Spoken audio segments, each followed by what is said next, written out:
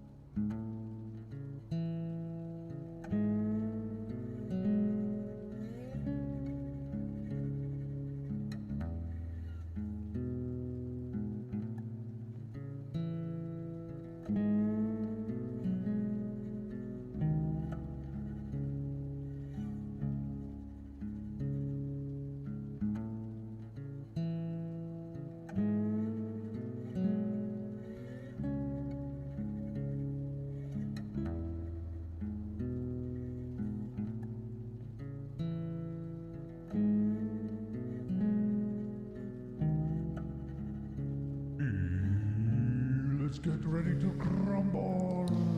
Good morning, everybody. Good afternoon, good evening, good day. Most of all, good vibes be with us. Or happy Sunday. We're running a bit late, so I'm going to rush the intro. Good morning, everybody. Welcome aboard. I hope you're going to enjoy a lovely D&D session with us. We're going to jump straight into the live chat, voice chat with the other gang. Tiger, Damien, Lima, and Doc are all present. Well, actually, some of them are off getting their drinks or doing their stream starts, so good morning, everybody. Welcome aboard, folks. Good to have you here. Welcome in, Blue. Morning, Twizember. Good morning, Joint. Welcome in. Good vibes, everybody. Hey, Jurak. Good morning. Lady L's here, bright and breezy. Welcome, welcome, welcome. We got a Peepa Par in the early chat as well. Nice. I have my first coffee. We are good to go. All right, I'll be on the camera shortly once we're into the scenes and that, I think, because it's going to be too fiddly to make this happen here, I think. Boop. All right, let's get in the voice call. Ready?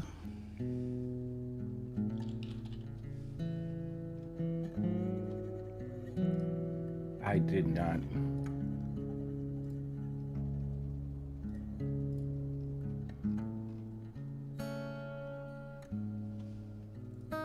And it's starting to sound like our players are slowly rolling in. Good morning, everybody. Good morning. I think we're only missing Doc here, but he should probably be back very shortly. Yeah, I'm definitely a slow roller today. I'll let Roll20 do all the heavy lifting for me. That sounds like a good idea. That sounds like a very good idea. See if we can bring you guys up on screen. There we go. There they are. There's the doctor. There's the Lima, the other doctor, aka. There's the Who's Gaming Now. Have you ever played a doctor, Damien? You're muted on Discord, by the way. No, but I played a Doctor of Law. Oh, ooh. Okay, well, I mean, it's a doctor, so, you know. And Grumbles, have you ever played a doctor? No. Wait, Well, wait a minute. Didn't you get made a intern doctor on Red Dead? That's true. Technically, I did become Doctor Number 69 in Red Dead. That's true. You've also been Ivan the medic. That's also true, yeah. But I wouldn't But is that a describe necessarily doctor? any of Ivan's actions as... I suppose I did once patch one guy up. Yeah, but wasn't it the world's luckiest medic, the one that tends to sort of, you know... Oh yeah, he was the world's luckiest medic. The guy that I patched up and saved was like, thanks, and then I crawled away, and I was like, oh, you're welcome, and immediately a grenade or something landed exactly where he was, and everybody instantly died except the medic who was crawling away in the woods. This was in Hell Let Loose, right? Yeah. I almost forgot that. That was a golden clip. World's greatest medic, or world's luckiest medic, Ivan Ivanovar. Save him, give him vodka, and then a grenade goes off. Yeah. Anyway. Just to give people a bit of our technical changes, at least on my end. I think most of us have done this change, but we had some technical issues in the morning, so please bear with us. But on most of our screens, you should now be able to see it, even in a roleplay screen like this one, like you see on my end. You should see the full gallery, but you should also be able to see the roles, and that should also be present on the battle map. But this is also, like we said last time, it's a live document. It's a dynamic document. It will keep on evolving and so on. So, but please bear with us. I'm dropping so many frames right now. Yeah, you and me I have both. dropped a full 2%.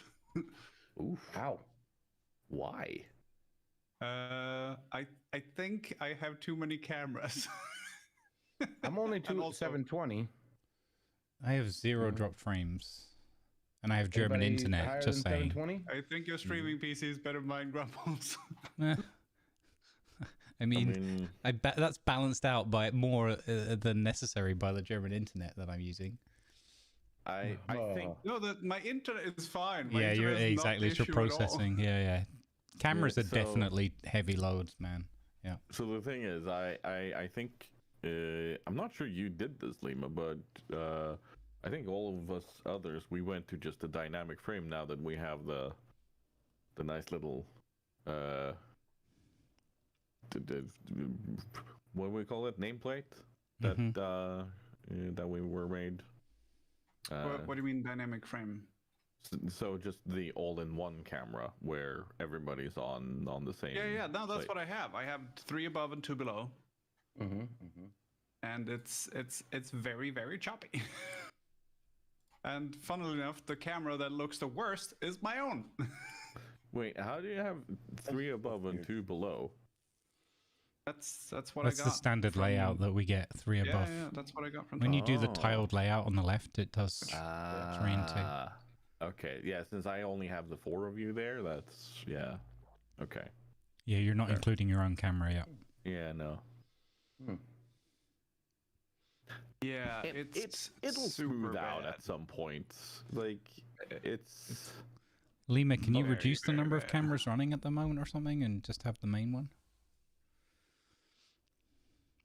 Because, yeah, you look like you're on, like, 1990s dial-up. Oh yeah. Do you Yeah. do you have the other cameras on the other scenes set to turn themselves off when not visible, I'm gonna or whatever check that. it's called? Yeah, Lima's yeah. camera's like, it's Sunday morning. I'm not into this. I'm not working. Yeah, on my scenes, everyone's camera's working apart from Grumbles, who's just frozen solid, just staring at the screen. Grumbles is fine on my end, so... Yeah, I don't know. I think it's because I've got too many scenes set.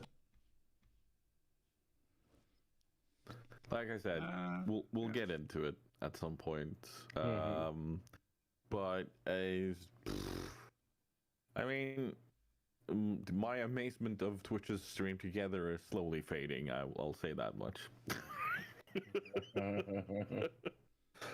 And I think next time we were probably going to try just the Discord one where voice and video will be in one.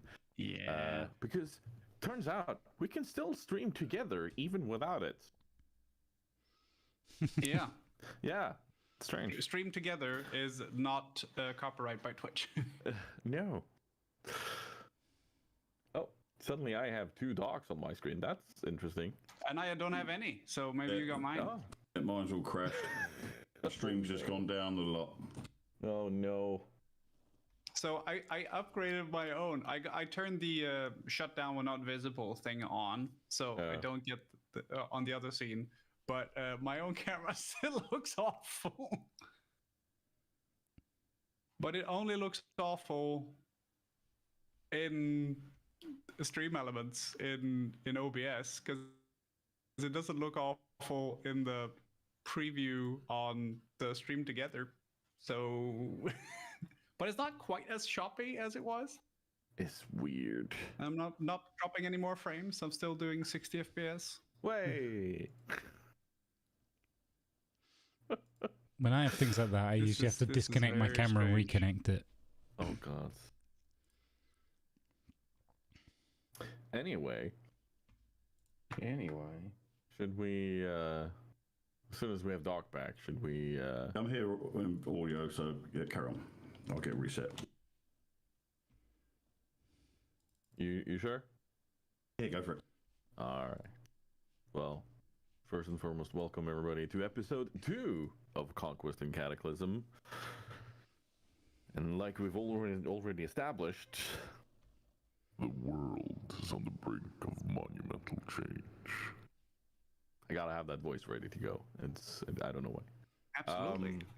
And for those who want to see our way too epic intro, it's on YouTube, and we can probably link to that wherever that is needed.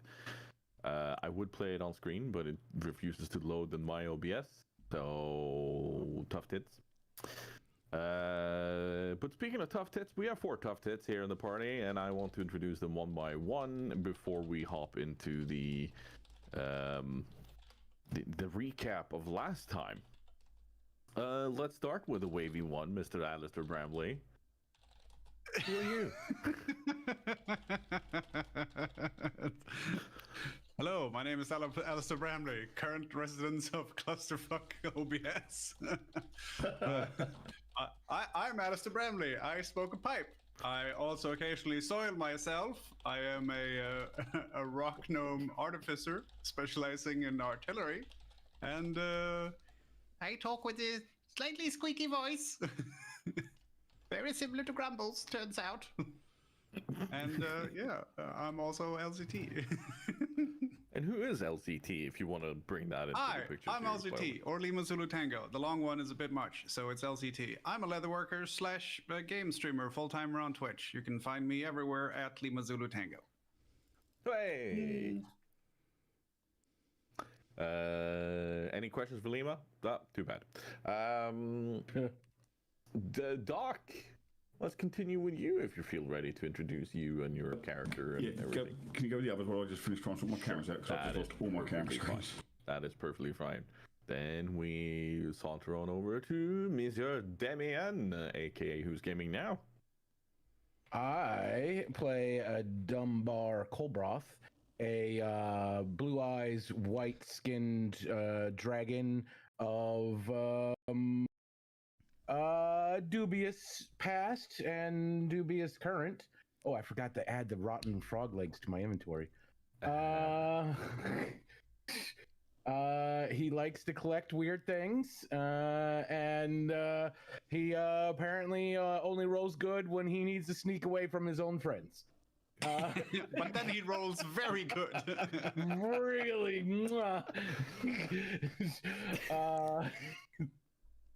And he's got a lot of secrets and little weird things about him that chat and I think most of the party hasn't discovered just yet. Of course, Tiger knows them all, and I'm sure and some of them he hasn't even filled me in on how they're gonna go. What? Other than that, me, Damien, Who's Gaming Now, I do a lot of roleplay stuff. All different types, like literally all different types. Whatever the hell people are doing, I'm like, I'll do it. And right now, way too many horror games for my poor gentle heart. And Mr. Grumbles the Dwarf, aka Funkin' Burnbright. Hello. Who do we see? Who are you? I am Grumbles the Dwarf. I do stuff and things, and mostly just nonsense, and make a fool of myself and laugh about it.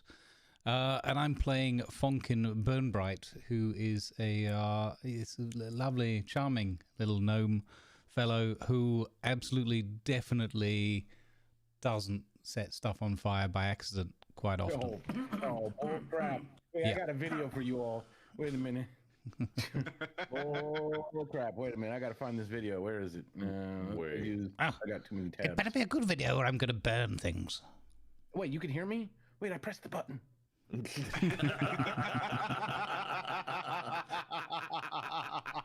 Sometimes I roleplay as Who's Gaming Now, and I have mimicked his voice perfectly. You can find me on twitch.tv/Who's Gaming Now.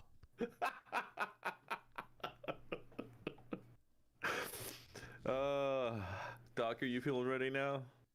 Yeah, I think I'm there. Yeah. Okay, so I am playing as Ragnar Ironfist. I am a dwarven life cleric with a slightly shorter beard because a certain gnome may or may not have seen the end of it. It's a bit bristly as well because a certain other gnome may have put a bit of static electricity into it. So there are currently 2 entries in the Book of Grudges. I'm a devout pious worshipper of Hey, Tyr. Dodek. I take great the audio should be fine. Love in my appearance. Let me know, guys, Slight if whiff it's of different. soap about me because I'm always as clean as possible. I've got a hammer that is called Justice and an axe that is called Vengeance. And yeah, I hate anybody that's even remotely taller than me. So that can always cause a few issues. I've got a flaming bright red beard with jewels and red, so gold and silver braiding in it. My hair's bright red and halfway down my back. I'm in a very clean chainmail with a red tabard on, with the hammer and scales of Tyr on the front and back, as is on my cloak. Doc, did you take your stream down or did it crash? It's probably crashed again. It's because I had to switch cameras, and it's just not working. Okay. This is the problem I was trying to fix yesterday, and I spent nearly 4 hours with, and it's just not working. We can sit down a day, or tomorrow, Tuesday, all depending on when you're free and want to, and we'll have a look at it. How does that sound? Yeah. I think my stream's going to probably be not running, which is annoying, but there we go. When you're still here, and where can people find you when you're not being bogged down by loads of cameras and technical issues? Well, I can find me at work. Unfortunately. But there we are. That is our 4 heroes. Please do go check them out if you are on my end or if you're watching the VOD. And I'm the storyteller. My name is Tiger. I'm a Northern Arena streamer, born and raised. And I've been looking for more and more ways of telling. I've increased the volume on the chat for the others. Can create through tabletop role playing. And as luck would have it, I suddenly found myself in excellent company of excellent role players that also wanted to tell a story, and here we are. And, well, I would love to say you can find me everywhere on the internet as Tiger's Den, but you can't. You can find me on many different names because I've been on the internet for ages now. And, yeah, branding is not that important for me. Also, screw any other platform that doesn't allow me to grab my name without, forcing people out of it. I'm not bitter at all. Anyway, hi! Are we ready to talk about where you guys left off last time? Yes. Mm-hmm. Who wants to give us a sum up of what happened last time? Many things were burnt and singed. It was a good time. Can I have a bit more description of what happened last time? We all woke up in jail cells or gladiatorial cells under a gladiator arena, and some of us were doing well, and some of us were dragged into the room, and we were all given food that knocked us out promptly, and then we woke up where we were armed with our weapons and sent into the arena where all sorts of magical shenanigans were happening. It was a lovely arena, as arenas go, and then after the fight with the other gladiatorial things, something broke out of the coffin in the middle, and the entire crowd were chanting "Hakar, Hakar, Hakar," and we also found out that dwarves speak Norwegian, and then we did very well, I thought. There was some laundry being done as well, and people. Now, why was the laundry being done? Yeah, I can't remember. This is my summary. Shut up. There's also a funny whiffy smell come off of Alistair, apparently. Lovely floral scents. Maybe that's why he's smoking the pipe all the time, to hide the scent of excrement. Oh no! And then our lovely lizard friend crawled up into the stands, and we're like, "Ooh, stuff and coins and snacks." And then we left the arena, and it turns out it was a massive illusion, sort of, kind of, baby conjuration combined. And it turns out it's actually a very, very old piece of crap with a sign saying "Don't go inside," basically. Yes. Is that a fair summation? Yeah, that was very good. Anyone else want to add to anything? Doc, Damien? I'm currently adding my rotten frog legs to my pocket. Okay, good. Yeah. Also, we noticed and found out all the food that we've been fed was rotten. I'm seriously concerned that my brewing kit, that my beer might be a bit not as it says on the packet. Did you bring any hops with you so you can? Well, make I have a brewing kit in my bag. I am a dwarf after all. So it's a microbrewery, essentially. Yes. I've got my own We have little. a goddamn hipster cleric with us. God damn it! Claire. I actually make my own beer. Excellent summary. I want to point out. Also, I'm going to mute the Roll20 tab there because that whoop is so freakishly loud. Can I I think you can turn that off somewhere? That's the music volume. Yeah, text and chat options, enable background chat sounds. Exactly. Because I still want to have the dice sound. That's what I live for. Yeah. I think I'm back up and running on stream now, so that's not too bad. That's fair. Okay. Oh, wow, we're beat up. Oh, Yeah. good. I got it out of the way. Early. Thank you. I got it out of the way early. Yeah, the magic's a bit wonky as well in this realm by the looks of it. Cause, yes, indeed. Also, we're going to start a new system where if you roll without me asking you to, you're going to have to pocket that, and the next time I call for it, that's what you need to use. Hey, Dodek. Okay, Yeah. so we're This enforcing is that after episode 2, yeah, session 2. No, So I can't. I have made a dice for Alistair. I can go get the actual dice if you prefer. They're lovely and copper colored with a hint of blue. Yes, I've got a nice I've seen dice them. copy in They're bag. actually very good. They turned out very nice, but I'll never get to use them for this character. And not that you know yet. Like, who knows? Who knows? Yeah. Maybe we'll be able to sit at the table one day.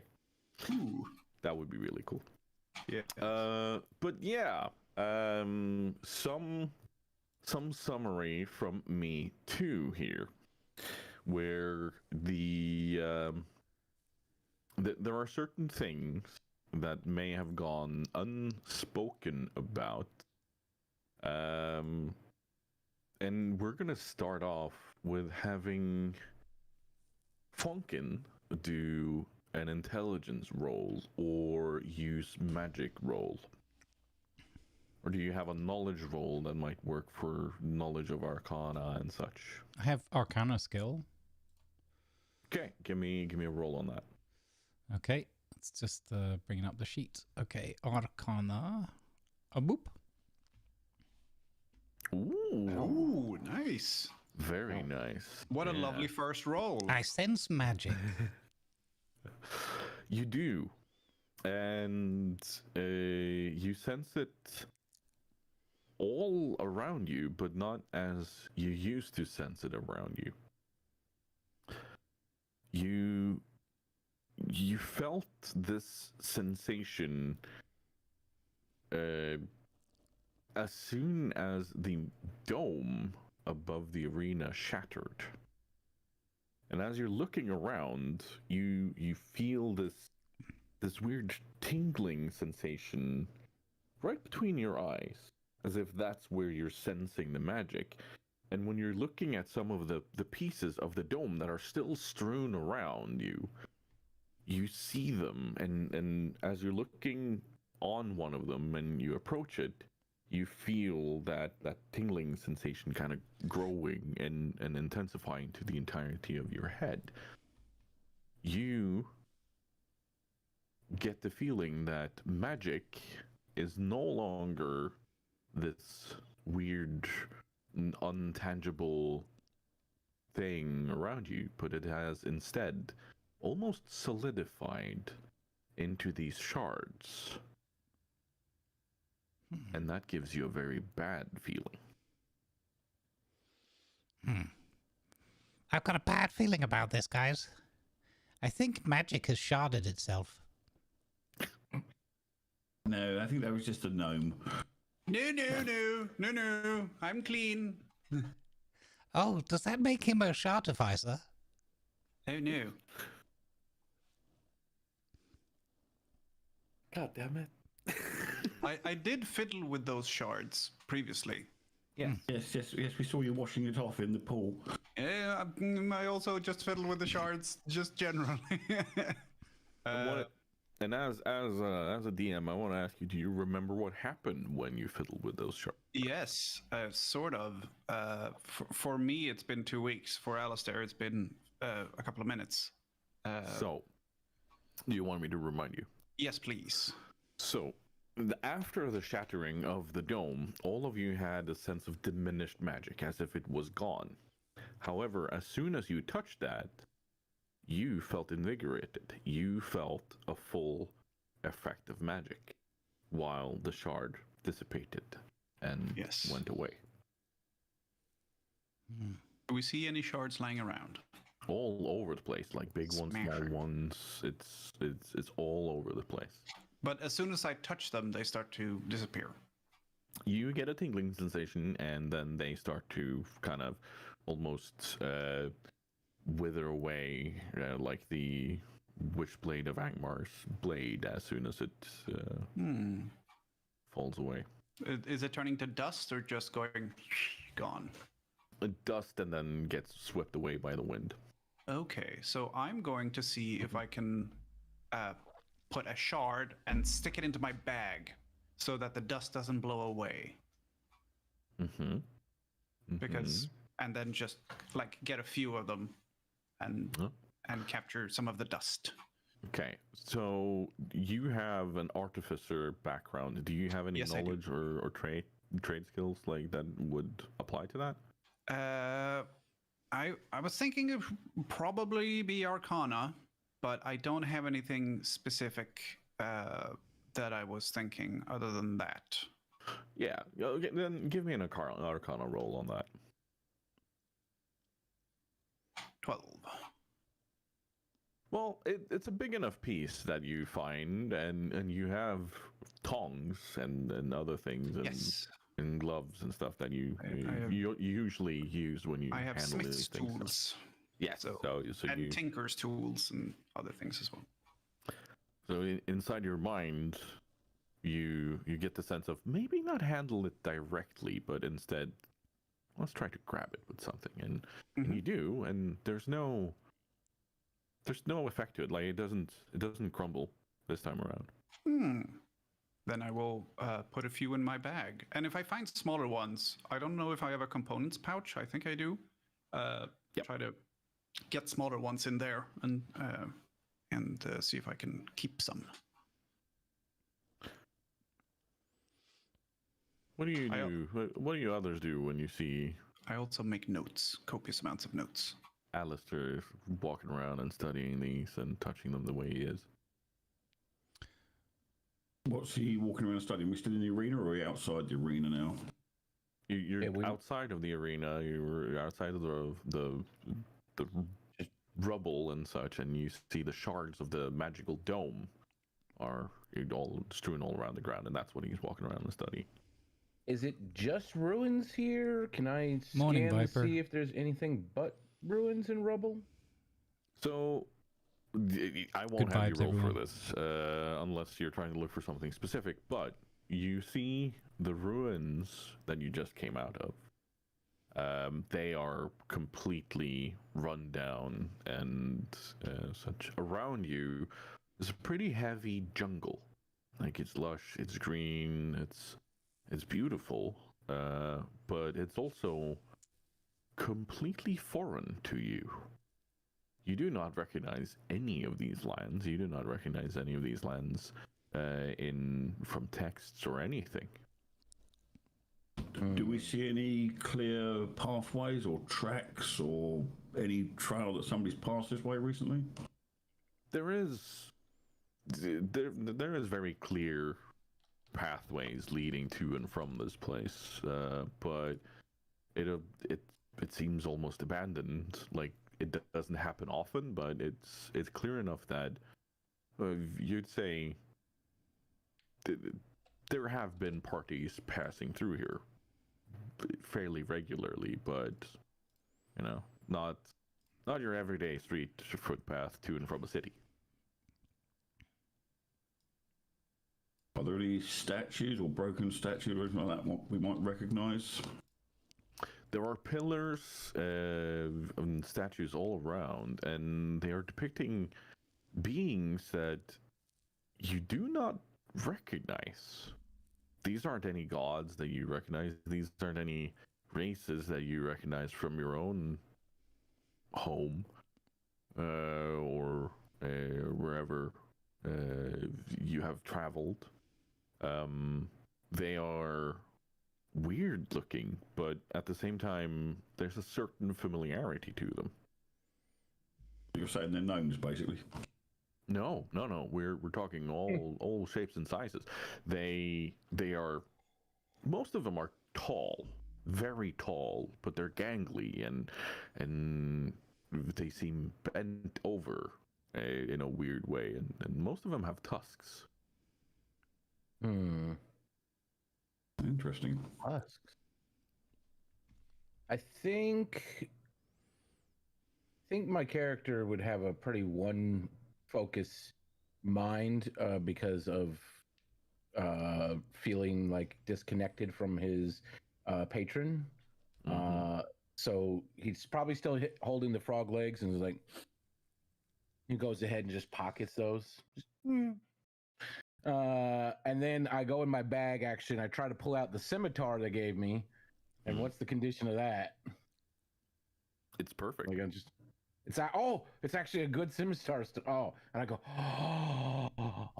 and then I make sure to put that like somewhere really in there, like shove it in there, like kind of like I'm hiding it. And then I would just want to sit down and then like just start like meditating and basically like kind of praying to my patron, trying to reach out to him, like putting all my concentration and energy into it. As you put your scimitar down, give me almost said spot hidden, but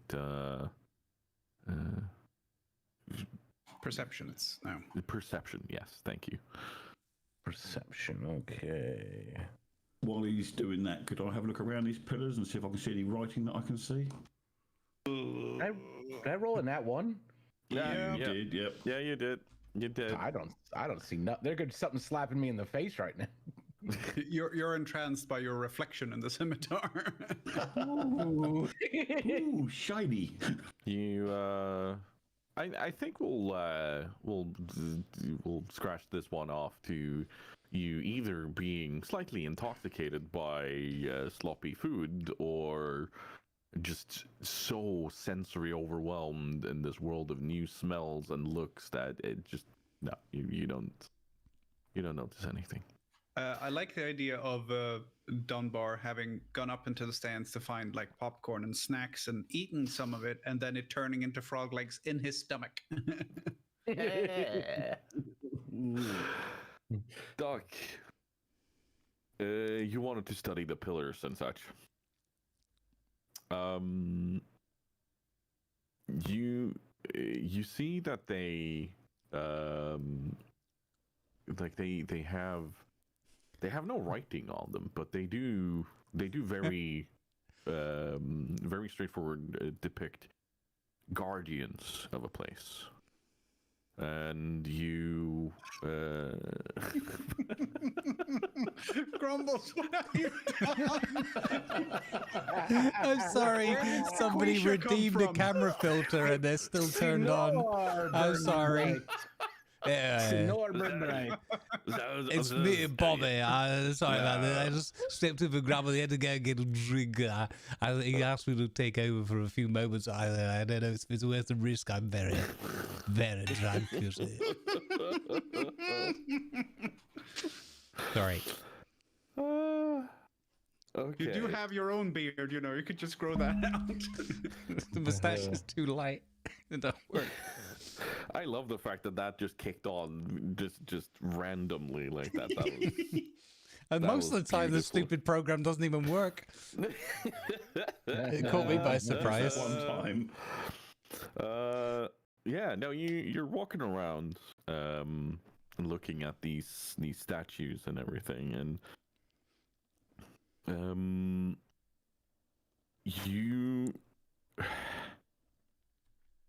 you see words that are written in a language that you are not familiar with. It is not anything you recognize. Like this is not just a dialect. This is not just a different language. This is completely different writing, like completely different alphabet. Okay, well, I'm going to put out a piece of parchment and some of the chalk and stuff I've got, and I'm going to take some rubbings of this text so I can try and work on it as we're wandering around. You see, as you're walking around, give me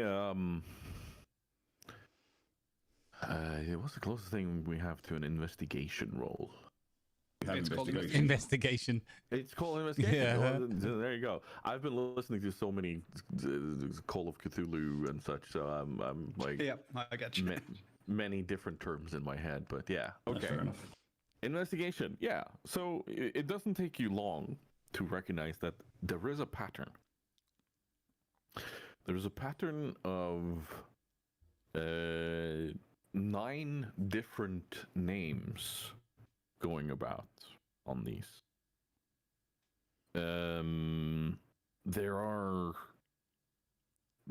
many different signs and such, but it's very clear that there's one sign, and then there's something that is written that repeats every time that sign comes, and then there's another sign, and then that text. So you kind of you surmise that, okay, that sign is tied to whatever that is, and you could almost call it a name. Like you recognize that as a name or a title or similarly, but it is it is 9 different ones repeating on all of these different pillars. And on the pillar that is closest to the ruins entrance, you see the depiction of whatever just escaped from the very, very large dome. Okay, well, I'll talk to all the party and let them know what I've found, and I'll see if they can make any head nor tail of any of this lot.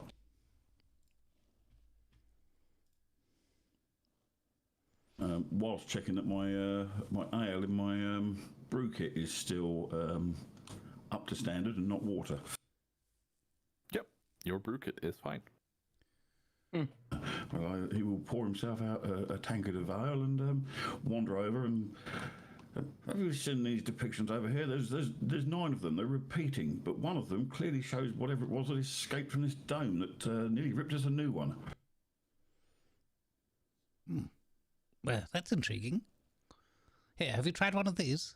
Fonkin tries to hold forward a little bit of these shards, having observed what Alistair was up to, and he's been licking it like an ice lolly. This Maybe one it's tastes rock of candy. bacon and mint sauce. Maybe it's rock Don't even candy. hear you. Rock candy. So every time you've gone to lick one of them, you've felt. I don't know how many of you did this as a child or in stupidity at some point, but have you ever licked a 9-volt battery? Hey, I was gonna say I think I'm it's doing not exactly a lot where like this a is 9-volt going. battery. Yeah. Yeah. Ever done that? So every time you've gone to lick one, even though you held it with gloves or whatever, as soon as you lick it, it's just kind of giving you a bzz, and you feel invigorated, and then your hair kind of goes and flares up a tiny bit. And I can only describe the taste as a mixture between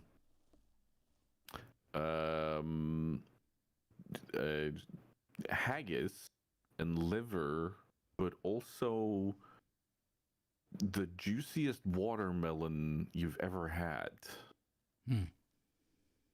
So, just haggis. Yeah, what in there you listed is going to go through that haggis flavor.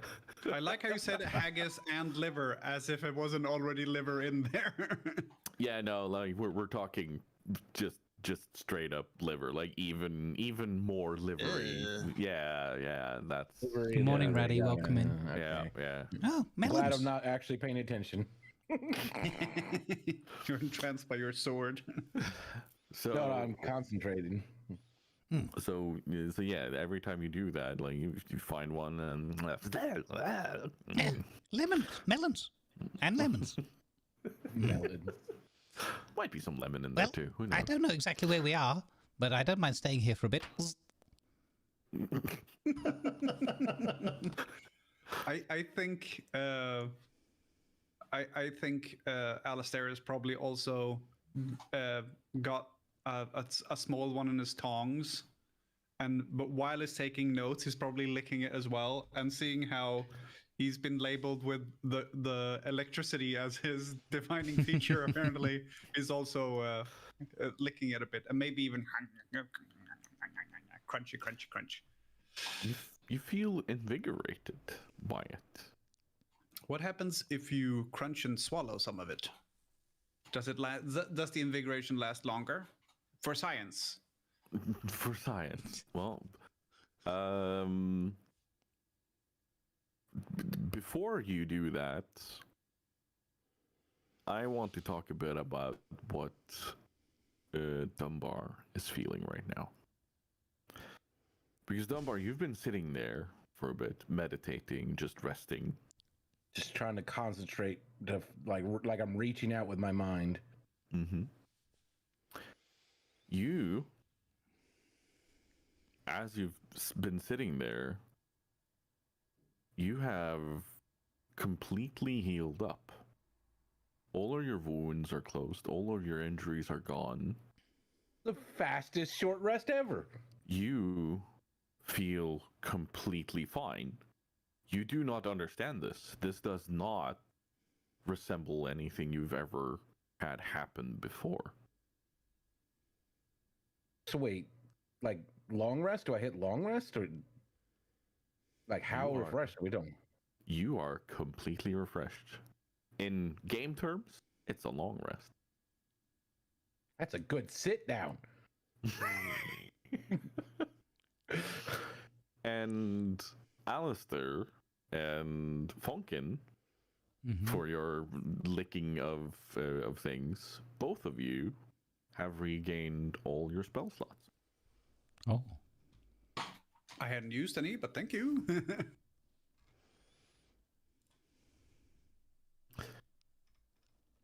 Doc,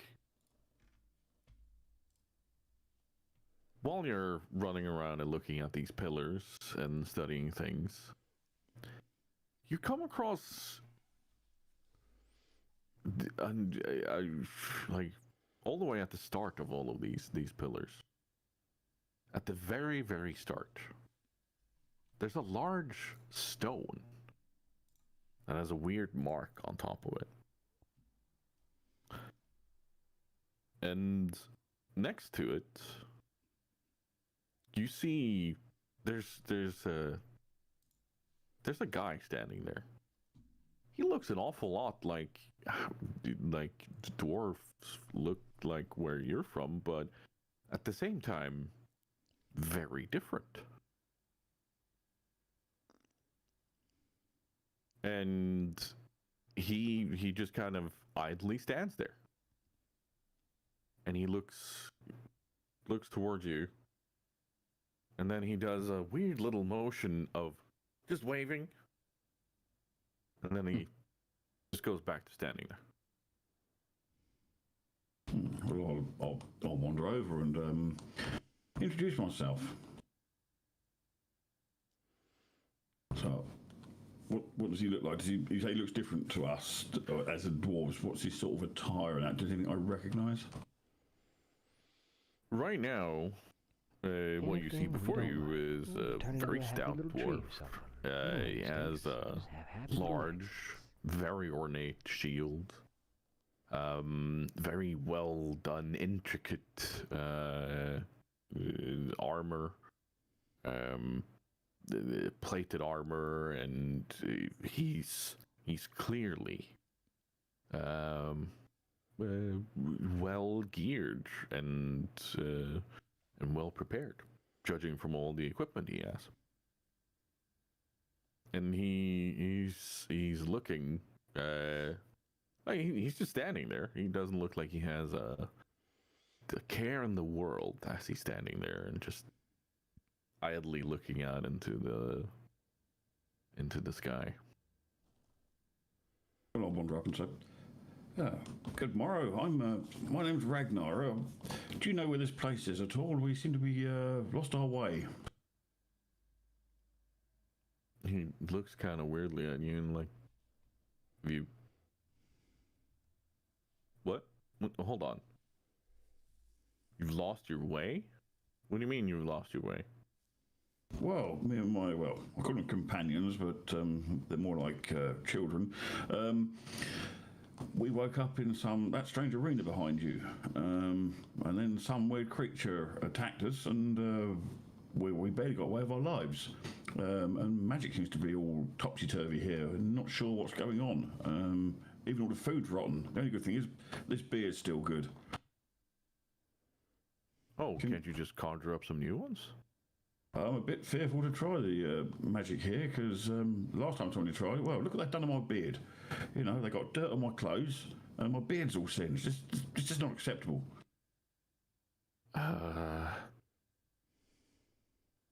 And he just kind of looks confused at you and like, what do you mean dirty and singed? And you look down and your entire being is pristine. Your beard is perfect. It's not singed. It's not frizzy. Your armor, everything is completely fine. There are no scorch marks, burn marks, blood splatter, nothing. For the 58 long months of it's as if you haven't even touched dirt. Hey, sir, As ma'am. you've been walking around here. Thank you for the support, And Bunty. The 58 months. He like, have you been? Thank you, sir. So have you done? Like, are you talking about here? Like, I got to turn the speaker bot off now. I forgot that I had that on. Yeah, we've been in that arena behind you. I mean, what are they putting in this mead I've been drinking? It's obviously potent stuff, because I'm sure we were in a fight about 30 minutes ago and we just barely got out. And I was literally, I don't know what I've been doing. I've been bandaging myself up because I've been so badly injured. And when I cast a spell to try and heal me, it went into this weird coffin thing, and this large red snake thing appeared and shot off. Oh. So you okay, so you're out of mana then. That's why you can't cast if you're struggling with that. And snake thing? That's just Hakar. I don't like, what's the problem with that? Well, I don't. Good morning, Finn. Welcome in. Creature. We don't know what it was. Good it didn't vibes. really attack us, but Adverts in 3 seemed to minutes, have gang. Sorry lived off about the that. energy or soul, the energy, life energy of the people that we were fighting. Okay, well, I mean, and then you see he looks down at your tabard, and his face goes ghostly pale, and he steps back, grabs his shield and his hammer, and he instantly just kind of goes, you can walk away. Just walk away. We don't have to have any trouble right now. Just walk away. I don't want any trouble with the Inquisition. They're great guys by all means, but I don't want any trouble with them. The Inquisition? I'm not a part of the Inquisition. Okay, so you don't have to trick me. I've done nothing wrong, but just I don't want any trouble with you guys. Well, this isn't the Inquisition. This was all supplied to me by Tyr, my god, my lord. Yeah. The god of justice, you know. Yeah, I hear you guys have weird ways of talking about your leadership, but you know what? I'm just gonna leave. You guys have fun. I'm just gonna leave. And he walks over to his he just walks over a tiny bit, and then out of nowhere, he summons a very large mount, a ram, and rides off. Ragnar just stands there looking at you. my good man. Could you... sorry. Yeah, Your Ragnar point is just to the stands there looking nearest at his ale. town. You chased off our only lead. Yeah, Well, he I must be don't- going somewhere. Maybe we should follow him. Yeah, I don't know what that was all about. He said to me I was the Inquisition. I mean, no ideas. Well, you did ask some questions. Yes, but this is true. And he wasn't taller than me, so he's still got all his teeth. But, you know, You did It's fine. take him by surprise. I thought it was the other way round. I was looking around and he just suddenly appeared behind a rock next to me. I don't know. Well, I don't even know what. I knew he was a dwarf, but I've never seen that type of dwarf before. He was very different to the ones I'm aware of. Odd. As you're standing near this stone, you see two of these same kind of lanky, gangly beings walking. One has a spear, the other has a trident of sorts. They both have primal markings and garbs on them, and they look nothing like anything you know in your world and home, and like you've never seen them before like this. And they're just walking together and talking and looking around. And it's as if they pay you no mind as they walk past you. Do we Excuse understand me. the language they're talking? Hey, who you be? They turn and look at Alistair. Who you be? I'm Alistair Bramley. I was wondering if you could help us a little bit. What you want me to? Oh, and then he kind of looks around, and then he holds up his tongs with one of the shards, and he goes, "Do you know what this is?" Support good causes. Anchor please. They kind of quizzically look at each other and like they talk in a weird language back and forth that you've never heard. Is there this. anything I can decipher whatsoever about their language? I'm very intelligent. Give me a roll on it. Do you want an intelligence roll or? Yes, please. Like you hear clear and distinct words as they're speaking back and forth, but Okay, so they're not Danish. no. So, but you, there's nothing you can glean from it, other than one of them kind of points towards the ruins, and he says, "Zul'Gurub." Is that the name of this place? Ush, Zul'Gurub. Oh, I don't know what that means. Zul'Gurub. Zul'Gurub?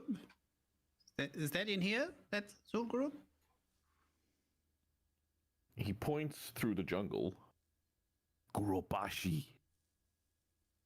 Zul'Gurub. I know where we are. Fucking hell. Okay. And then he points to himself, and he goes, "Amani." Amani. Okay. Amani. Amani. Okay. Alistair. And then he points. Fonken. Ragnar. Dunbar. Huh.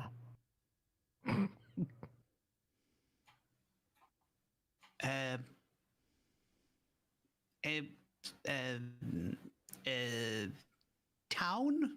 City? Anything like that? Big, tall buildings? Anywhere nearby? Zul'Farrak. Zul'Farrak. Big Zul'Farrak? Zul'Farrak. Oh, that's no. Okay. Good town with food and drink and trade. And he has pulls out a few coins. He goes, it's trade. Ah.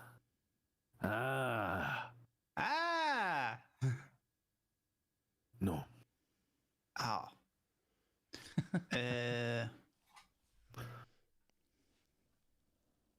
God damn it! I don't speak troll.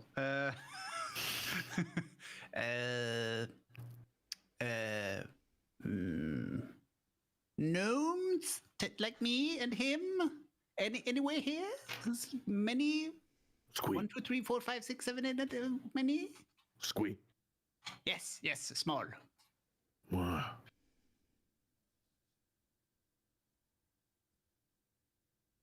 He looks at the other, and the other's like, he's just shaking his head vigorously, like, no. And then See. he holds out a few coins, like squeak. Information for gnomish locations, maybe, or dwarf like him, tiny but wide. Then they look over at Ragnar, Fancy beard. and they get the same reaction Uh-oh. as Oh, the damn other it. one. No, look at me. They Swing. instantly lock Too late. shields and they point spears like they are Too in late. your face, and they are like, "Whoa, mwah, yeah, whoa." Oh wait, They're I want. kind of All like right. gesturing to you to get away. Just walk away. Wait. Dunbar overhearing this slightly wants to do a slight little act of intimidation. So he would remove his hood that covers all his scales and his mighty mane of horns, and just let out a low dragon-like growl. Okay. I'm trying to give them a little bit of intimidation. Roll me an intimidation, but Oh, boy. with advantage. Yes, please Whoa. roll well.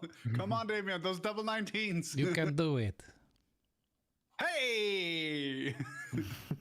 Wow. Very nice. Very nice. Oh. You see, as soon as you start removing your hood,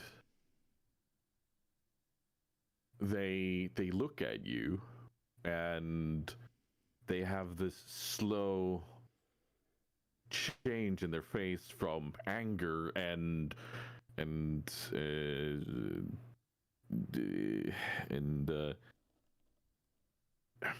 what should we say, animosity to reverence, and clearly, like, they are like, there's no way, and you see they kind of look at each other, and they throw away their shield and spear. They drop down to the ground, and they start just kind of kneeling and face down into the dirt in front of you.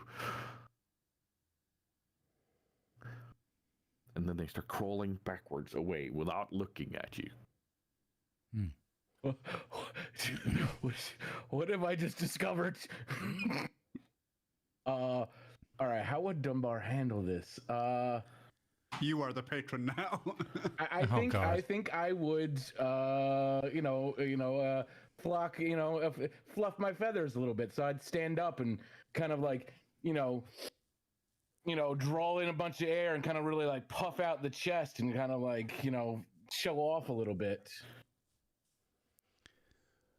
Yeah, no, they kind of just keep on crawling away, and when they're about 15, 20 meters away, they hoof it. Like, they get up and they hoof it. Like, they are not staying here. They are getting the fuck out of town. And I would, as soon, yeah, go ahead. I would, like, immediately as soon as I see them like go to run, I'd turn to the others and something weird with like they have not seen my kind, or I think you're very popular around here. or yes, my kind is treated differently, or usually people fear us and don't want to be around us, but they Ragnar, Mm-hmm. I don't want to be impolite, but any chance you could take that tablet off? No, hey, not a chance. This is who I am. If I don't like it, then I'll could just, you, the could you justice put will be something served. over it? Well, no is the answer there. This is yes. No setting fire to it, and no electricity shots at it. Funkin goes, ow. And then he tries to surreptitiously cast a minor illusion. I was about to do the same. Yeah. He attempts to make Doc look like a squat version of Dunbar, but with a beard. Within the limits of like it's a really bad child's drawing of an adult kind of thing. See sketch lines on his Yeah, scales. yeah. Can we get a perception from Doc? Oh shit. Oh. Yeah. Now I want a stealth roll from Funkin. Yeah, for I this. want to like make it so it looks more obvious that to look towards Alistair than me. It's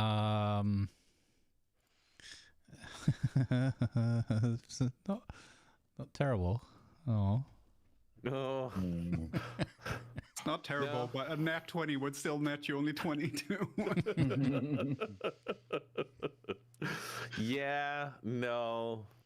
Ragnar sees this. Look, I'm sorry. I don't mean any offense. I was just trying to have us, we need to stop scaring people away or antagonizing them, even if we don't know why it's happening. I know it's not your fault, old chap. Old chap, old. I'm only 53. I'm young for a dwarf. Oh. I'm 69. And as soon as you say, I'm "I am 80. young for a dwarf," you hear a weird voice inside all of your mind. You old? No. You are young, but you are also not of this world. You do not belong here. Why are you in my lands, in my world, in my domain? You are clearly causing issues. I think we will have to have words. Aren't we having words now? You can't even say anything before you feel drawn.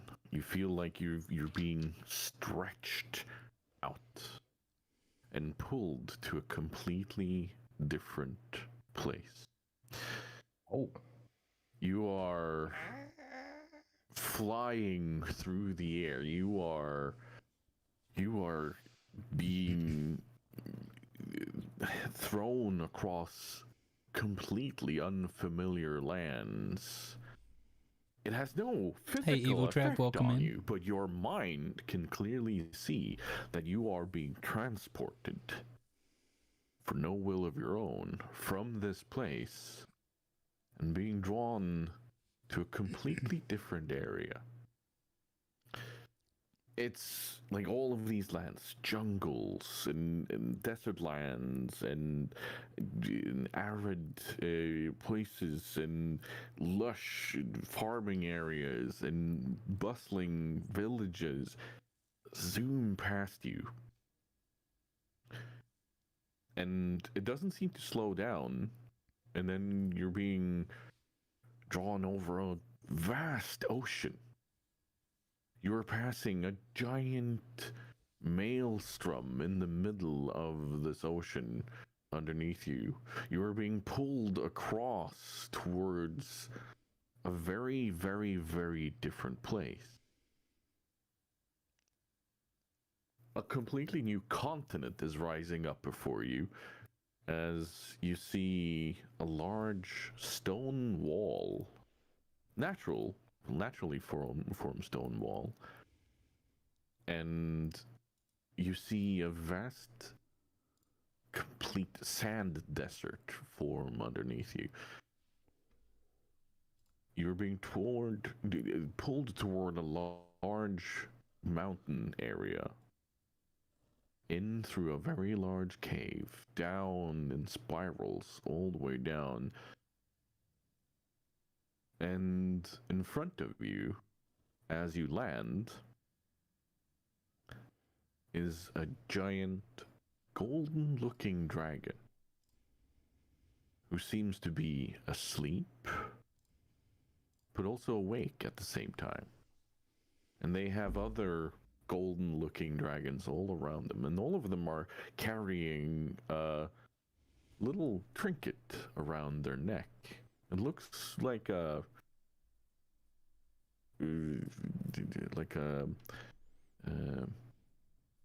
what are they called? These little sand-filled jars where you can tip them upside down. What is that called? I'm missing the word. Hourglass or whatever. Hourglass. Yeah. Hourglass or something. Yeah, they have. Well, they all have hourglasses that seem to be flowing both ways at the same time.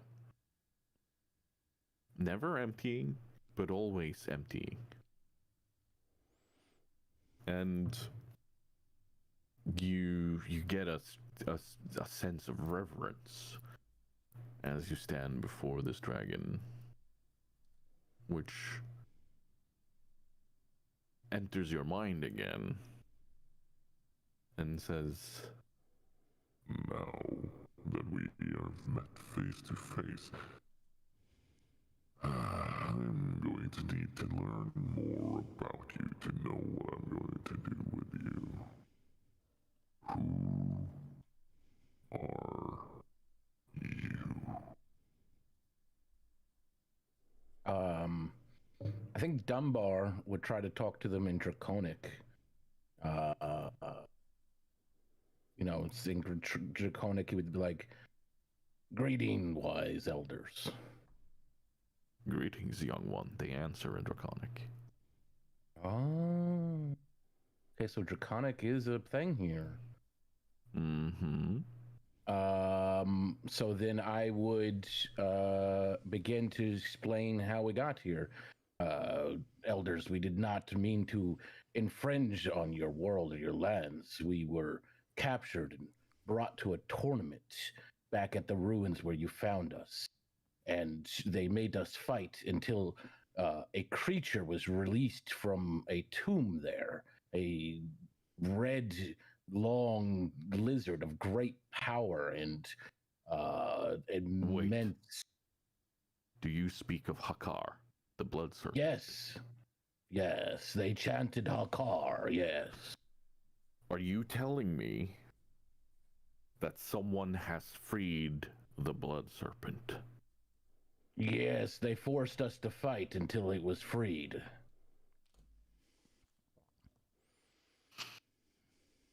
Well, these are ill tidings indeed. This explains many things in this world. This explains many things going on around us. What do you call this world you are from, young one? I don't know if I know or if he would know, because he was abandoned. He was left to the streets by himself for a long. He would know the region, I guess they were from, right? Yeah, at least that. What was that? I mean, if you have a city name in mind from where your character was from, then we can go by that first. All right, I would say I come from Regaloth. Regaloth. That is not here. That is not in any place or time I've known of. Who are the rulers in Regaloth? Well, are they of your kin or our kin? Are they of your friends' kin? There's different rulers for different lands. You don't mean the gods, you'd mean just who claims ownership of the land. It's all different. A lot of humans, they love claiming everything. Humans. Dwarves seem to like to take control of the mountains. And no one knows exactly what the gnomes do. I see. I understand. Tell me, young one, do you know my name? I have never seen a golden dragon.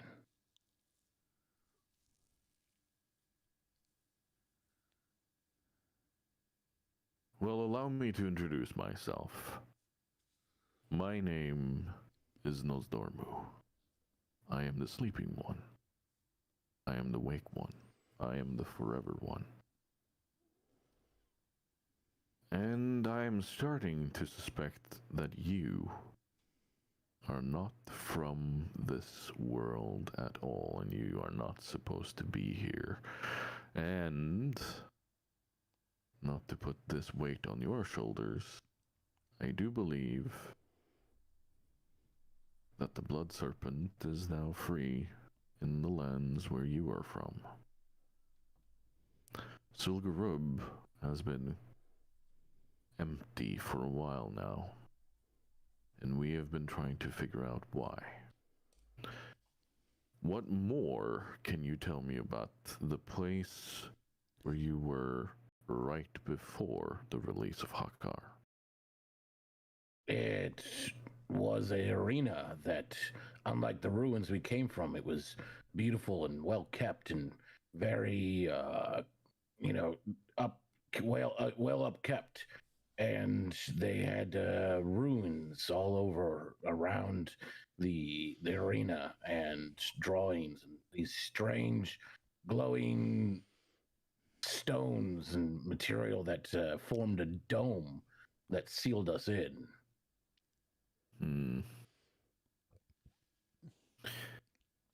It sounds like whoever kept you and captured you and used you for in this arena, they have meddled in the things that they should not meddle in. The reality of time and space. Tell me, were these humans, perhaps? There were a lot of humans, yes. The folly of man. And they were chanting Hakkar nonstop, like they wanted him to come forth. This is also worrying. That means they are familiar with the name. They are familiar with who he is. You, however, and she looks over to Ragnar. And I say she because this is a dragon that seems to shift from being male to female, from sleeping to wake. It's a continuous shifting element in front of you. She looks at you and is just like, you wear the markings of the Scarlet Crusade, the Scarlet Inquisition. Why are you here? Scarlet Inquisition? Who was the Scarlet Inquisition? This has scales and hammer. This is my god. Tyr, the god of justice, the maimed god. This is nothing to do with an inquisition. We look after people. We heal the sick. We make sure that the churches and cathedrals are built and that we look after the worshippers. I don't know who this inquisition is. So, if I say the name Mograine to you, it carries no meaning, it carries no weight? No, never heard of this Mograine. Like I say, I'm a devout follower of Tyr. I'm a holy man. As you say that, you feel the presence of this dragon almost shoot forward and meet you face to face, as if it's prying into your head to figure out, are you lying or not? And it draws back. And he, again, then speaks, and he speaks the truth. Nothing but. He is fully understanding of his own role, and that he is a healer, he is a force for good. This is worrying. And the two of you, and he turns his eyes on Funkin and Alistair and speaks. You are very similar to a very inquisitive people that we have here. Many of them reside very close by in a little town. Who are you?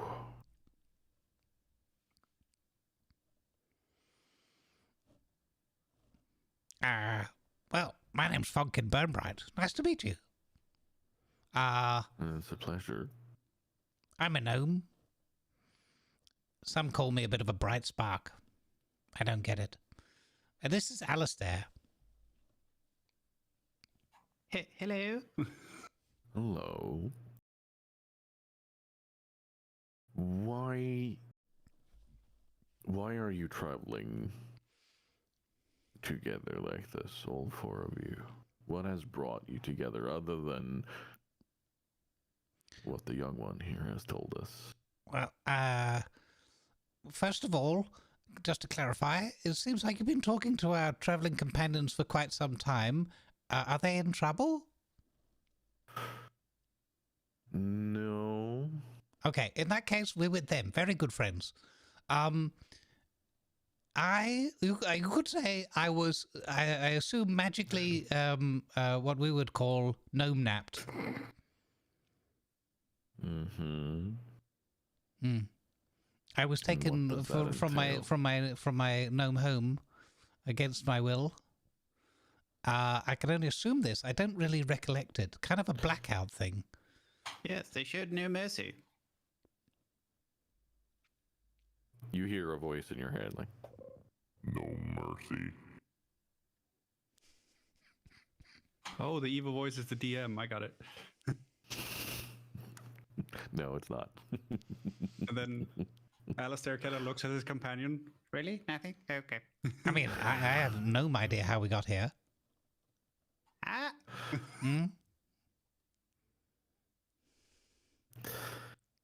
Funkin throws up a mage hand for a high five. Absolutely high five.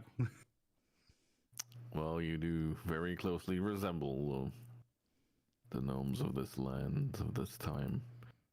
Now, my esteemed guests,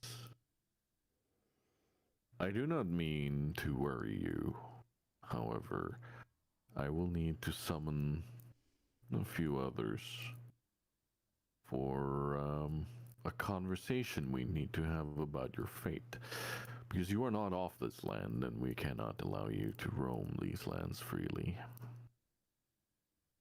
You will not be harmed. You will not be...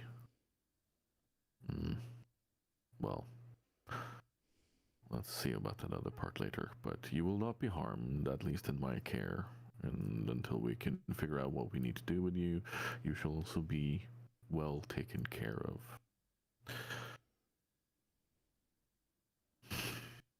I will urge you all to sit down over where you find the food, and you feel as if your head is being turned towards an area of this cave where there is a lavish and very there's a lot of dragons of smaller kind, with dragonkin walking around, and they are eating from it, and they are you see for lack of a better term, a rotund dragon with a very large hat on, and he's standing near the cooking pot and tasting things, and he's adding things to this large pot, and there's a full assortment of everything from very large legs of meat that you can eat, and other things. And Nosdormu says, please join my kin over there and have your fill and rest up. Alistair is already halfway to the table. I, of course, turn to them. I of course turn to them with reverence and thank you, wise elders. I am starving. You are very welcome, young one. I have a question. Yes. Can I use non-destructive magic here? Your magic is of no use in here. Oh, damn it, I'll have to carry my own food tray. Okay, thank you. And he scuttles off and trying to catch up with Alistair. Before the good stuff's gone. Yeah. I wanna try to do something a little cheeky. This is probably very dangerous, but it's right with my character's way of thinking. So I wanna let's go, ooh, I'll have like a little like handful of where I'm just grabbing stuff, like a little plate in front of me where I'm just grabbing stuff. But I want to grab like let's say I grab one grape and I put it on my plate, then I'll grab another one and I'll just try to sneakily drop it in my bag. And then the grape on your plate's gone. And you see Alistair standing next to it going, It's quite yeah, I want to try to sneakily take some that eat now and then some that I'm going to just plop into my bag Morning squiggle. without anybody just dink, dink. A little for me, little for later. The chef looks at you like, you can just ask for some and we'll whip you up some that you can bring with you. Oh, I didn't. We'll fix that later. Don't worry about it. Eat, okay. marry, enjoy. I think he wants a draggy bag.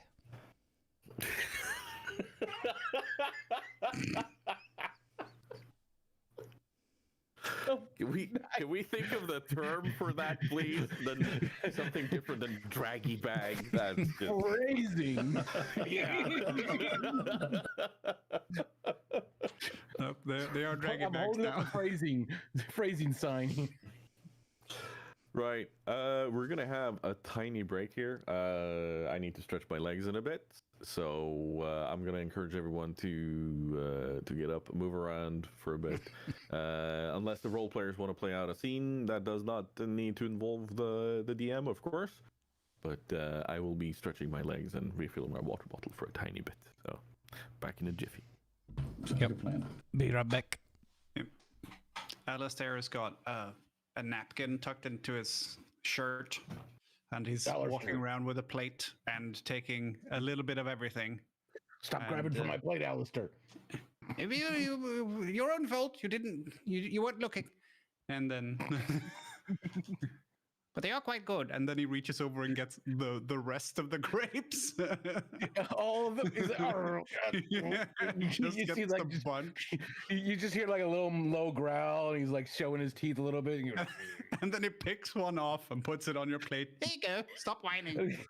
and he just looks down. And then he walks off to the next bit. Where'd he go? And then you see him pop up on the other side of the table. Damn it. And he's got like a turkey leg, and he's got bacon, and he's got bread, and he's got cheese, and he's got a mug of something that's steaming, and you don't know what it is. But is it looks way more food than it looks like could fit in him? Oh yeah, absolutely. But he's not small. He's pretty hefty for a gnome, but still, he's like, which is quite good. And then you just see it take the the grapes and go, and he flicks up tomato in the air and go.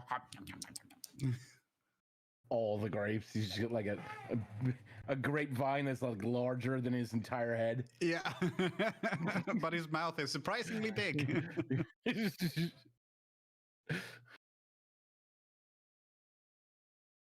I have to watch the ad block. The ads come up more often. The worst timing. As we being teleported, the ads decided to come on, and I didn't catch them to block them. While we being teleported, chat's like, "What? No!"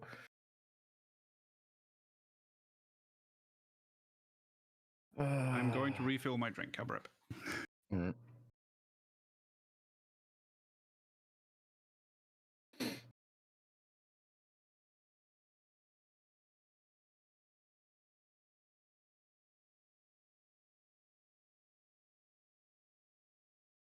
I'm hoping I can.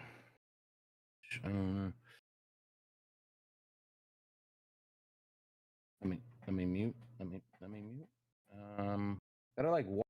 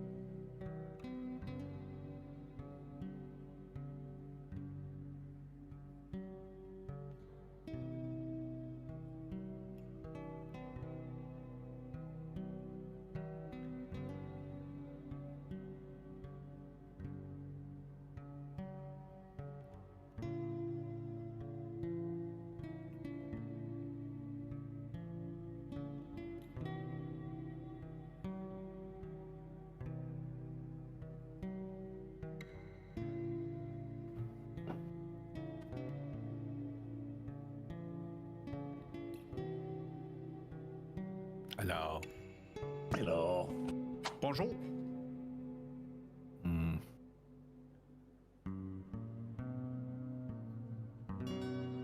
The next time Dunbar sees Alistair, he's somehow got a bowl of popcorn, and he's like, looks quite good. I wonder what this is. Alistair's just wondering if it tastes like frog leg. This is quite good. You should try these. Imagine popcorn at a dinner buffet. All right, I'm back. I think they might have been corn originally, and then he popped them with some oil in a pan from his mess kit. Let's hope they're not serving that kind of corn. Get a lot of broken teeth.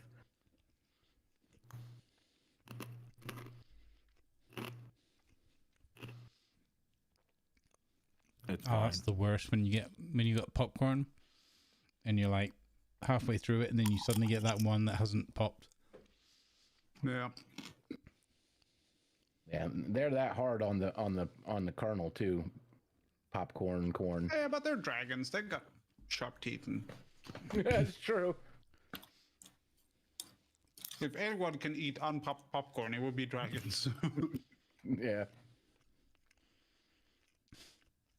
My chat's very excited about the bronze dragon flight making an appearance. Don't know what you're talking about. I just had somebody in my chat said popcorn is nothing like frog legs. It's more hoppy. Hey, guess who that is? It's a certain mod. Is he reckless? Yeah, it might be a bit cheesy. Most of his jokes are. I love how his Might be reputation reckless, right? precedes him. Dragons just call them pop rocks, by the way. My chat thought we were teleported to the world of Warcraft. Oh, really? What made you think that? The Zul'Gurub? The bronze dragon flight? Don't know what you're talking about. And the mana magic. Yeah, that's. I caught on that too, and he said mana. I didn't know the other bit, but once he said mana, I was like, what, are we in a video game now? It's similar to, but legally distinct from the Azeroth. Legally distinct. Well, I mean, I think the cat's out of the bag. Yes, you are in Azeroth. Is it spelled different with like an S instead? No. This is fully Azeroth.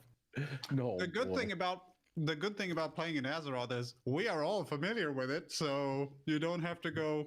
I'm not. Yeah, I'm going to we're- describe them. Like, no, we know what trolls look like from World of Warcraft.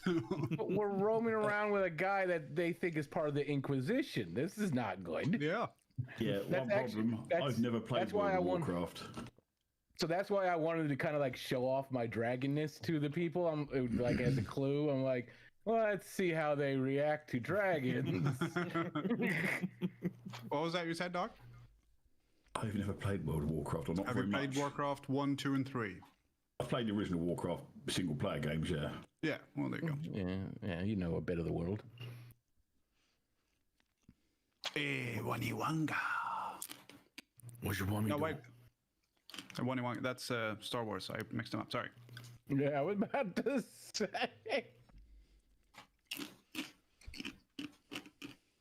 Yeah, I was getting really confused myself because I was waiting to say, can I have some shoes? Because I thought that was down. I went the wrong completely way because that's Command and Conquer. That was the peons in that, wasn't it? Can I have some shoes, Yeah. please? The difference between Westwood Studios and Blizzard. Yeah. It's early. It's Sunday. Where are all the Soviets? Let's not worry about that.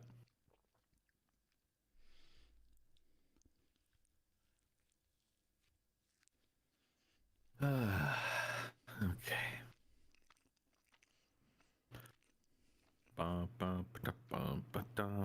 No, sorry.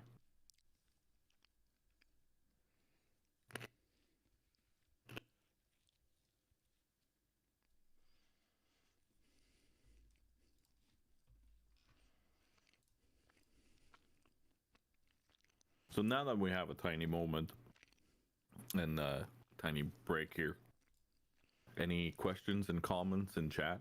Any? Now's your chance to chat. Mm-hmm. My chat says I'm looking forward to Tiger speaking troll. Stay away from the voodoo.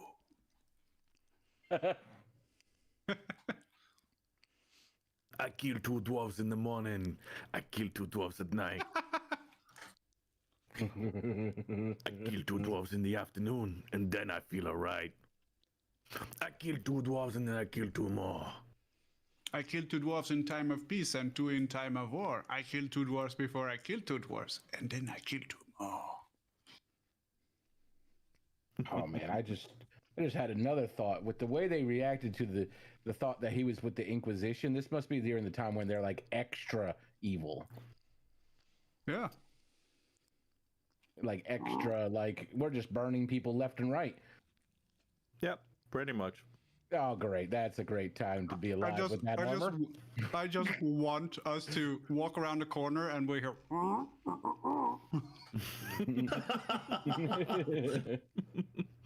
What's that sound? Uh-oh.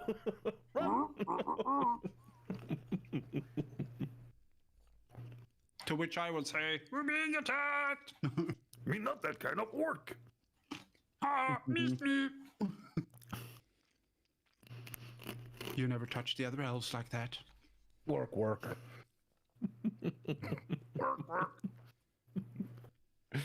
Job's done. Job's done.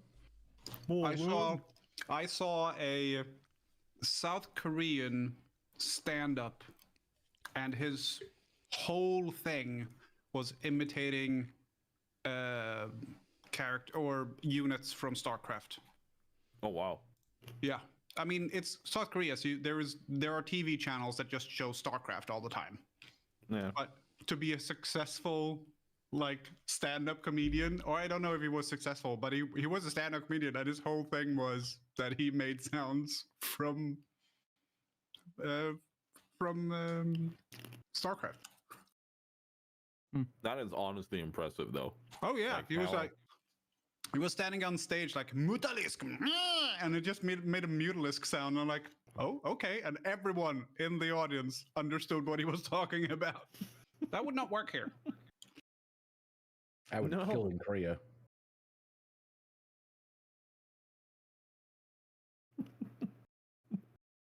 I had a older build of Windows where I made the you know the sidebar alerts, the you know, and you get alerts that like something finished downloading or something has an update or whatever. Yeah, so whenever I got one of the alerts, instead of, you know, dong, it would go, job's done. And before we head out from here, we're gonna go, we're ready, master. I'm not ready. They came from behind. I can see my house from here.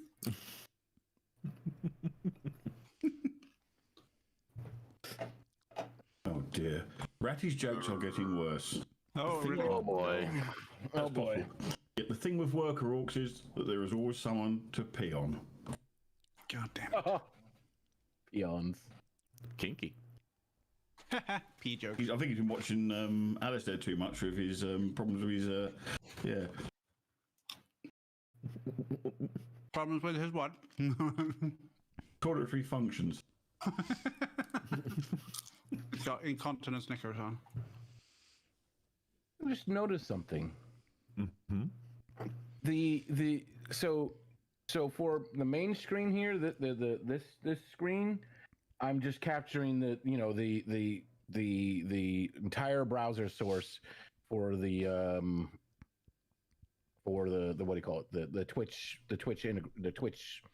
team up. What is it called again? Mm-hmm. Yeah, straight together. Yeah. Stream together, yes. But in the browser source that it's showing, like in the window, in the Twitch window, we're in a completely different order than what it put into my broadcaster using their link. Eh? Yeah.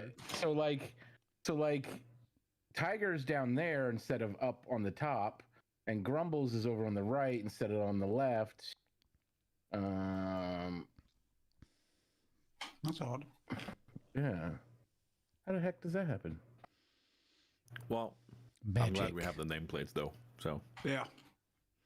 fucking nitrogen. That's what it is. Yeah. Yeah. Let's go that way, no that way.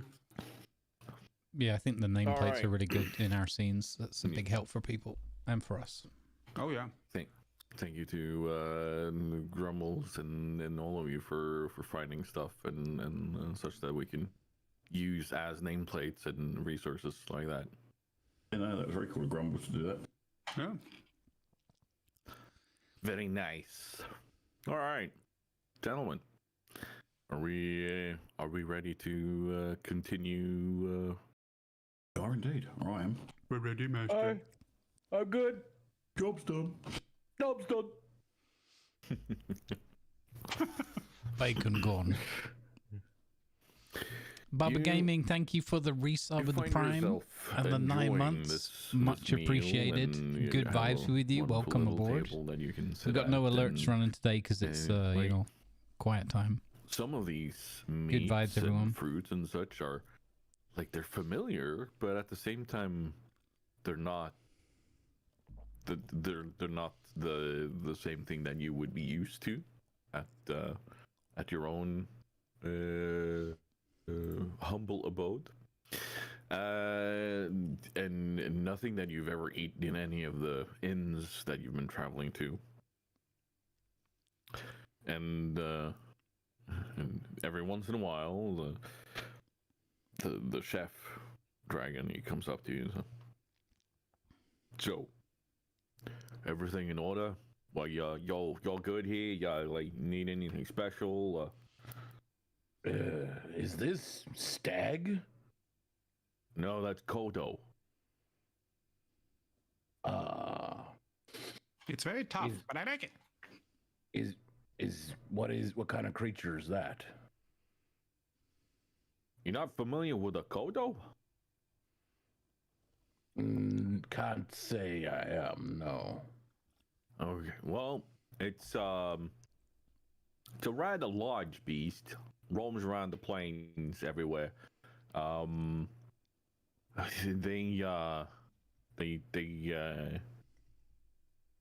They roam around in packs mostly.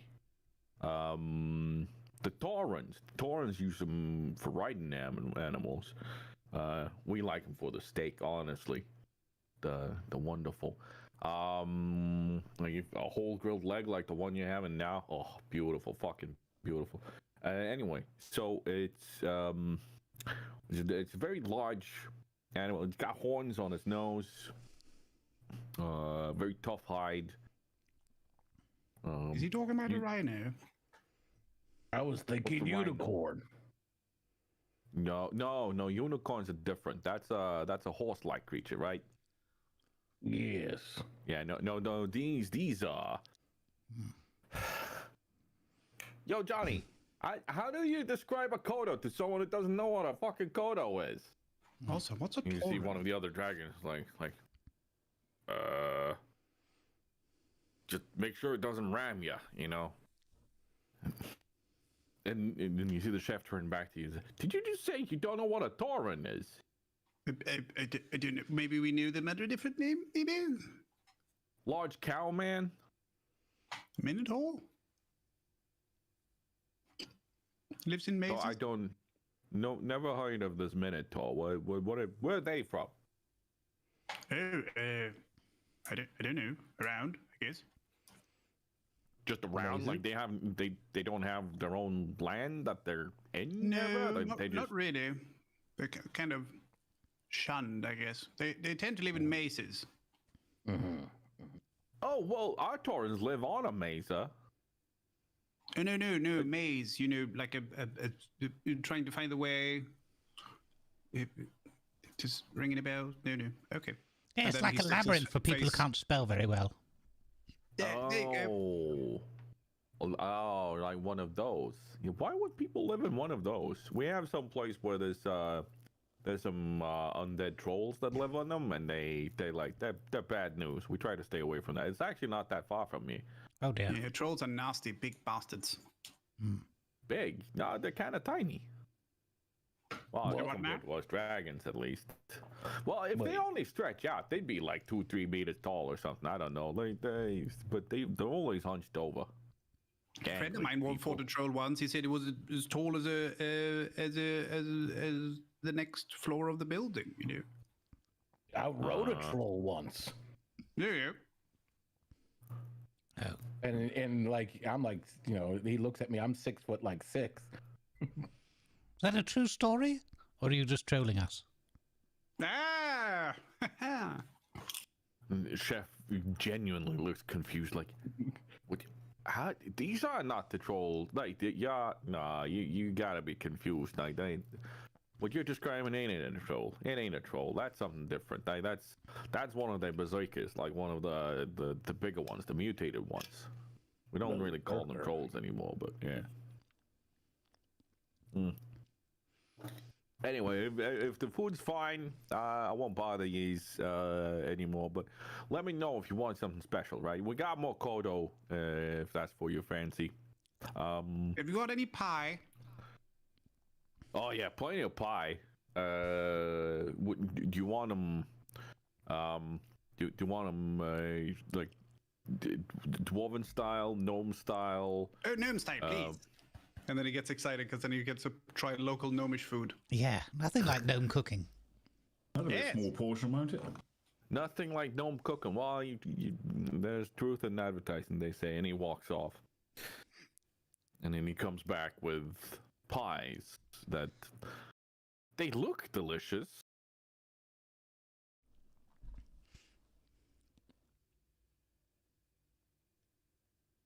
But No, that's all. They look delicious.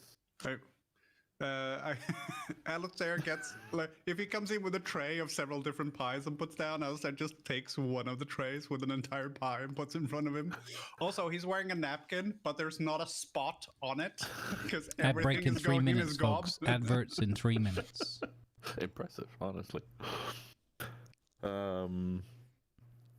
Yeah, no, he just sets it down and he's like, yeah, you guys enjoy. You guys enjoy these pies. I'll be over there. Okay? Good. Good to meet you guys.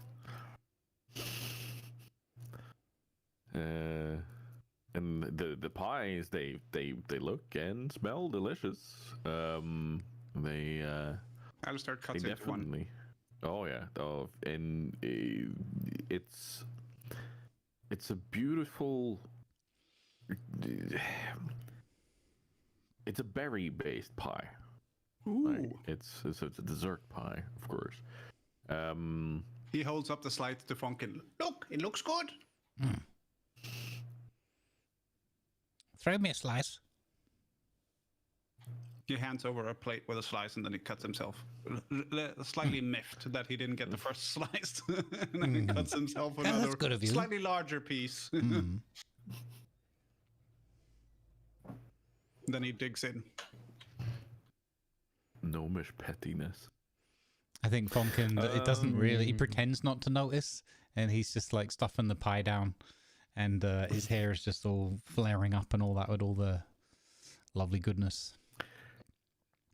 Both of you, give me just a D20 straight up and down. This is how we die.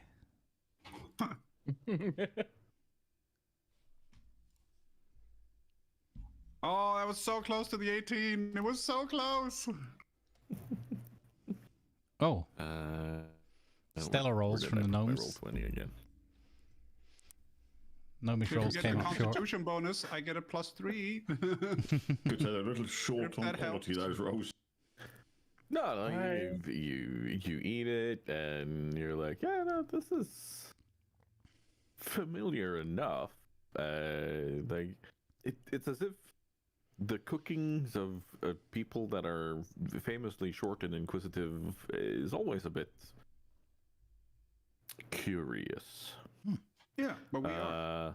But it is very tasty. But yeah, no, there's I like this There's a certain pie. familiarity, but not quite the same as. It tastes like normal. intrigue. Yes, it's quite good. The rest of the pie is gone. What the? There are more pies, but that one is gone. The berry-based pie is gone. Hmm. You sit there and enjoy and talk about different Your things, attention, and please. you get curious looks Advertisements are from now these running to dragons that support are walking good around, and causes. Thank then you please. hear a sound kind of starts to slowly build up, and it's a not staticky, but there is a certain electrical feeling in the air, and a large blue sphere appears, and it appears to widen itself out, and out through it steps a large green creature. He has very big metal pauldrons. He's wearing a large hammer on his hip. Good morning, Mikios. Welcome in. He's got tusks sticking up, and he turns to Nosdormu, takes a knee, and he mumbles a few words, and you hear the rumbling of the dragon but go back to him, and he motions towards you. And this green guy beckons you over, like, "Come, friends." I get up, but I bring an entire leg of whatever the heck that was with me.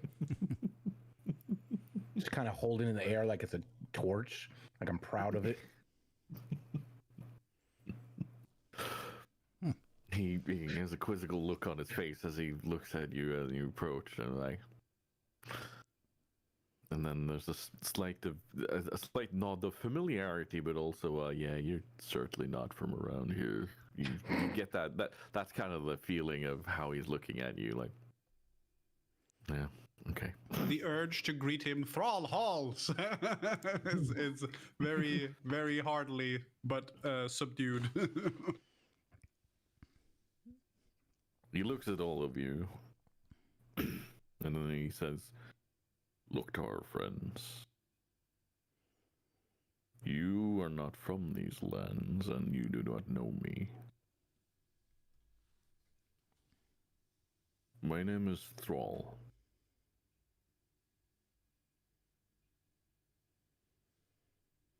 I would gladly keep you in these lands,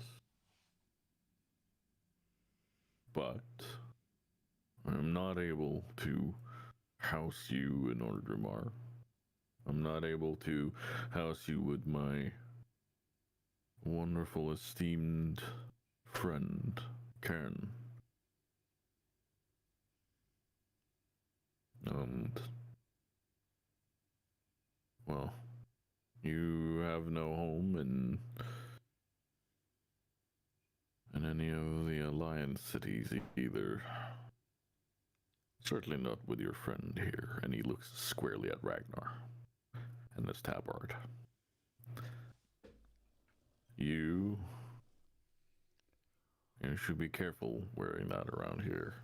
Although, if I can have my way, you will not be here very much longer.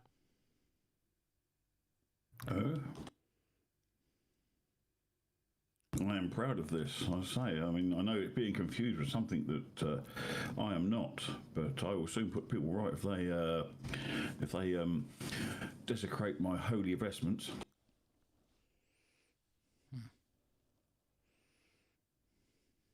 Well, you certainly speak like them, with your reverence of your vestments. But I assure you, if you were from these lands, and you were being spoken well of by Nosdormu, you would not wear them with such pride around here. But I do understand they have reverence to you. We will not speak more of this. The Scarlet Crusade is of no worry right now. However, to make you understand more of the severity of everything that is going on right now, you have been brought here against your will. You have traded places with certain beings from our land.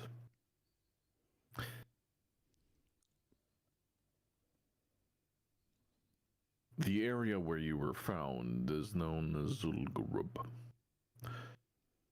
the home of a particularly ferocious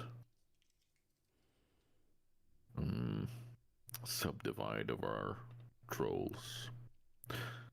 Some Amani? The Amani, yes, and the Oh, yes, we met them. Gurubashi. And it's clearly that they had some sort of understanding of you not belonging to this world, because if you were of this world, they would probably try to tear you limb from limb as he stood there. No matter. They have gods. Savage gods. With the ability of shape-shifting, and they all have their own subcult within a larger following of Hakar, the Blood Serpent.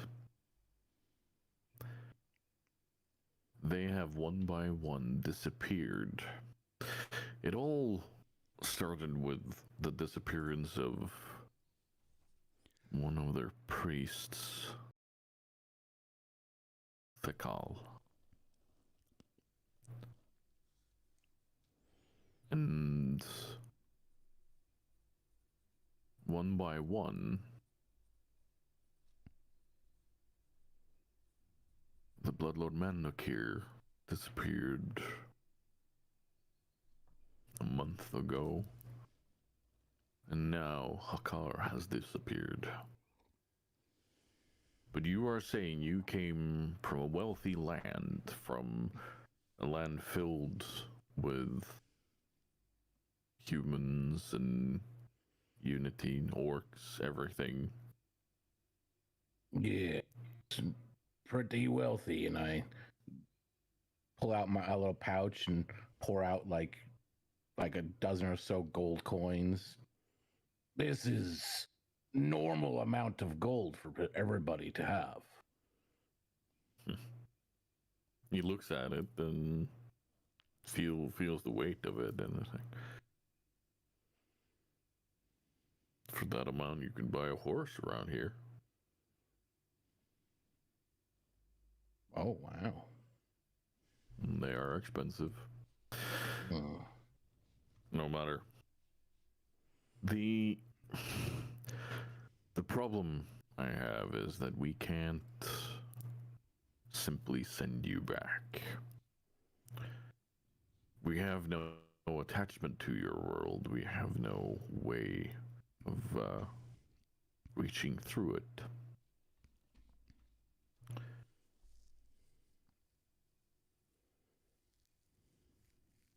Why?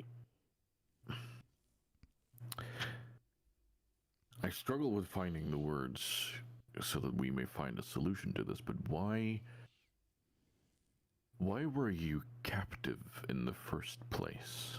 Do you know? Do you have any ideas, any thoughts? It was a gladiatorial arena. I was made to fight. I was taken from the streets. I was sleeping in the streets. I have no value or any reason for anybody to target me. I just woke up and I was bound and being transported. Hmm.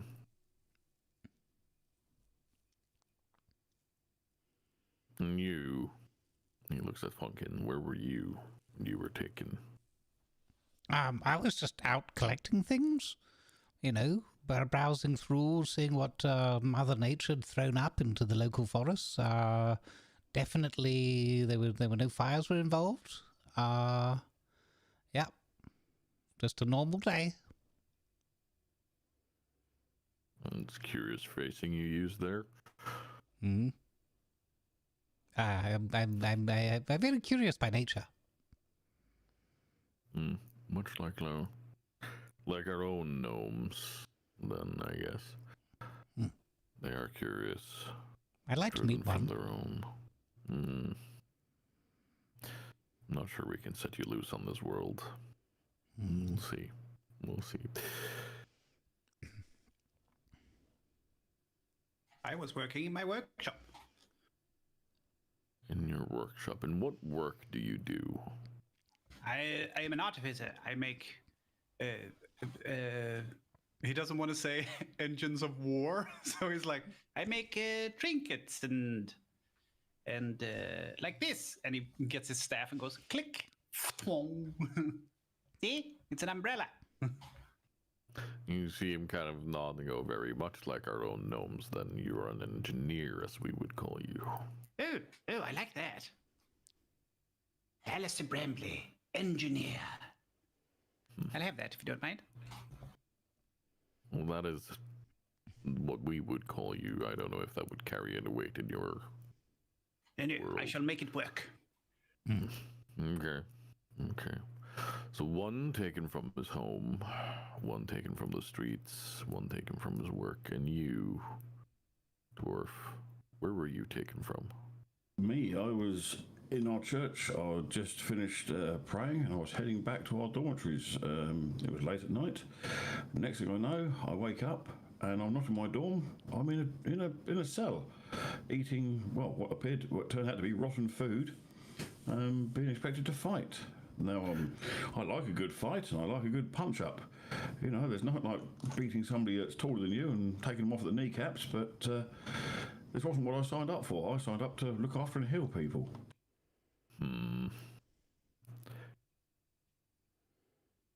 Eating rotten food. Yes. When we were at in the arena, it looked like we were having a sumptuous banquet with beautiful drink and the best food ever. But when the illusion seems to have collapsed on itself, when we left, we found that all the food we were eating was it was disgusting. I took ages to get it all out of my beard. It stank, nearly as bad as the gnome after he had a slight accident. I reach in my Engineer! bag. I reach in my bag and I pull out this what looks like a frog leg, but it's all black and has like mold growing on it. So yes, this is what we were eating. May I, young one? And he reaches out and holds out a very large green hand like this. And he grabs it. He and then he bites a bit on it. Oh.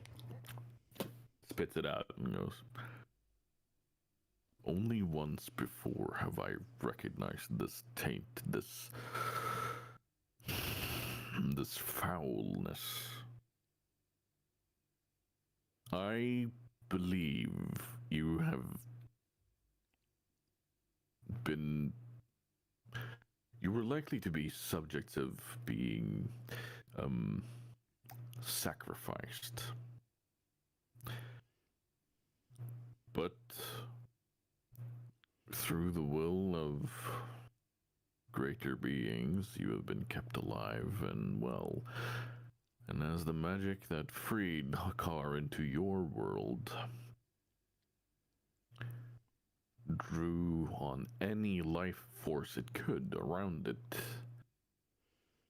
it also spoiled the food, and it seems to have aged it without meaning to have aged it.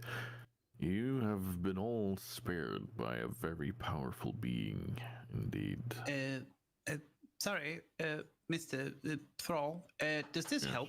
And he gets his tongs and pull out one of the shards from his pouch, from his backpack, because he had large shards. These were all over the place. They were in a dome over the arena that shattered. If you touch it, it will disappear.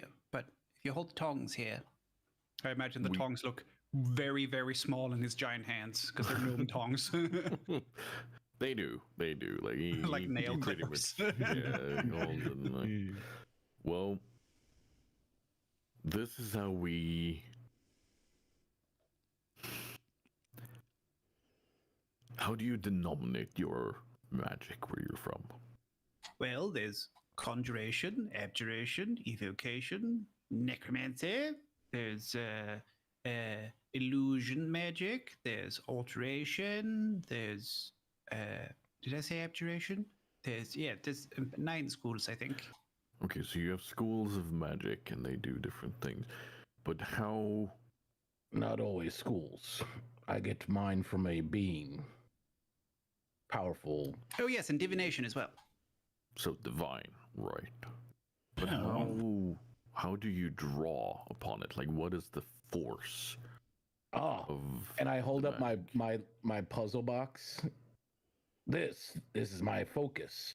I need to just focus on it, and I can draw magical energies. He hands the tongs back to you, and he says, "Thank you. Here, in these lands, magic is brought to you and used and recharged through what we would call mana. It is a force that is within everyone and everything, but not everyone is able to draw upon it.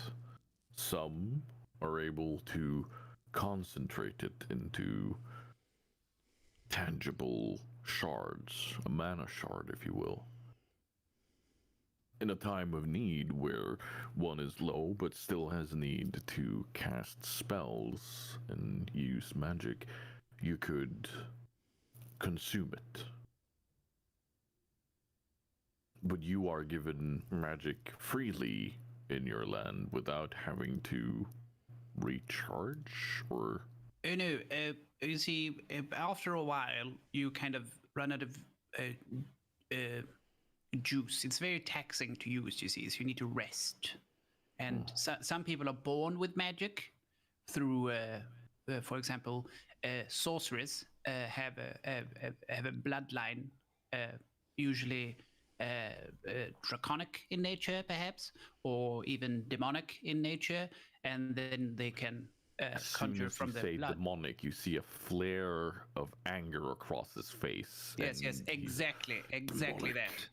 And some people study for a very long time, and then they're able to do it without help, as it were. Why would you allow the legions in your lands? Oh. I don't dabble in that myself. There's many people fighting the demonics. Yes.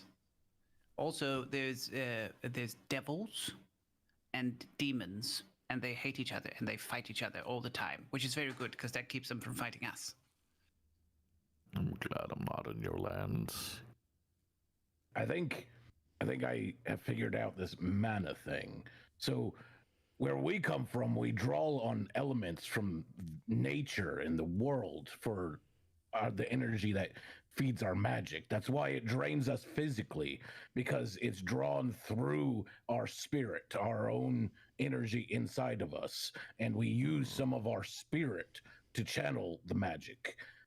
That's why we only have so many times per day we can do this. As you grow more powerful, more used to drawing on the nature or whatever your power comes from, you can do it more often. Like a simple spell like our little fire troll over here. He likes oh wait, you have a different word for troll here. The gnome, the little gnome with the weird hair. Funkin's like looking around like, who's he talking about? Alistair does a shocking grasp on its fingers and just. Yes. So there's some magic that is so weak that we can use it unlimitedly. But And then he pokes you with it. Pokes Dunbar. And but a more powerful spell like summoning a fireball, let's say, that no, don't summon a fireball. You said fireball? Don't. No. Now? No. Oh. Later. Okay. But that he would maybe only be able to do it maybe once or so with his little tiny body before he'd be very tired. Yes, whereas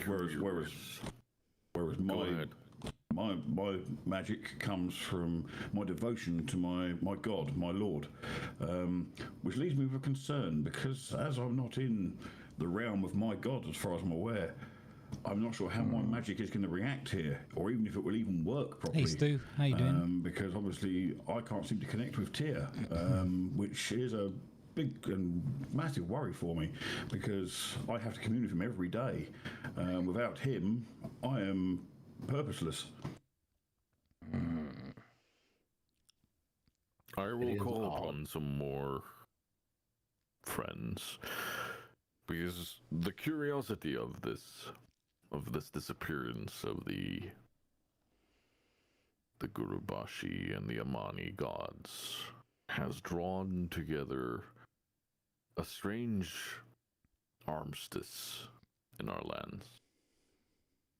Usually you would find dwarves, gnomes, humans, and night elves locked in an alliance in an almost perpetual war against my own people and the trolls and the Taurens. We do not speak of the Forsaken. However, there is now an armistice between our people, and all the leaders are trying to figure out what is going on. I want to try something because you mentioned the taxing nature of drawing upon magic for you. Yes. Very. You, little one, and he points to Funkin. Oh, You yes. know pyro magic, do you not? Oh, yes. I'm familiar with fire in most of its forms. I dare say there's something I haven't yet experienced. There's always something to learn of. And I also like pies, so yes.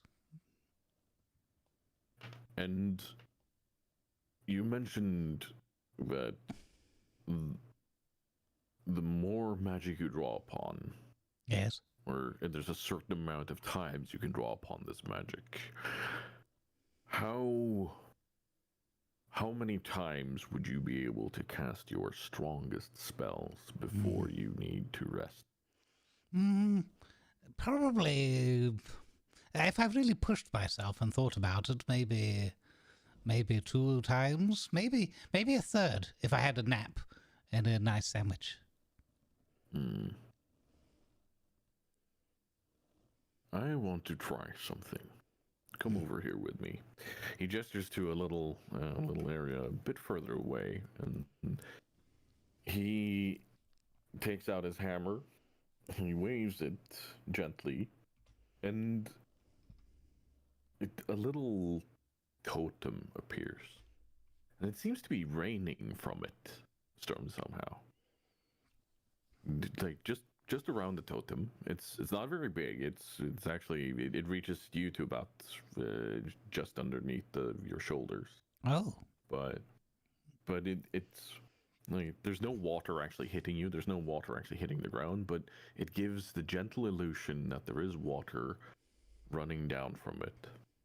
And he looks at it and he says, "In my lands, water is one of the strongest currents of mana. Oh. In this totem, there is a constant concentration of the regenerative powers for your inner mana.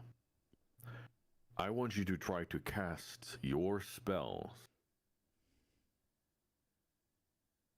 just to see if it has an effect on you.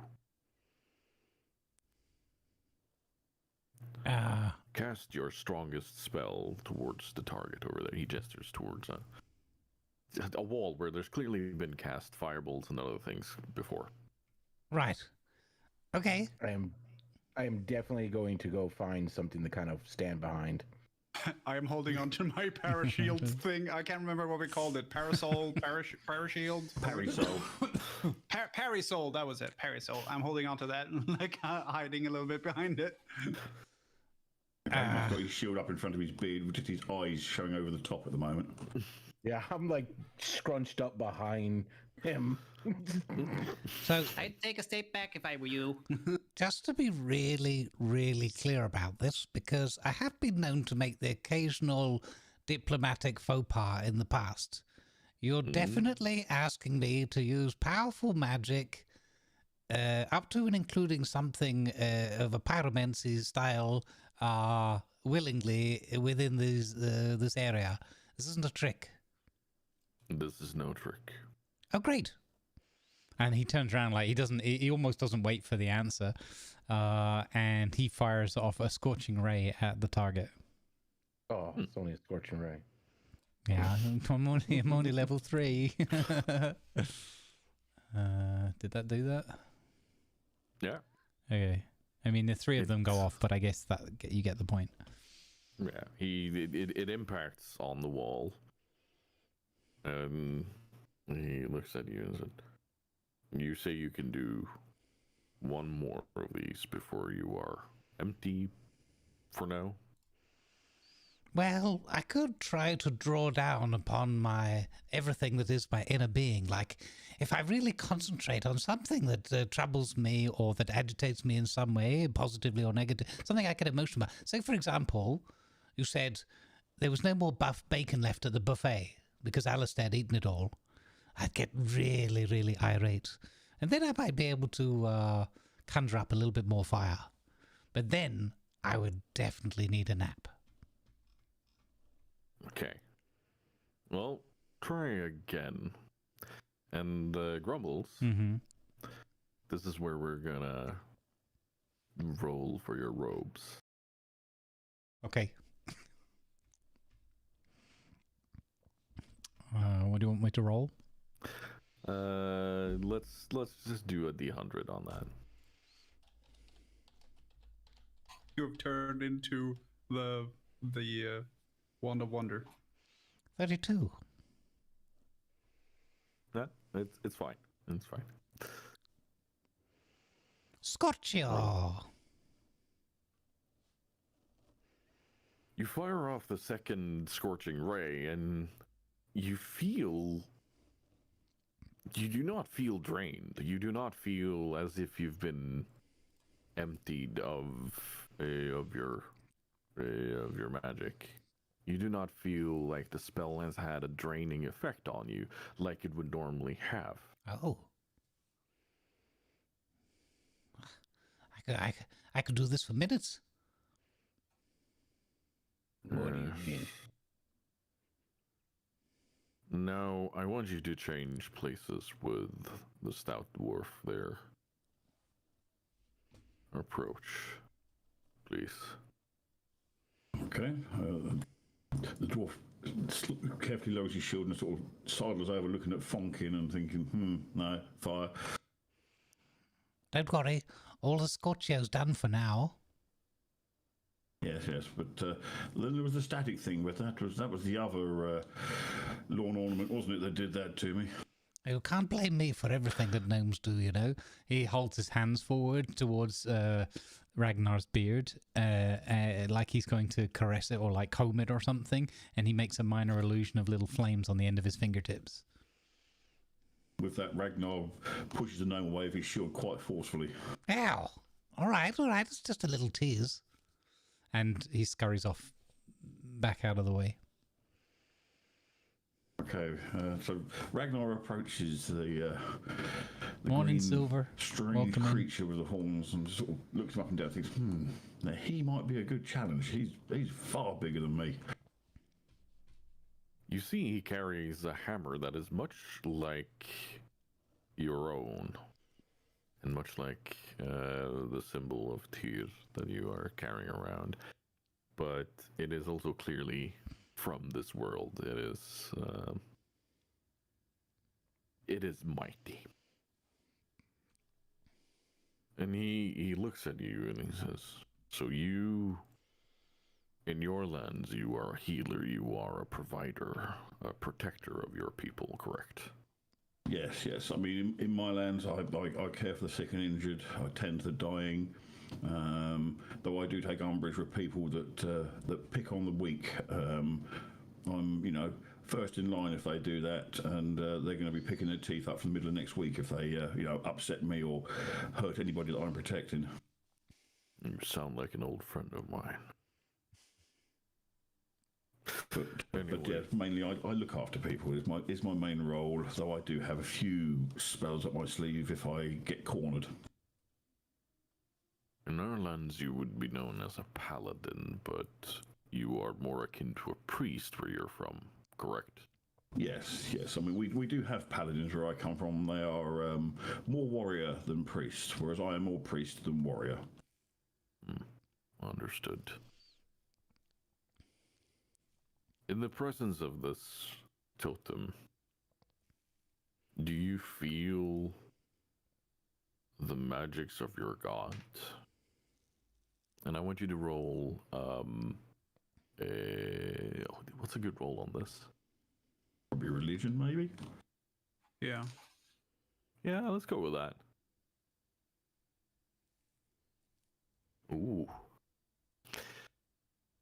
Inexplicably, you get a sense of like the same sort of divine magic is present here, but it feels more like an inner light here rather than the normal magical feeling of the presence of a divine being that you are used to.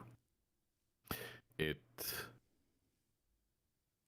feels as if you are directly protected by it. And in the presence of this totem, you are definitely also feeling the direct effect of the magics of the world, where it is flowing, in a sense, into you, and you feel recharged. You feel like you could use your magic, even without having a direct connection to your god. Interesting. I've never felt this sort of weird inner surge before. Normally I feel it all around me, like an aura. But this inner glow is a strange feeling. Yes. My old friend Tyrion would call this the light. That's how they describe it. That is how they pray to it. Well, the light definitely sounds like a worthy power, as I mean, my God is all powerful, and his light is forgiving and just.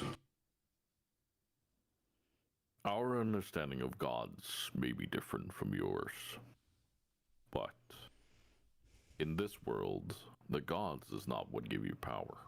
They have their own, for lack of a better term, illusions of grandeur. Disillusions, even. They have their own craving for more. They fight and squabble, and us mortals are the ones who are left behind. And as such, those who pray to them also often enact their hunger for power on the ones weaker than them. But this is no judgment upon you and your ways in your land. I want to make that clear. Our gods sound very similar. They do they don't squabble between themselves. Some are of the good persuasion, some are of the evil persuasion, some are just purely neutral. And they do tend to use their followers for their own ends and means. Many similarities, and I'm starting to understand how this has come to be. Now, we must try to bring you back to your own world, but I do not know if we are in the right place. You might need to go to a place that has a better attachment to magic. Maybe even a direct link to it. But I am not sure if we will be welcome there. Wrong button. A death save? Yeah, wrong button. Well, good thing is you succeeded. Wait, what's happening? What? Is there something I should know? Serious Good spells. death save. I'm turning into Alistair. It's like, ooh, what's this button do? I'm an engineer now. I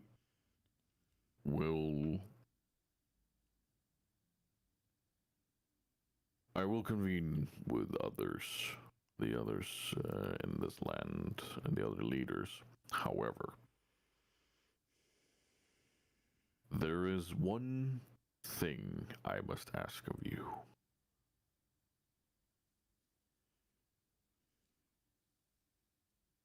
But I am not sure if we can.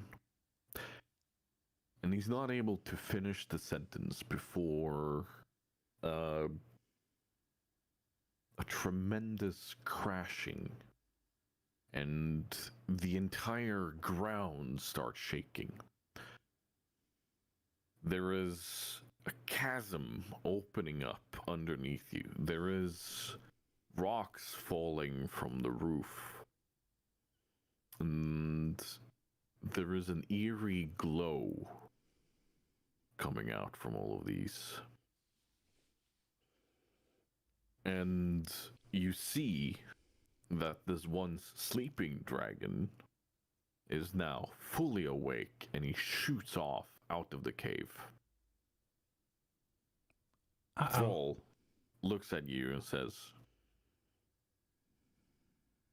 "Stay here, no matter what." And he runs. He swiftly runs, and as he's running, he turns into this giant wolf that's ghost-like and disappears out of the cave. You see all the dragonkin are all grabbing their arms and running out. Arms as in weapons, not as in their actual arms. They're not detached. You see even the chef is picking up his largest meat cleaver and starts kind of jogging after them.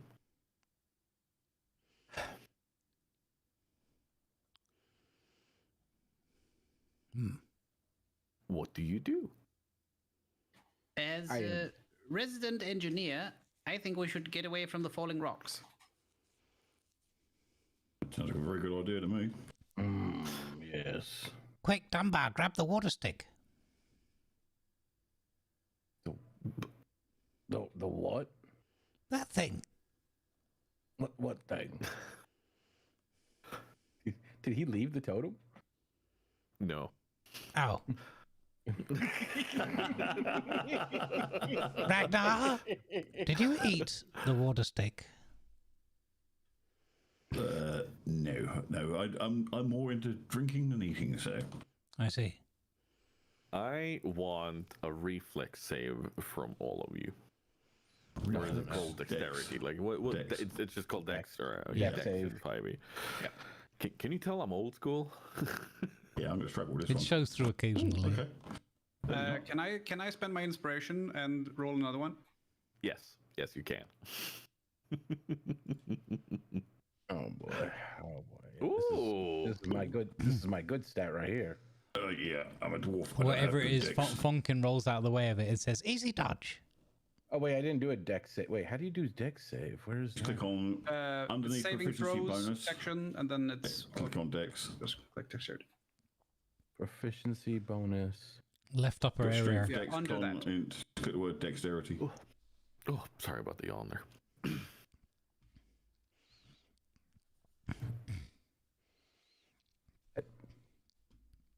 Ragnar, Alistair, Ragnar with a 19, Funkin with a 21. Oh, here it is. Alistair with a 17. I figured out how to do it. Oh god, it's worse. Should have stuck for the first roll. I like since there's no actual difference in that, I'll allow the first one. Like there's no difference in those two rolls. Yeah, I don't get for no you. bonuses. Yeah. Yeah. Since this isn't character creation, he'll allow a reroll. Too soon?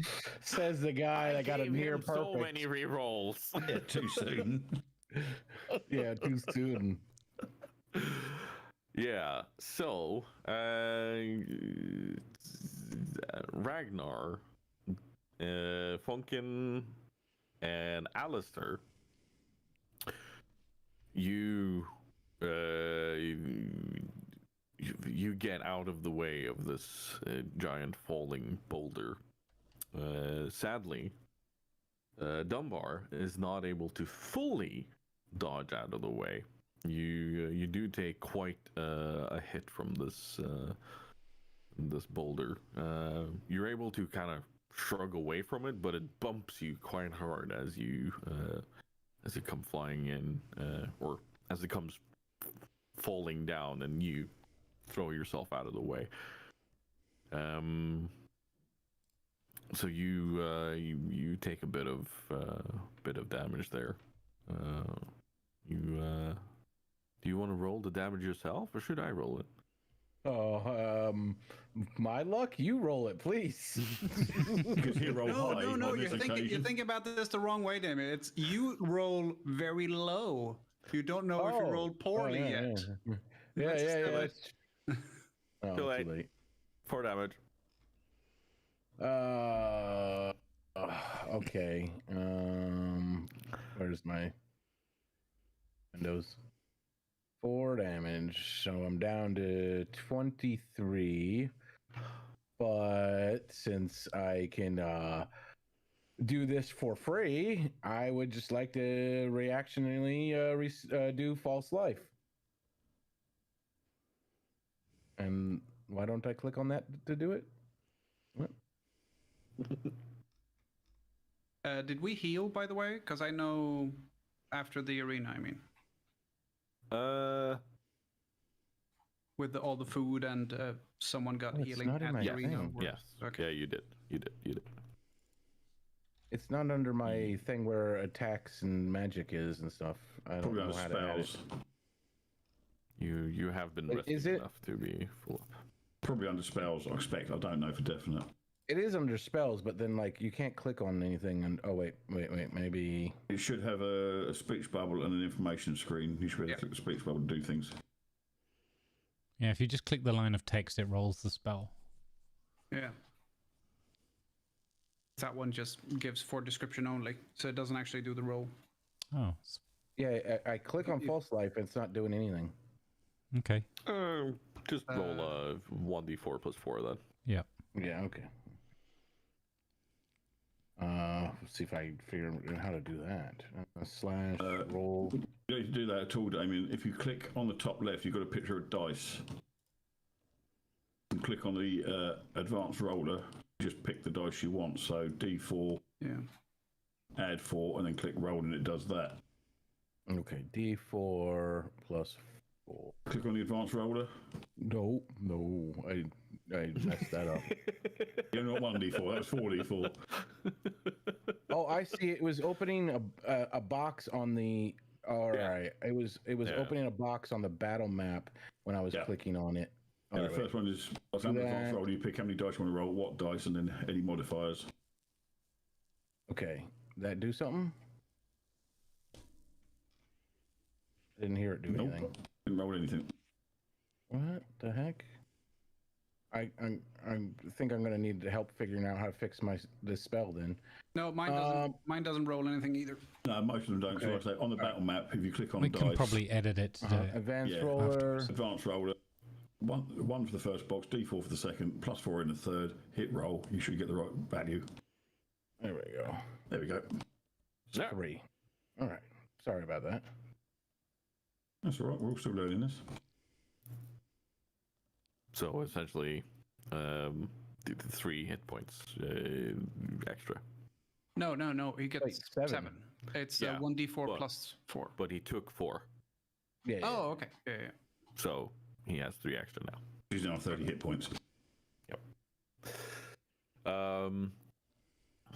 You are now acutely aware of just how many rocks are actually falling from. I did just dodge. I did just the dodge. roof of Easy this, dodge. and you're not sure if staying here was the smart choice. And you, do you want to run out or? I would like to run out while summoning my Hexblade. But yeah, I want to run out from just something where the nearest space where there's open sky above me. Since I was hit, I'm not staying in here.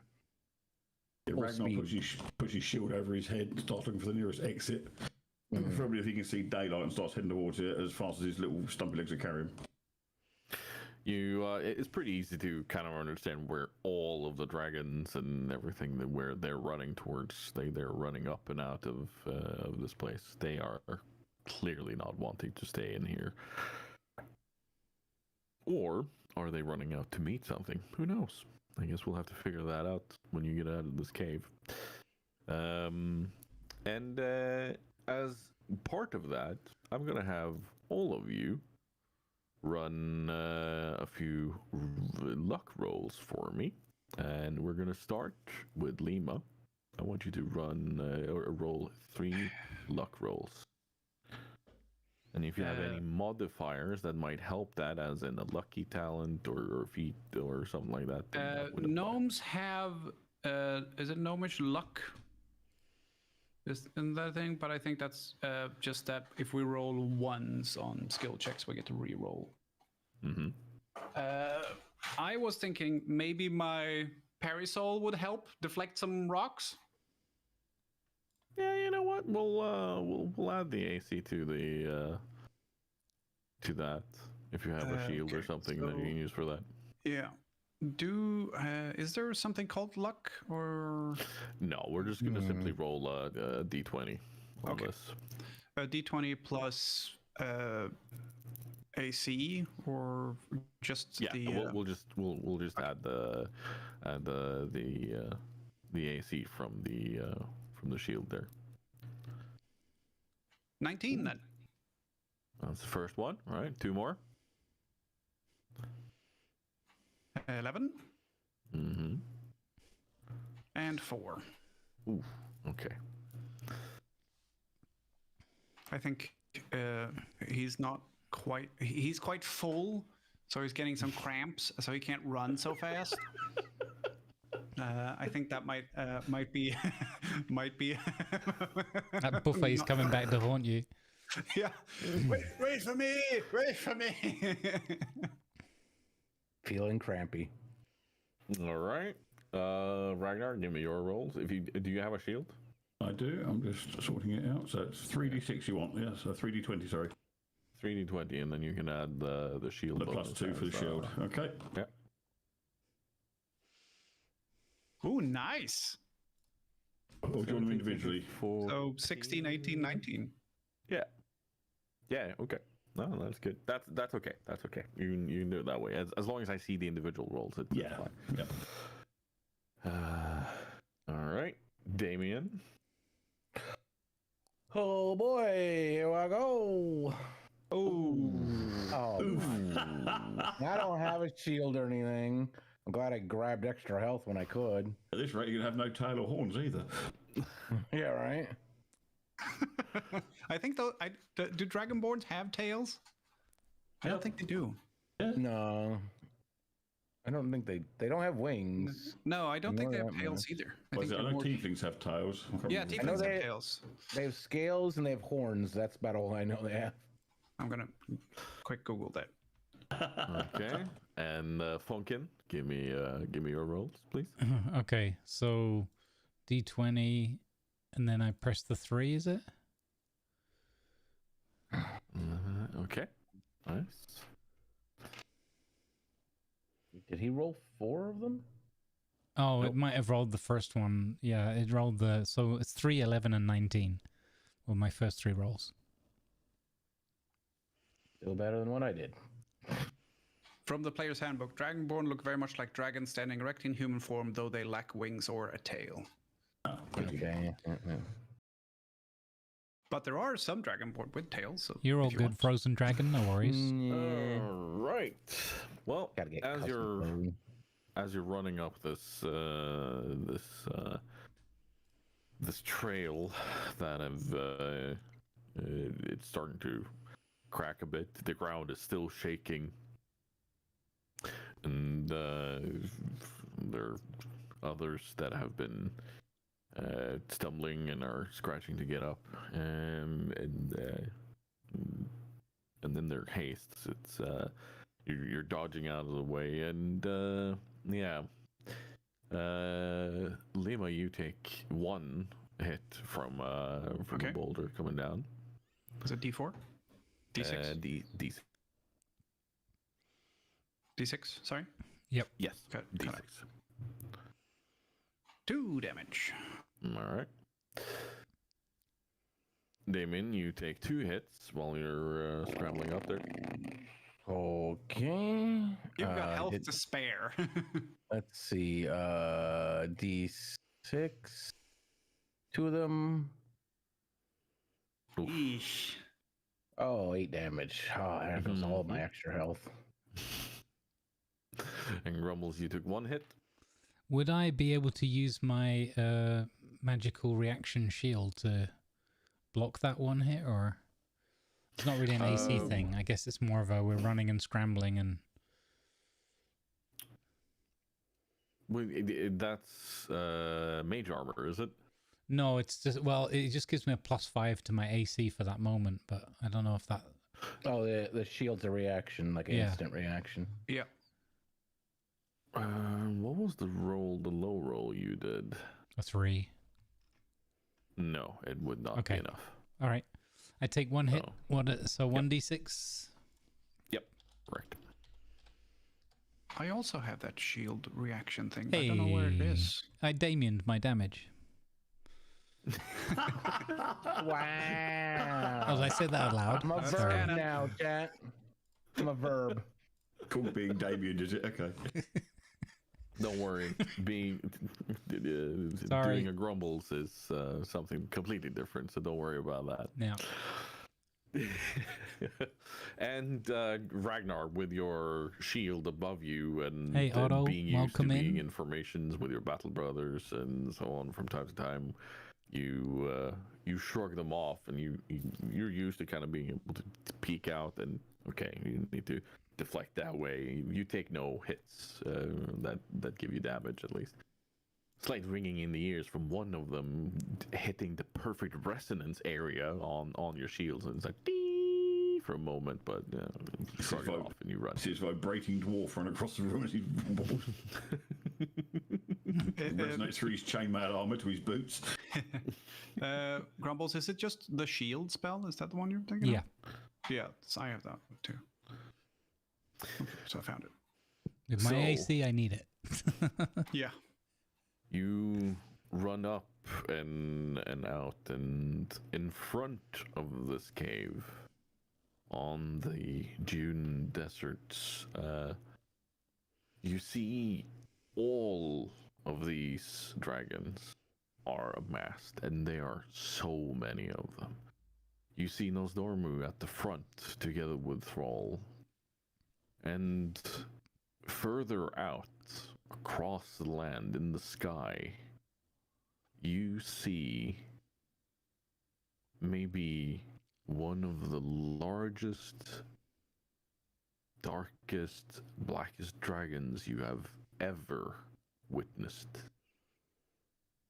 This one would blot out the sun. This one,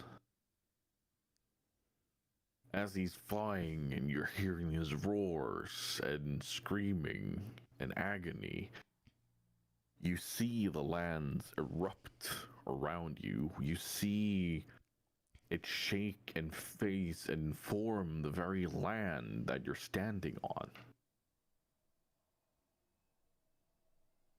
And it is a deafening roar.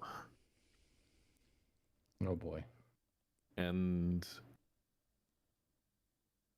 you see the dragon look towards where you are. This is how big it is. Like, it is so far away, but you can clearly see that it is turning its head, and in its flight, it is turning its body towards you and steering all of its massive frame in the middle of the air towards where you are. I don't think we should stay here. And it's flapping its wings and approaching, and you see straight down the face of a black dragon that is undescribable and not like how you know you're a dragon. You hear a shout from Nosdormu, and the entire world seems to freeze. I'm snoozing the ads once. Everything is frozen. This large black dragon is frozen. All of the golden-looking dragons standing there are frozen. The world around you is completely stopped. You, however, still have the ability to move.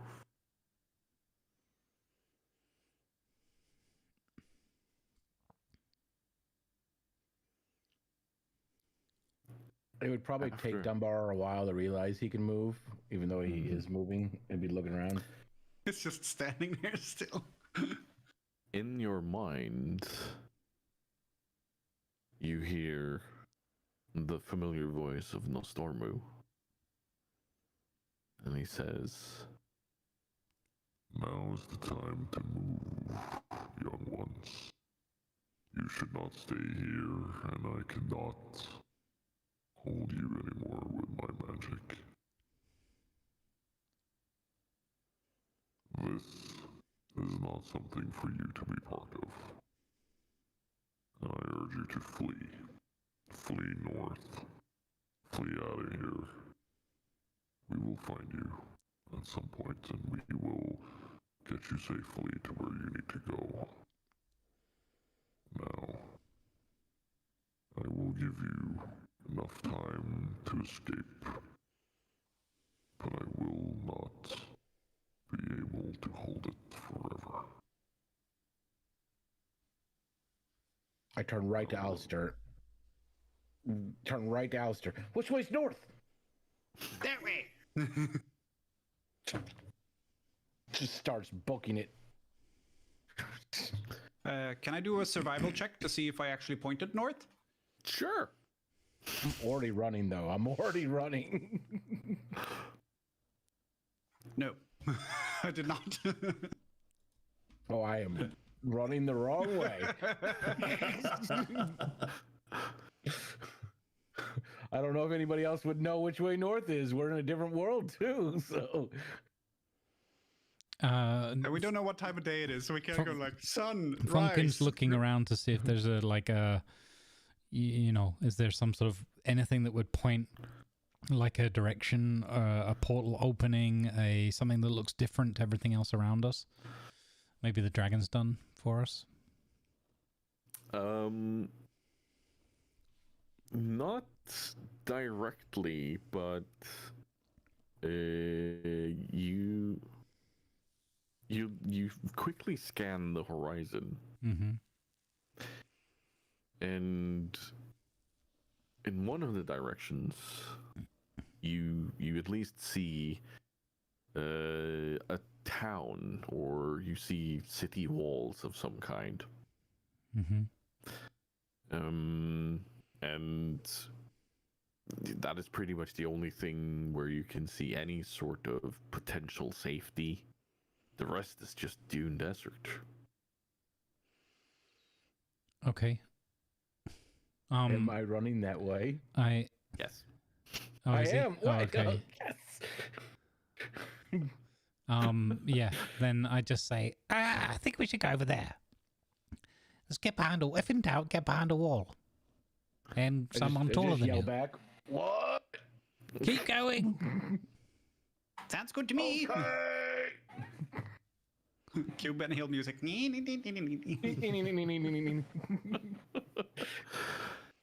You run for what feels like several hours. You are devastated, you are drained. And the further away you get from this cave, it is like you see wildlife. The desert is riddled with large scorpions and similar kind of creatures. You see weird smaller creatures with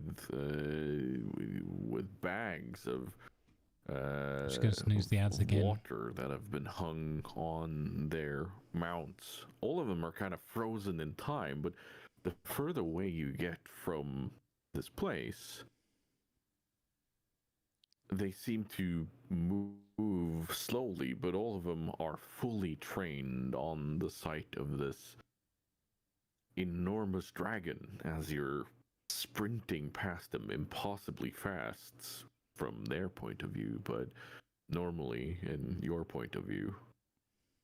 You see that one of these smaller creatures, like large green ears, and but a tiny creature in stature, has a look of utter fear on his face, and this large jug that he's been holding is slowly falling from his grasp. Do I recognize it as a goblin? Maybe. Because we have goblins too. I mean, so I would know. They what a are goblin was. they are similar, but Okay. they're not quite the same look. But they're very similar. That they are. I think the Warcraft ones are like bigger. Well, not big, taller, and like skinnier and more. Yeah, I was thinking small, green, pointed ear, pointed nose. Yeah, And, definitely. A So, general yes. mischievous nature. That's rich coming from a gnome. Yeah, right. Hey, our things only explode when they're supposed to. Funkin's like, Goblins don't do that. I wonder, on the way past this gnome, and he just tugs at the gnome's, like, belt rope or whatever. The goblin. The goblin. It's goblin, sorry, yeah. Yeah. Just to see weird to like roll? what happens if we interact with this world where we're going normal and they're going in slow mo. You seem to have no. You seem to have no impact and an effect on it. Okay. Alistair tries to grab the jug.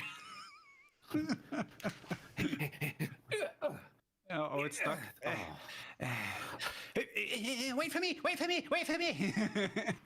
You know, while they're messing around, my toe legs are just getting even further from them. Like I have to be like leaving them in the dust. Yeah. You are. You are. Oh, can I cast a spell in this state? Oh boy. I'm trying to do a shocking grasp just to see if I can get magic to work. I mean, you're welcome to try. I try to do shocking grasp and see if does it work. I'm gonna have you roll for that. Okay. Oh boy. They say when the GM smiles, it's already too late. Yeah. This is why I'm trying with a cantrip first. I'm glad I'm so far away. I'm so glad. What do you want? D100? Yeah. That sounds like a good one. 47. Okay.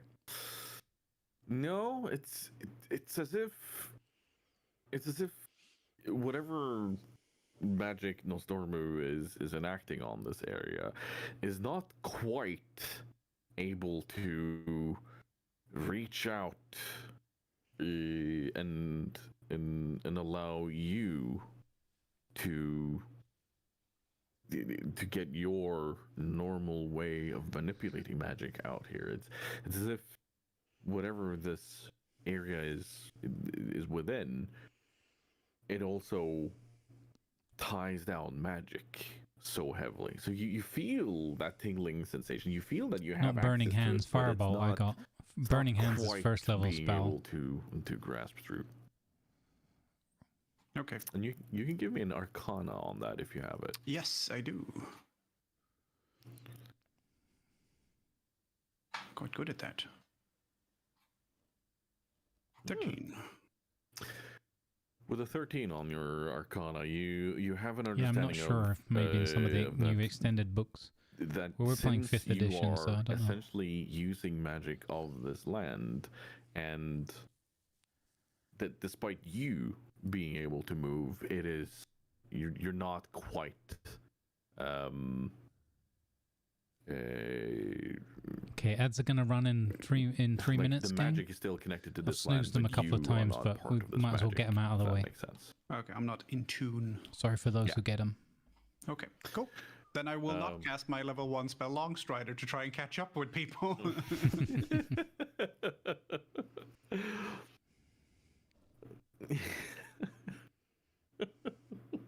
It makes me run 10 feet faster. I figured I could catch up.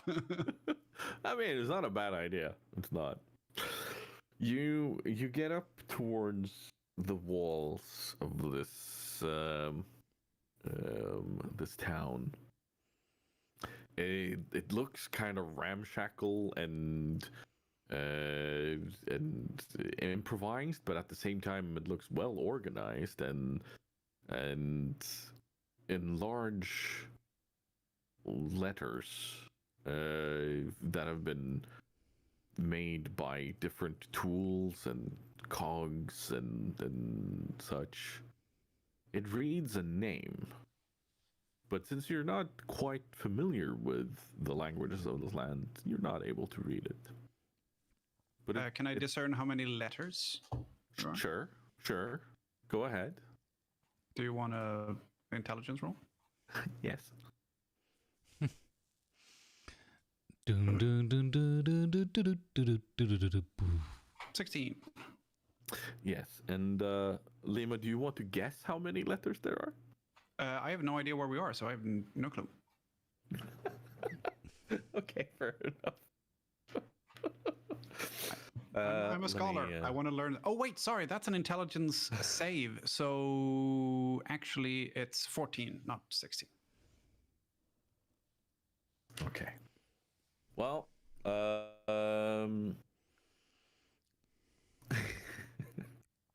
let's see here. It has 9 letters. Okay. And you are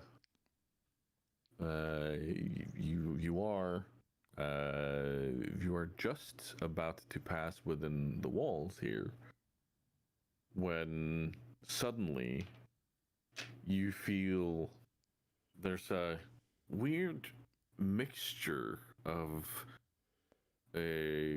feelings and sensations as you kind of feel yourself slowing down, but at the same time you're not. It's more like the world is catching up with you, and there is like you get this.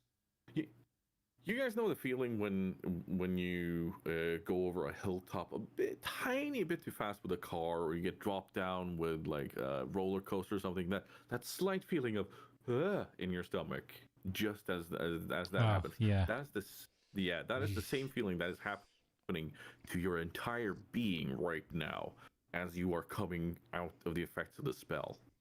Would you say it would make you nauseous? Yes, very much so. Because Dunbar ate a lot of food. He really packed it in back there. So I think I might need to check to see if I'm okay. Especially since I was full. I was really going. You were. We're going to get to that very shortly. Oh, no. As you come out of this state and this instant feeling of nausea is hitting you, and you hear the impossibly loud roar of dragons. There are 2 distinct voices meeting each other. You hear that the world underneath you is rumbling. You feel it. There is instant screams of terror and fear from all of the denizens of this place around you. And as quickly as it arose, you feel the presence of this being that was in your mind and telling you to run. It is gone. It is as if it's not there anymore. It has been torn out of time and space and taken to a different place. The black dragon, you can clearly see him, unleashes a large volley of flame from his mouth. You see his jaws open up, and the entire area where the cave was, where that land, where the entire army of dragonkin were, is engulfed in cataclysmic flames. The dragon roars and screams out in pain, almost in frustration. And he flaps his wings, and he makes large circles over the land. And he flies away up into the sky.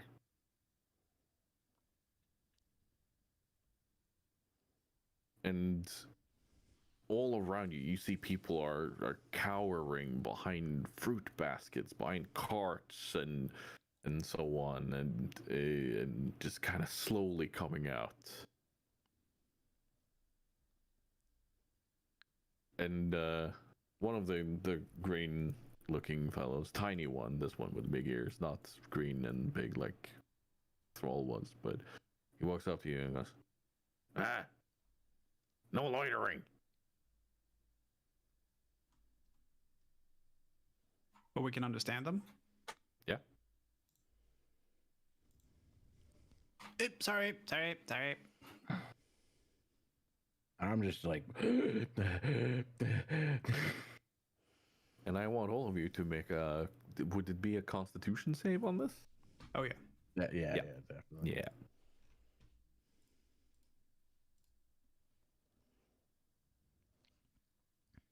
Okay. Actually, that's not that bad of a stat for me. unusually. I'm glad I have a plus to that. Oh, 21. very good. 21. Oh, okay. Yeah. One stays down. Yeah, no, Alistair and Funkin, you, however, you are not of We're the tiny. same constitution. Yeah, you're tiny, but gnomes, you usually take your time to eat your food and enjoy, and then chill out before you go on a vigorous run. So both of you are feeling completely and utterly like you are actually hit with nausea. So you can apply nausea to yourself. You're able to keep your food, but you are actually I was nauseous. about to say. I haven't run that. I haven't run that hard since they opened that buffet. I don't think I've run that hot ever. Well, the two Alistair gnomes are just flumps to the ground. Regretting that bigger pie now, eh, my friend? Ragnar's leaning against the That should be pillar. worth it. He's leaning against the pillar, drinking the rest of his mead. Just looking at the two gnomes, just shaking his head.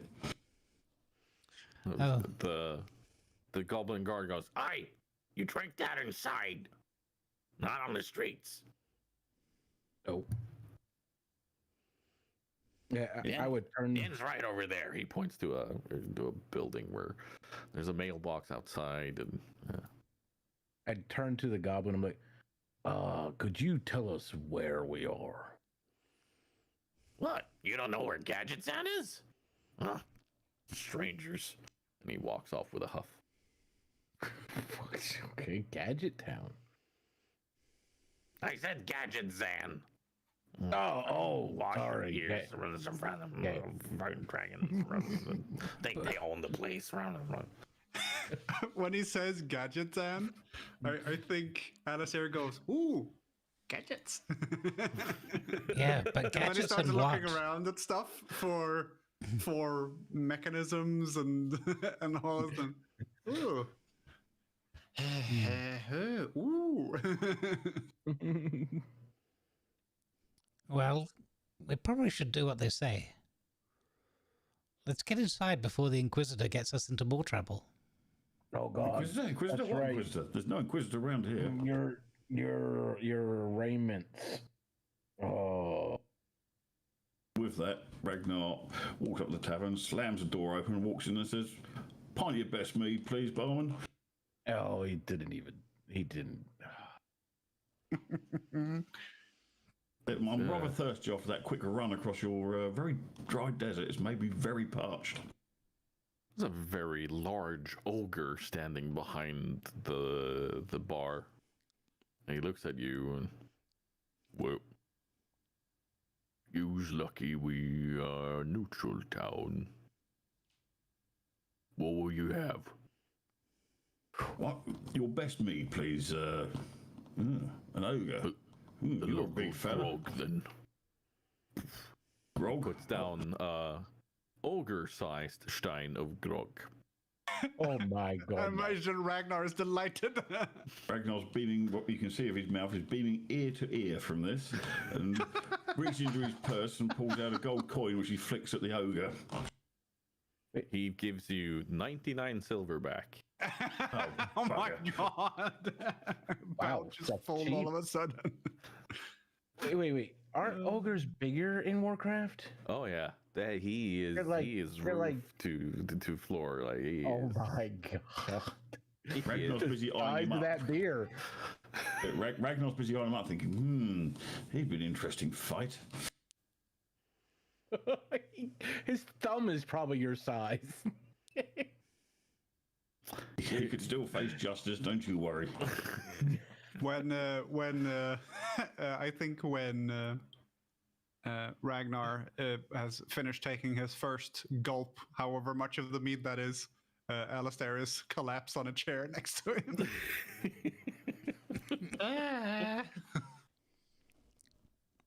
I'd follow them in. Wait a minute. No. That's not what he'd do. I forgot about his propensity. He would immediately, now he's in a new place, start looking for shinies. Start looking for shiny.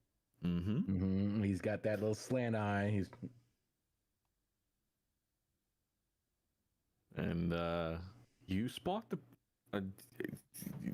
what seems to be a couple of stairs leading down into the ground. There's guards posted on either side of these stairs, and there's a lot of people walking in and out of it. Everything from dwarves to what has been described to you as trolls. And there's humans, there's orcs, there's the large cow people. There's even what you can only surmise are undeads walking around. That'd be weird. There's everything here. There's gnomes, and some of the gnomes are on giant walking ostriches, almost robotic ones. And there's all sorts of people, and you hear a lot of talking coming from down there. There's shouting. There's just shouting. There's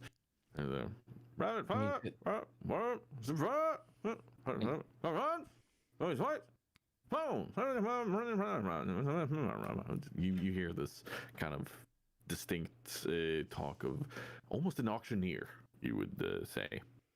Okay, so and you said there's guards at the door, right? Oh yeah. So I would go on the sides of the buildings to kind of like get out of public view, and I would cast invisibility on myself.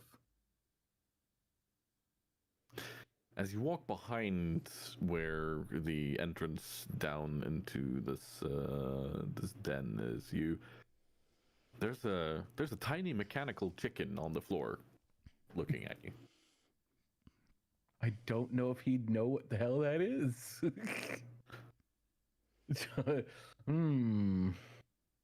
Mechanical chicken. It's KFC security. I think he would. I think it's spelled KF security. It's like they have chickens where he comes from, but not mechanical ones. So I think he'd use like the tip of his like nail to just kind of poke at it. All I can say is that chicken there? Because. Oh my goodness. I was wondering how precise the mechanisms were, whether it ran like clockwork. Oh my God! Why don't you clock off? Well, to put it like this, if it doesn't run like clockwork, you should see a doctor. Anyway, the chicken kind of cocks its head to the left and right, and then you hear a mechanical clucking from it, and the eyes of it, or over its beak, kind of scan you up and down, and then it pecks at your hand, and then runs away, like clink clink clink clink clink clink.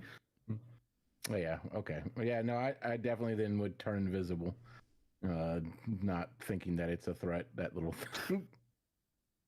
Go ahead, cast for it if you like. Is this an at-will thing, or do you roll anything on it? I don't think you roll on it. Invisibility. You're like. I have to hold concentration for it. Okay, so if you get in any sort of trouble, that's when we're gonna do any concentration roll or such. Mm-hmm. But yeah, no, you cast it very familiarly,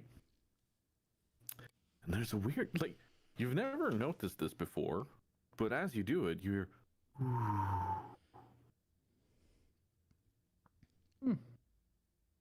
No, it's weird. Yeah, it doesn't usually make a noise in our lands.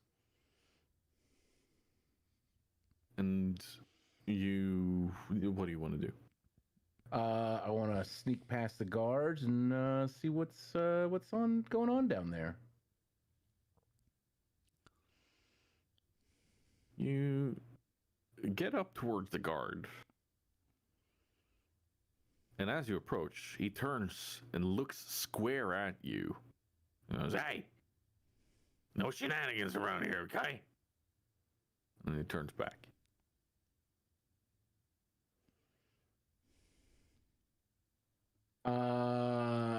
The fact that he could see me is definitely enough to Oh, what would he do? Shiny's like the most important thing to him. I mean, I think he would just nod at the guy, like, like, and then just keep walking as if he's not invisible. Like, he's just walking like he belongs there or something. As you're walking down the stairs, you hear the guards speak amongst each other. So, bloody rogues, always pulling their stealth tricks around here. Damn, they have invisible detection. Can't see me. Fuck fancy. You get down into the auction house and you see so many people. And there are large hallways into what you can only guess is a magical portal of some kind, where you see goblins and gnomes roam back and forth, working together and bringing out trinkets and grabbing gold from the people who have bid on stuff, and they walk back and forth and exchange, and yeah. But while you are being very, very impressed by that, we're going to go back to the three people in the tavern for a bit.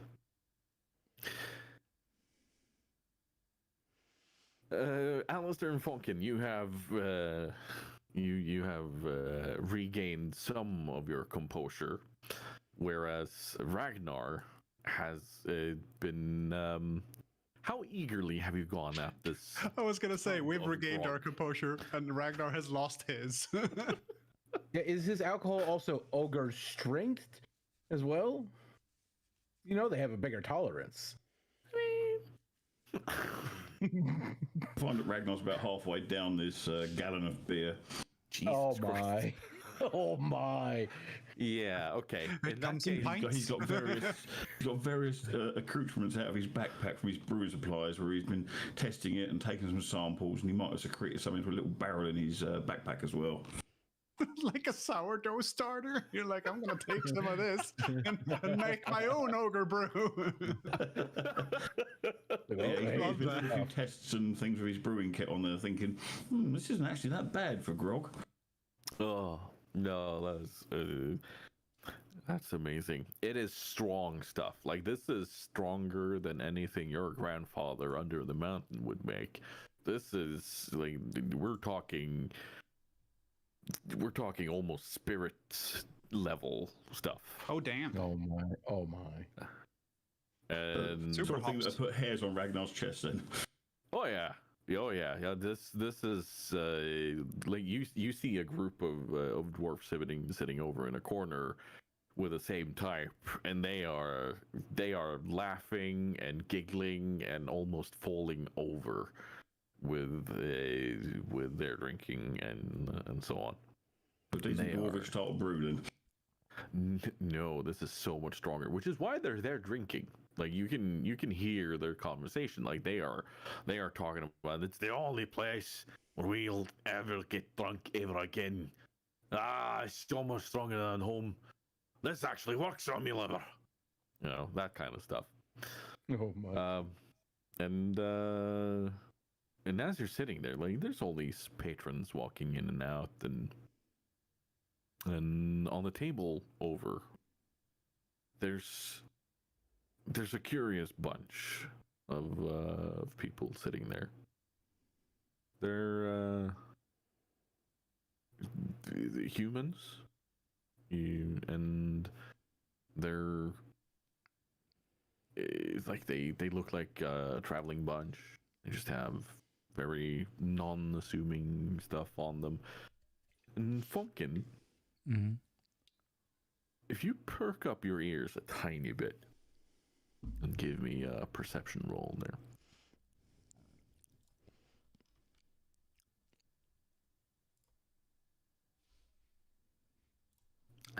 Very good. You hear them talking back and forth a bit, and then one of them says, "Well, I'm not sure how long I can stay here with Deathwing becoming more active, and if he's chased Nosdormu out of here, these lands are gonna be uninhabitable. I wonder if the only way we can go now is either we go across the ocean to Stranglethorn, or we go north. But well, I mean, we can't go west. Ngoro Crater's filled, and well, I mean the bugs are all weird again, and I don't think we can survive here anymore. And with the troll gods gone, then Farok is gonna fall, and that means that all the undead trolls are gonna be out here. And I don't mean the normal undeads. Enough trouble with them as it is. Yeah, I guess we can't really do anything. Yeah.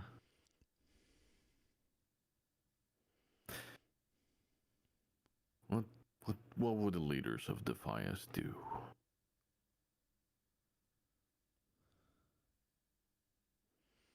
And he leaves a large sack of money and then grabs the other two and says, "All right, let's go." Okay, and so I've just been able to pick this up. We're near shot. As you're trying to sit there with your, I don't know if you've been given a straw or whatever to drink out of this ogre-sized mug, but yeah.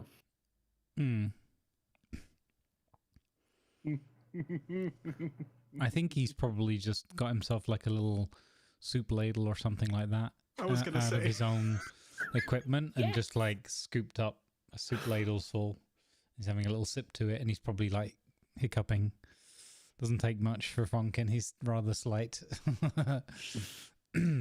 Okay, and I think he just scribbles a bunch of this stuff down quickly. And then these folks are like leaving. Yeah. Yeah, he then turns to Alistair, and I think he sort of elbows him a little bit in the gut to get his attention. Alistair is eating a pie. You don't know where he got it from, but it seems to be the same berry pie that we ate earlier. Surprise pie, Alistair? Didn't have enough of that? I suppose we did use up. We did burn a lot of energy on the way here. Yeah, exactly. Calorific intake. Yeah. Did you pick up any of that? Those chaps there were talking about getting out of the city and about what their choices might be. Apparently, there's something called a Deathwing. I'm of a mind to relate that to the large dragon we saw, and apparently this place is done for. Oh, really? Yeah, that's quite bad. Yeah. Can I get another one of those, please? And he points to his empty mug. The ogre walks past, clunks down one, picks up your empty one as he goes over to clear the table and pick up the money from the... We should, I mean, if the locals are leaving, then we should definitely probably follow suit, I think, because they know the area better than we do, definitely. Yeah. They said we can't go to the west. Something about some bugs or something. And it's going to be a whole load of undead trolls, but apparently not like the local trolls, but like worse ones. I don't know. And yeah, maybe we should go north or across an ocean. I think north sounds good. I don't do well on the sea. Yeah, well, the dragon also told us to go north. So maybe that's... Exactly. That's let's do that. All right, yeah, I don't want you getting seasick. I'm going to finish this first. All right. By the way, I can see the dwarf, or at least I can hear him drinking and burping. I can see his beard. Where's our scaly friend? No clue.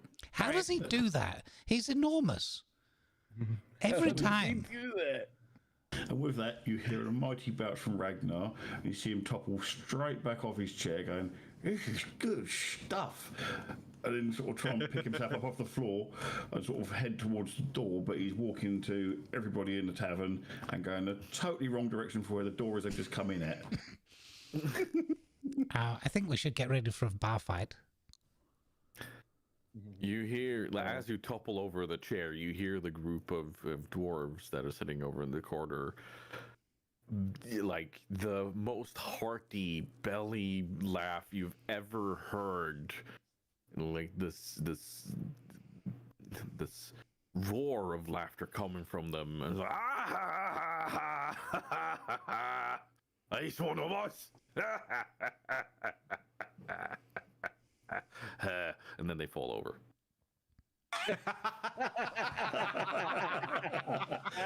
That tracks. Yeah, Yeah. that seems about right. I'm still wondering how Alistair got one of those down. I think it's the pie. I think it absorbs it. I think he had the cheap brew, the weakened one. Yeah. The ogre kind of lifts up Ragnar and just kind of puts him over in near the table with the other dwarves, and he just goes, "Yeah, that's where they belong. That's where they do their thing." Alistair. Yes, sir. I want you to make a perception roll.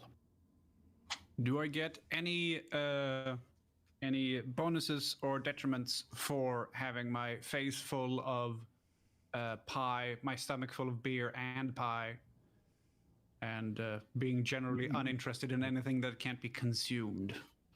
You are in a place of contentment, and like there's no fear or anything going on, so you're not in a place where it would mean like, okay, I need to just get this down or anything. Like, so you're taking, yeah, you might be eating a lot and quickly, but you're not rushing it in any way. So No, I want to savor. no. That's why I brought the pie. Yeah, so I didn't you're eat all not, of the pie. It turns out that Alistair's bag is mostly food from the dragon's dinner. And it's got turkey legs in there, or ostrich legs maybe. It's got a lot of those grapes are still in there that Dunbar liked, and Damn it.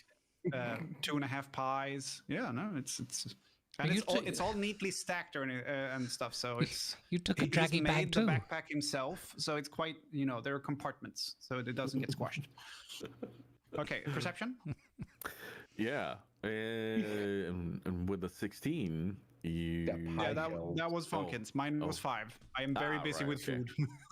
Yeah, no, you are like, the pie is just the most insanely wonderful pie you've ever had. So it's just, you're trying to figure out how have they made the berries so succulent and wonderful, but at the same time stay so intact, and you are going at this pie with an engineering mindset almost. Like, that is Nice. that is where you're kind I'm of like, embracing my new how? title. Yeah, there you go. Only thing he hears is the smacking of his own lips. Yeah. Anything from you three in the tavern before we go back to the auction house? Not for me. I think Funkin would try to get the attention of the ogre barkeep. Excuse me. Yeah. Very, very large chap. That's a compliment, not an insult. Yeah. We're new in town, as you can probably tell. We're thinking of, we're explorers, one might say, and we're very curious about what lies to the north. If one was to say want to head north, which gate would that be leaving, or what? Is there any sort of like town map, or anybody I could talk to who might point me in the right direction? Well, first and foremost, if you want to go north, you got to leave through the north gate. Ah, that makes sense. Mm-hmm. And well, I mean, you were just on the edge of Tanaris, so are you trying to go to Thousand Needles, or where are you trying to go? I can't really divulge more than north, not for reasons of secrecy, but for reasons of ignorance. We don't know much more than that. So Tanaris, you say, is that the region? Yes, we are currently in Tanaris. Right. And if we head north, we arrive at, what did you say, 10 needles? 1,000 needles. 1,000 needles. What's in a little maths? Right. That sounds way worse. That's 100. That's 10. That's 1,000. That's 100 times worse. All right. Wonderful. Is there anything like, if you were, say, on a whim, considering leaving the town in a bit of a hurry because of imminent danger and a threat to the existence of this town any further, north, does that sound dangerous to you? Does that sound like a good, I don't know, any family up north? Depends on how well equipped you are. Oh. But yeah. We got plenty of food. North. You can't go south, that's just the ocean. You can't go west because of Ngora Crater being full. Oh. And you can't go east because, well, that's the ocean. Mm-hmm. So you have to go north. Ah, makes sense. You get into the salt flats first, but then you can follow the gorge of Thousand Needles northwest. And all depending on how far you go, you can either go up the lifts, or you can walk even further. And what's that place called again? It's full of animals, though. They'll all eat you. So maybe going up the lifts, but you'll have to be friendly with the orcs in order to do that. Because if you don't, well, that and the Tauren, I guess, they're the ones keeping guard there. They have a tribe down there in the middle of Thousand Needles, but they're up on the mesas, so shouldn't be any worry for you unless you antagonize them or go too close to their lands. Oh yeah. Well, we're definitely not the antagonizing types. Funkin does his best. Well, he's listening intently and trying to like scribble down and make like a very roughly sketched note of like really loose, not to scale or anything, but just like this. And then he mentions this and he mentions that and some flats and some gorge and then 1,000 needles. And then he like shows it turns it around and says a little bit like this. If I could read maps, I'd probably agree with you, yeah. Perfect. Best map you've seen all day. Thanks very much, sir. Well, you're welcome. Anything else?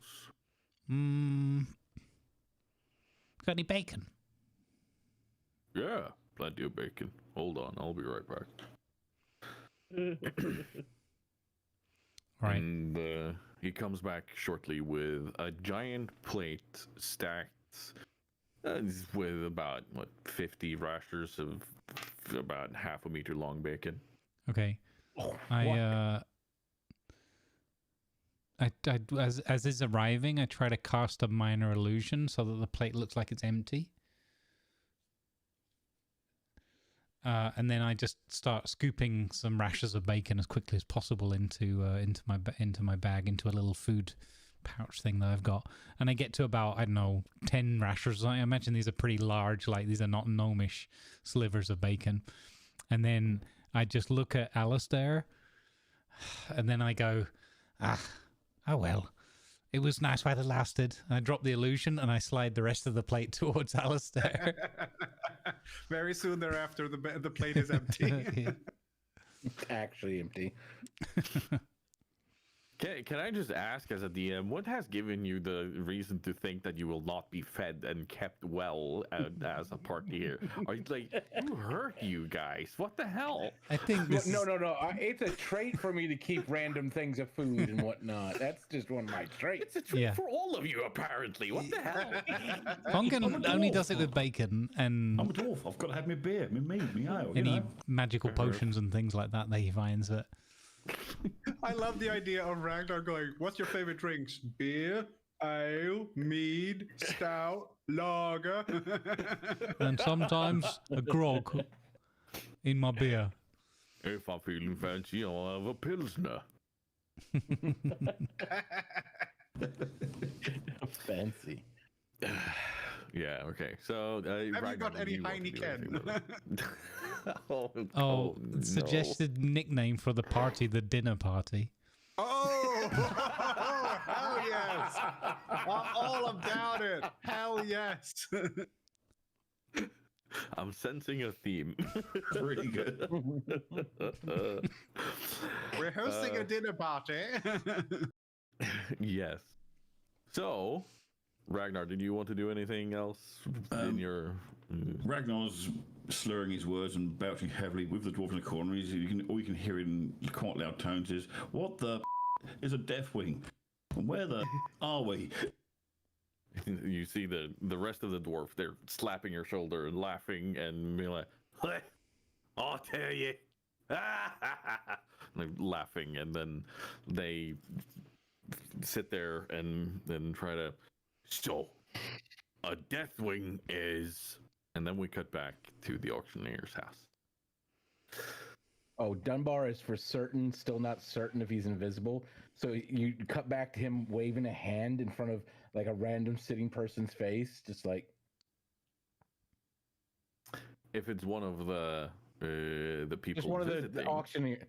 Yeah, just one of the auctioneers sitting there. the auctioneer's like, "What are you doing? Stop it!"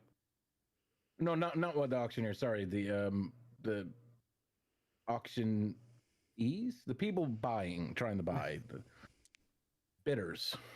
Yeah, none of them seem to notice you. Okay, so he's like, okay, so I am invisible. Okay.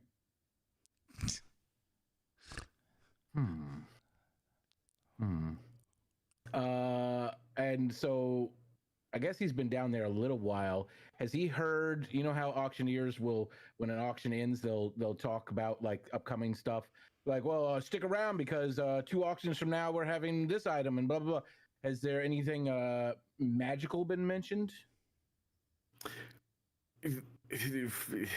With you not being from around here, it's very hard for you to tell. That's right. Weird if names. anything will actually be magical or if it's just some random thing that someone wants. But they did mention the majestical and wonderful Dark Moon Fair that will soon be traveling. Ooh. And that some of their items are on sale, and that will be coming up. But first, we're going to have a bit of an auction for these shiny rocks, and he goes on and starts accepting bids. Shiny rocks. Are they very shiny? Yeah.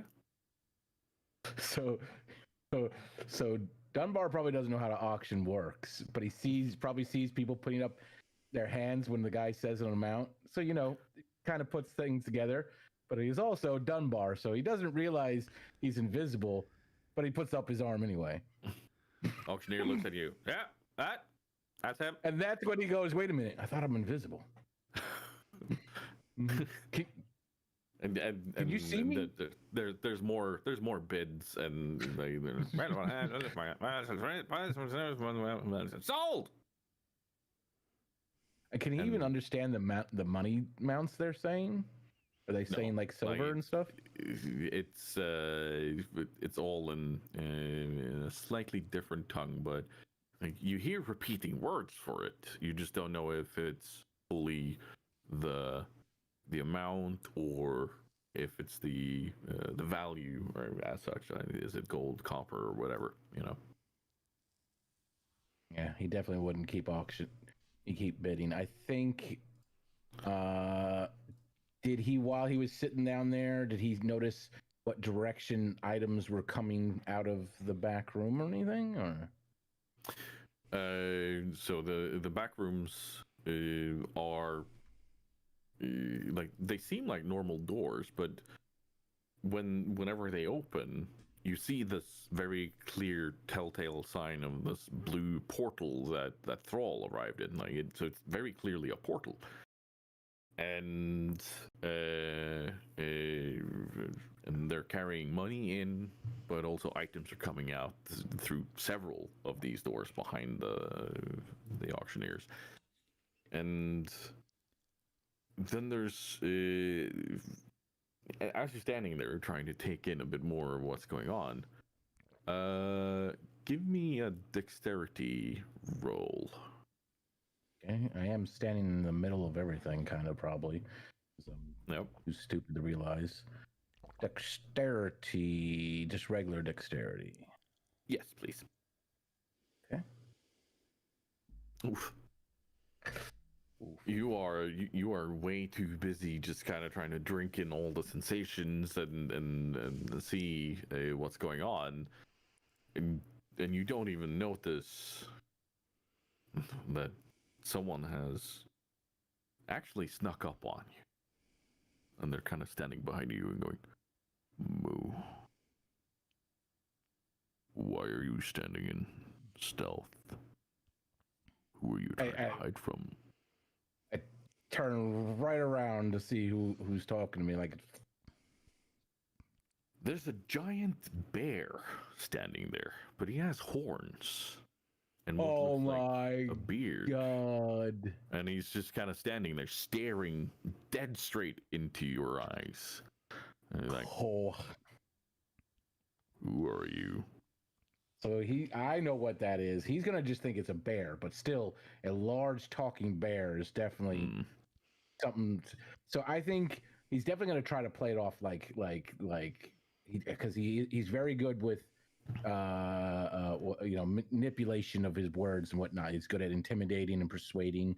So I think he's going to instantly drop the invisibility and then try to persuade him, like, oh, I totally forgot I had that up. I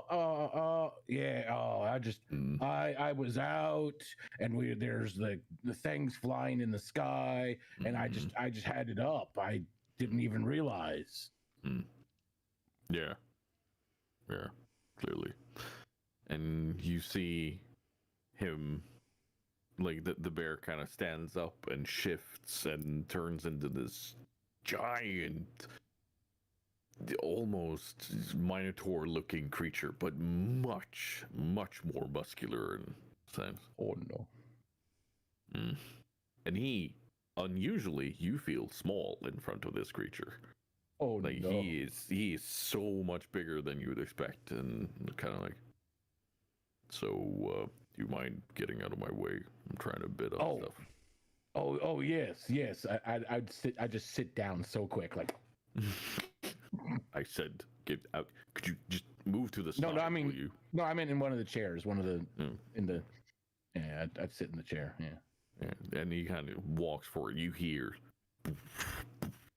as he walks towards, and he curiously looks back at you, and it's like, and he focuses on the auction in front of him.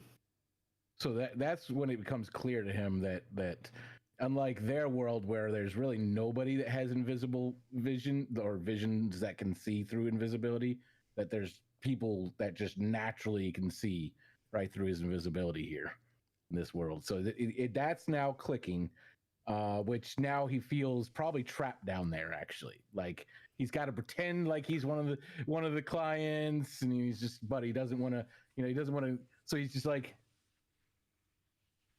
kind of like panic mode, sitting there, just realize that he's just screwed up.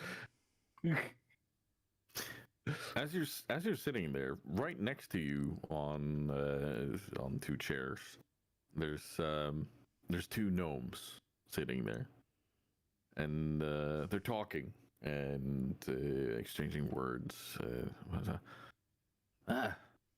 I really do enjoy these auctions they have here. They're fun, but I hear Thibblethwop has something really cool in his shop, and you don't have to bid on anything. You can just buy it.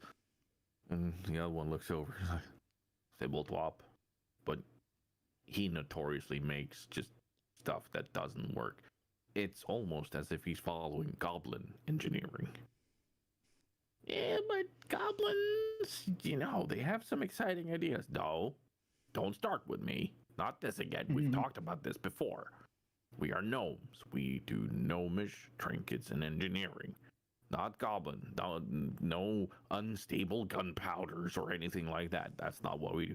But you have to admit their ideas are good. No, their ideas are not good. And they just they almost start punching each other. Like, it's not playfully. Like, they're trying to fight, but they're clearly not fighters at all. Like, this is so uncoordinated. Yeah, there's...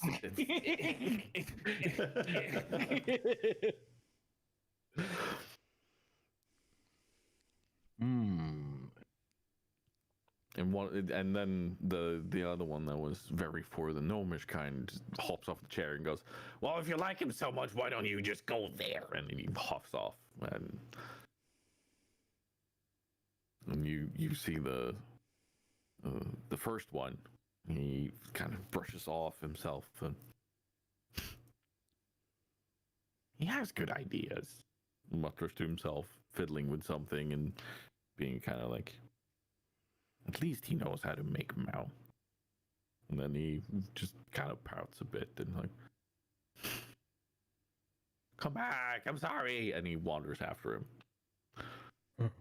him. Okay. Okay, so there's some good stuff in another store. How does so Dunbar is probably trying to think of an exit strategy, even though clearly he could probably just walk out because nobody really thought that. But to him, he's been had. He's he's screwed. So he's like, okay, all right. So he's gonna stand up and he's gonna do like a yawn.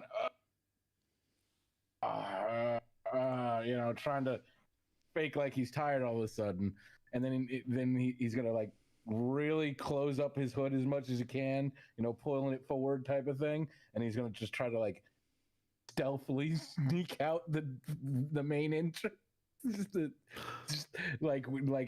While everybody else is just like not even paying him any mind. He's just like, you just walk out of there, but like in your head, yeah, you are stealth incarnate. Like you were walking out of there, nobody's paying mind. And as you pass the guard that saw you as you were on your way in, he says, "No loitering." Scares him.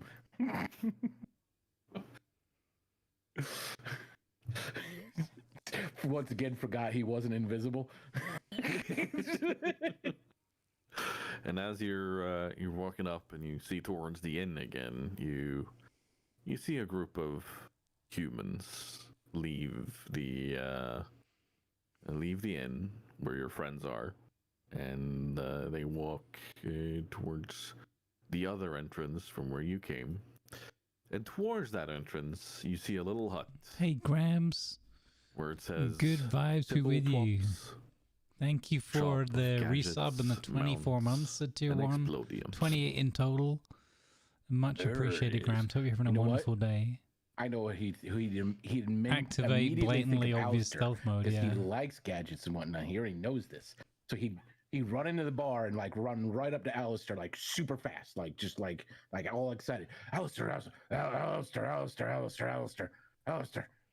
Yes, that's me every time. There's apparently a gnome gadget shop here. Ooh. Yes, it's right next to the entrance we came in. Alistair pays like of all the silver he has gotten back, he leaves like 2 silver on the bar, like, here's for you, my good man. Thanks for the drinks and the bacon. He's already halfway out the door and he goes, and the bacon.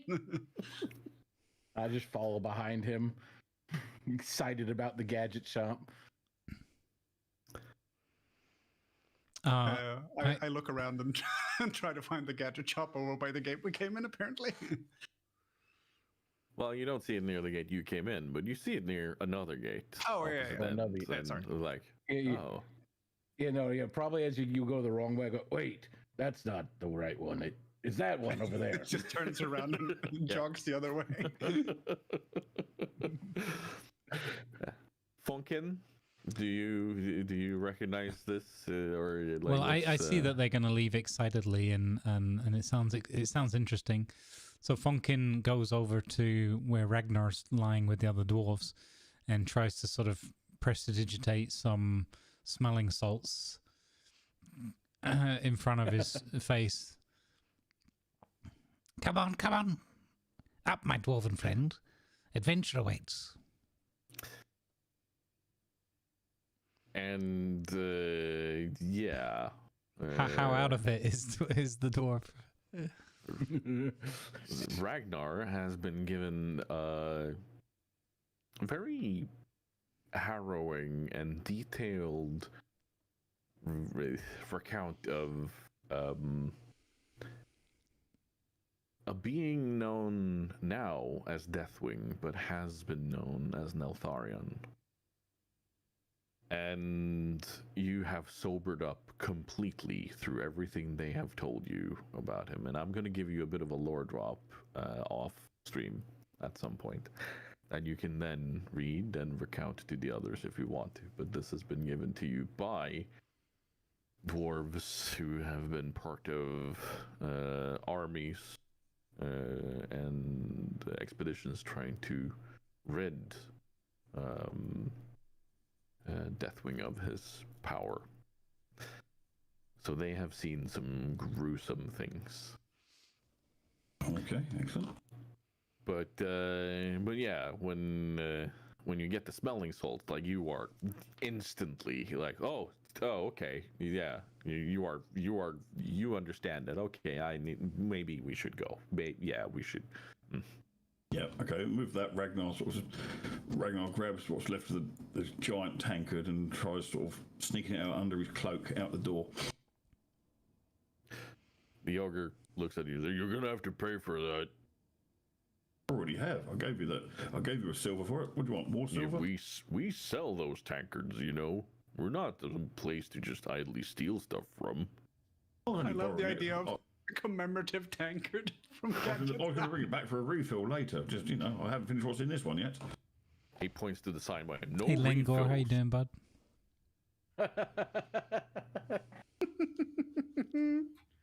So It doesn't say no Ragnar, refills at all. It says we don't sell food here. Oh, we can read it. Oh, good. so with that, Ragnar puts number 4 silver on the bar. Is this enough so I can finish this and take it with me? Yeah, that's enough.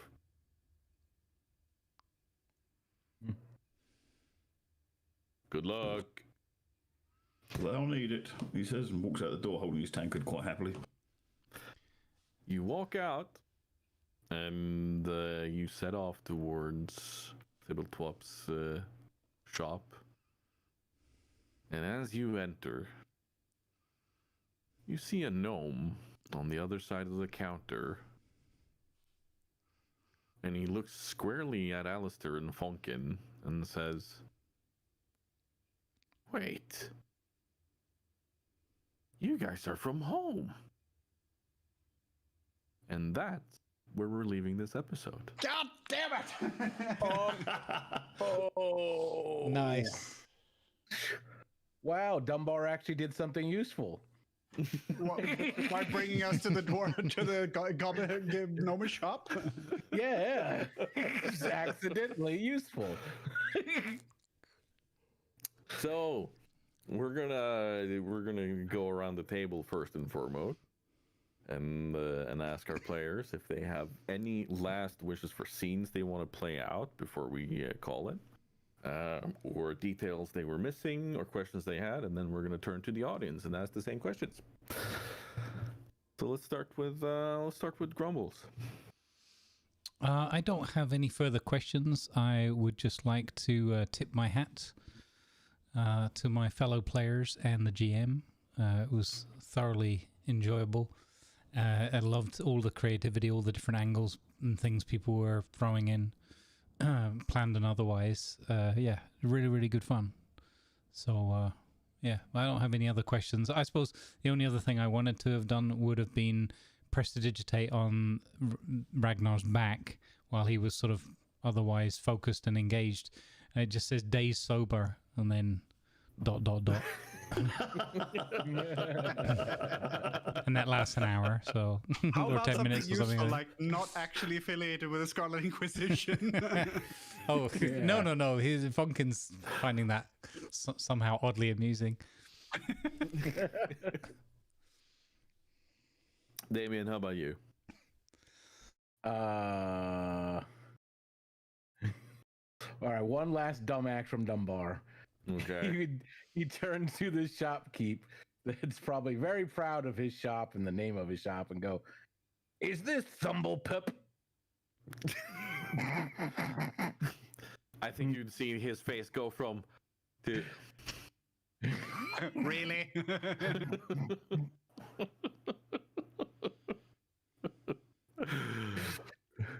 Ragnar, how about you? No, I'm absolutely fine. I've got a few ideas for next time round, but absolutely fine. Cool. And Alistair? Alistair wants to stop one of the gnomes on the mechanical ostrich mounts Yeah. and be like, "Hey, where can I get one of these?" And he just kind of points to the shop that you're already heading towards. Smashing, thank you.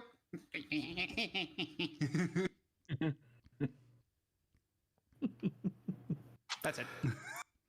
Right. Also, Any player I would like questions? to Okay. concur with Grumbles that tip in the hat to all the cast and our lovely DM. This Oh has my been God, good fun. I get to play again. This is awesome. Now after stream, I have to plan for my other D&D game, but now I get to play. So, are there any player questions or comments, and not just characters? I just love how I'm the only one that literally has a trait in my on my sheet that says stores odd bit of foods and shiny objects randomly in his like, and the rest of you are doing it. But I have brewer's supplies which clearly state that I go around testing brews and siphoning brews off, and I can make beer and I can sell beer, and so beer is my thing. I'm just fat. This is true. Yeah, I still don't understand how you put down that beer. You could probably swim in that stein. You could probably swim. It's a little hot tub for you. Who said I Just didn't? absorbing it through osmosis. Yeah, who said I didn't swim in it? He just sticks his finger in like that lizard just stands in puddles and you When I said I've got siphoning kit, I didn't necessarily I was siphoning it into my bag. I was siphoning it into my mouth.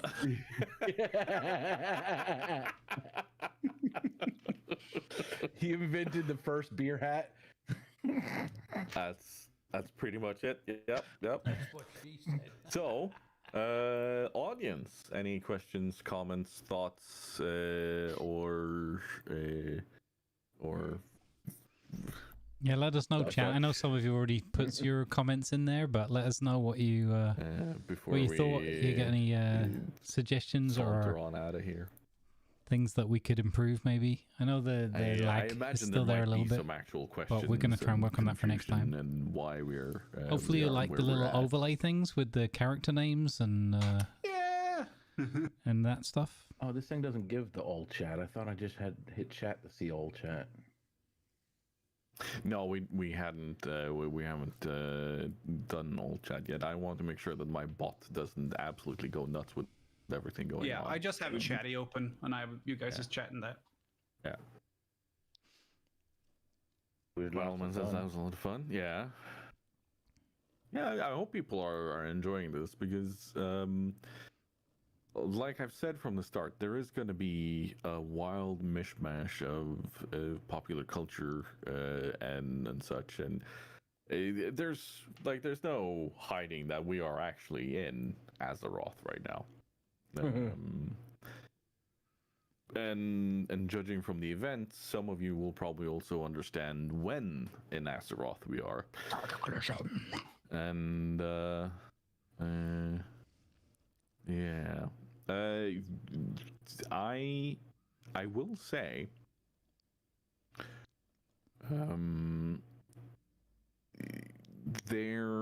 There will be plenty of adventure here before you go home as such, but I think you already understood that. But we'll see what kind of adventure you end up in. But I will also say it's not intended for you to always be in Azeroth. Just so you're aware of that. Yeah. So when we're traveling the planes and the worlds, is there at any point we have to interact with mind flayers? Because I'd rather we didn't. Yeah. And I do like the Next fact up, that the far realm. Fuck! I do like the fact that everyone managed to not talk about anything real life. It was all to do with this story, which is really nice because I've been in a few groups where they tend to go off on weird tangents. I think we all have enough grasp of different fantasy worlds to be able to make our tangents even be fantastical. So that should be fine.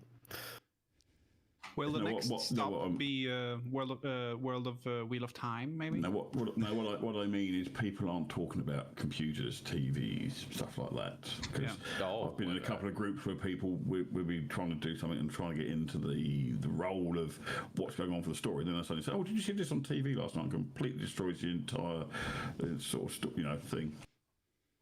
No, I trust in your guys' expertise and veterancy that anything we do for that will be when we have a little break or we step away from the room as such. And I have no problem with that when we're in a situation that makes sense. Like if we were playing a horror campaign of sorts and suddenly there was a TV showing Stephen King and you guys talking about something that relates to Stephen King would be perfectly fine. But in this setting, bringing up what went on Grey's Anatomy last week, I'm like, how does this fit in? In a break? Sure, but no, not when while we're actively playing. That's fair enough. But I also... Chicken? Yes, exactly. A mecha chicken. But that is also a very strong reference to something that goes on in World of Warcraft anyway. So, you know. Yeah, I have seen them. They are... I'll be honest, I was kind of waiting for you to do a very certain thing there, but I will also say it wouldn't have had the same effect as in the game. Kick the chicken? No. I don't know if you guys are aware of that, but in Thousand Needles, in the Salt Flats there's this racing rink where you have a goblin and a gnomish team that are racing against each other. Near one of the stands, there is a little mechanical chicken, or is it just he might be just a concert chicken. But if you do the emote /beckon to him, like with having him targeted, he'll suddenly shift out of his form and be a wizard that waves at you and then shift back. Oh, okay. Yeah. So, and there are certain small things where you can do emotes to actual NPCs in World of Warcraft, and it's going to have an effect. Ads in a couple of minutes. I think there are certain mechanical chickens where you can do the cluck emote. We just get them out of the way again. Yeah. So we'll see. His name is Plucky Johnson. He is a human who has been turned into a chicken. That's the one. Plucky Johnson. Plucky Johnson. Yeah. No, thank you so much, everyone, for hanging out, for being part of this. And I shall only leave you with these words. The world is on the brink of monumental change. As we've witnessed. It'll be fine. We've got bacon. It'll be fine. Yes, you It's not our world. It's fine. I don't know how many kilos of rashers of bacon you have in that bag right now, but you have many. Yep. You heard me when I said they are half-meter long rashers, right? Mm-hmm. Yeah. Okay. There's not a lot in my bag that isn't edible. So he's got a bag of bacon holding. Yeah. I don't even know what a rasher is, and that sounds like a lot. So a rasher is just normally the length of bacon that you get. That's just the name for it. Oh, just piece. Oh, okay. Yeah. Hey, So, Rin, thank you for the raid. Welcome aboard. Guess I will have to Audience, snooze the any ads for last a moment. comments? Any thoughts, ideas, or are we allowed to go somewhere? Lots of kudos and thanks for the fun. Some thumbs up for the overlays and stuff like that. They enjoyed the information. So yeah, good stuff. People are enjoying it. Good. Are any of you guys continuing on, by the way? I am probably going to play RimWorld for a little bit. I've got to go and get ready for my in-person D&D session at 5 p.m. tonight. Nice. I think I'm Come gonna. and fill a slot in. Somebody's just dropped out. I need an extra player. Thank you for the raid, Rin. Much How appreciated. about you, Damien? You're going to bed? I'm guessing. Or are you staying up? I'm probably going to bed. What time is it for you right now, Damien? I don't know. It's blackout, and I'd have to move all the windows I have open to figure that out. Fair enough. Still night. Reminds me, what happened to my music? It just died eventually, didn't it? Oh, I don't know what service you're using, but yeah. YouTube. It loves to go. Are you awake still? Oh yeah. No, it does that. Grumbles, what were you saying? I'll probably whip my beaver out for a little while. Excuse me? Excuse me? I got a bit of a puddle that I need to mop up. Can we have some concern emotes in all the chats, please? Yeah. I need. Say that on chat. It's his age. We get an old That's what Cringer did when I raided him. He was like, "Oh, I'm playing with my beavers, the moist, lovely beavers." Like, oh, he's playing Timberborn. I get it. Yeah, when I raided Grumbles yesterday, the raid message was nice beaver. Thanks. Just had it stuffed. No! God damn it. No, you knew what you were doing. Nice naked gun there. Is this a continuation of the sponsorship, by the way? Like, are you continuing that? Or Yeah, it's not sponsored anymore. I only had to do 2 hours, and we ended up doing like 8. So I guess that means I like the game. But yeah, I'm just gonna play a little bit. I'd never played it before yesterday, and it's oh really? It's really good fun. Yeah, so I love Timberborn. I did my first kind of major damming experiment, and it went very well. Slightly too well. The river's flowing, but not here. Yeah, there might have been a little bit of flooding. Have you considered a levee instead of just a straight up dam? This involved levees, but you have to see it to appreciate it in its fullness. To believe it. We deliberately flooded one other side of the map that was in drought permanently, and that went really well. At the back. Yeah, the waterfalls map. So that went really well. The bit that then didn't go so well is that I hadn't opened up the blockage at the bottom of the map, so it filled up a lot. So we now live in Waterworld. We've got Waterworld with added beavers. Oh no. It's fine. Okay. It'll be fine. It'll be fine. I'm guessing. Well, I'm gonna hop off Discord and do my outro and stuff. So thank you once again, gentlemen. Reminder that next weekend I will still be traveling home from Belgrade. I'm not sure when I'll be actually home.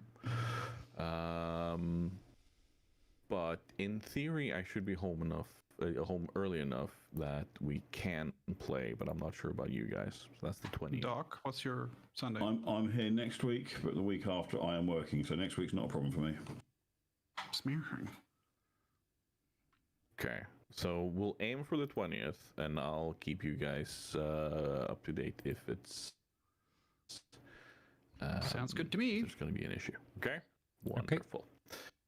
Then I will see you guys in the next one, okay? Yep. Yep. Take GG's, care, guys. Bye. Good Thanks. vibes, everyone. Bye. Very fun. Bye.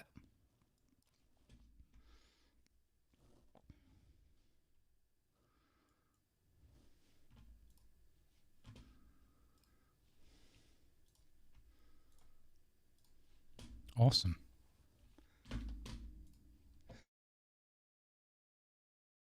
All right, let's put some music for a moment. Put this one for a second. Oh, gotta stretch my knee. I'm gonna go and stretch my legs, and when we come back, we'll do a little bit of Beaver, a little bit of Beaver Town action.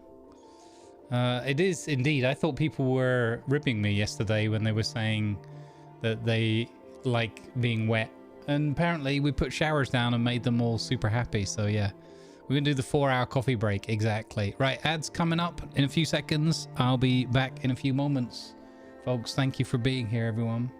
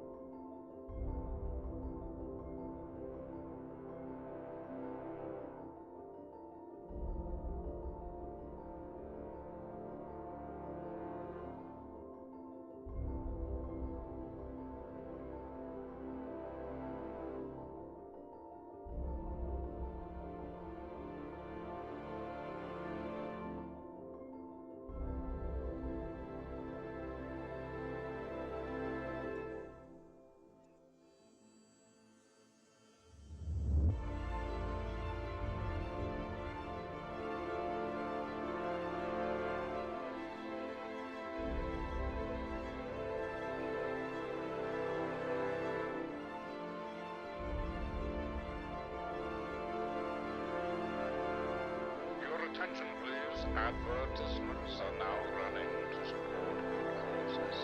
Thank you, please.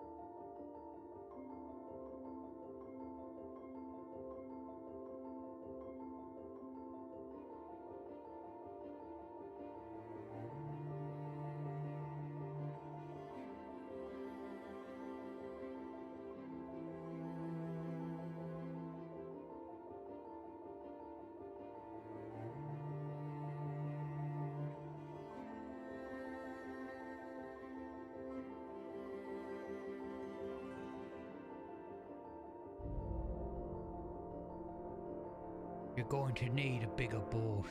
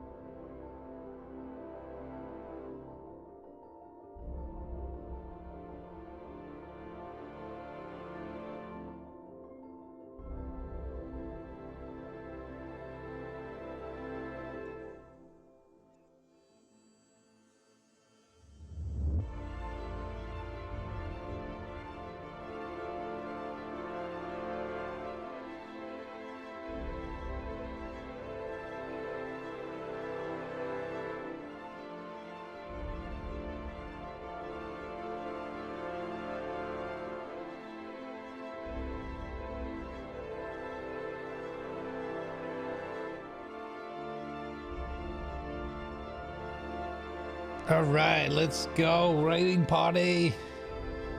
Hey, Tiger, thank you for the raid. Thank you for the wonderful fun session.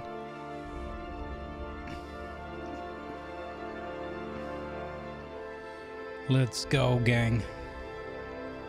Let's give some love for Tiger and the wonderful job he did GMing. Let's get some good vibes and some love going on in the chat here. Some dice rolls, whatever. Good vibes, everyone. Boop. Uh-oh. Oh, I'm on the other camera. Oh, okay. I forgot about that. Let's see.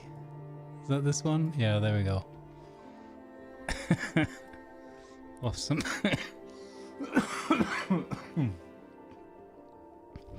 Good vibes, everybody. Thanks for the fireballs, Silver. Yeah. So we can play a little bit of beaver action here.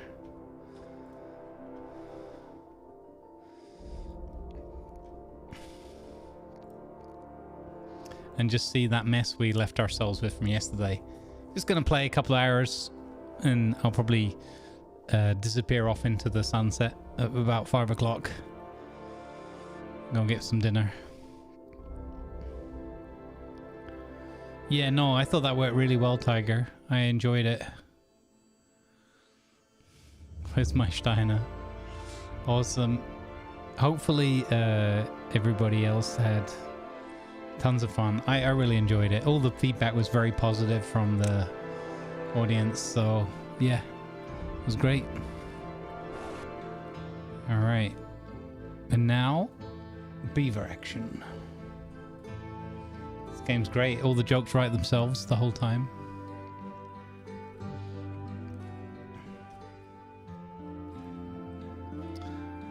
Looks like we have to do the same thing again. I don't know why. Well, it doesn't matter. It's so tiny, this one. Like, I'm literally just head and shoulders. It's because of the cut for the other scene, that's why. On this computer. That's what she said. Yeah, I really enjoyed it. It was good stuff. I thought it was good pacing. It was nice. Everybody got to do some scenes. And it was also a very good world building session, you know. Gave myself, the players and the audience a great opportunity to kind of understand a little bit of the world. A little peek, even if it was a different world and we don't know exactly what's going on and where we are. So it was cool. All right, now I'm gonna go continue here for a second. Hopefully, fingers crossed, it's not stressful and we can work it out for next week as well. That would be nice to get another session in a row, but we'll see. No stress, of course. If you're traveling, I only want everyone to play if we're all like relaxed and ready to go, because it does take a bit of effort setting up. We saw we had a little bit of delay this morning setting up, just getting all the tech working, and we managed it. I thought it went well, but it just shows that it needs a little bit of effort. So let's have a look while this is paused. This is where we ended up with yesterday. Now, partly, so like the end result was because we made a really, really clever thing up here to block the water to raise the water level and flood this, and it worked. First try.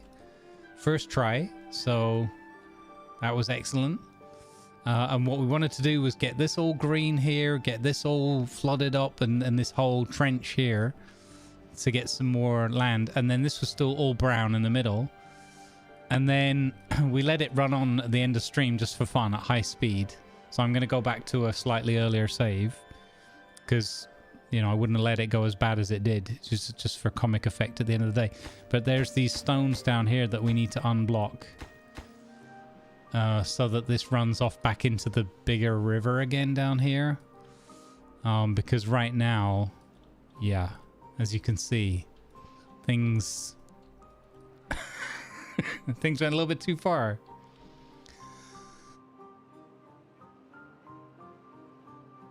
Do they eat rice? We need rice paddy fields, yeah. Hey, Smexy Vampire, how you doing? Welcome in, everybody. Thank you for the raids that we got there, by the way. Really appreciated. Level 9 Rin coming in with an Atlas party. And Tiger's Den, thank you very much. Let's run our raiding song. Going to need a bigger board. Going to need a bigger yep. So yeah, this is where it ended up for comic effect. Now, what I don't know is if we load an earlier no, this wasn't a lake. This was empty. This was empty waiting to become a lake, perhaps, right? So yeah, we're gonna go back to an earlier save, but not too far. I'm gonna go with the whole we dammed this up. Or we put a levee up there, and then we're going to see, we nearly had flood-tastic here, and we got away with it, thanks to some berry bushes and some ruins, and then everything was fine, everything was great, and then at some point, like I said, this filled up down here, so we're going to see if we've got a cheeky little save that's a bit before. Here we saved it here when the levee breaks. So I think we made Beaverovia 6 and 7. Let's have a look at 6 and see where we're at. Because I don't want to cheat in terms of, this doesn't matter anyway, it's only my own save game, but I don't want to go back so far that, love this artwork by the way, it's amazing, beautiful, that we don't have kind of most of the effect.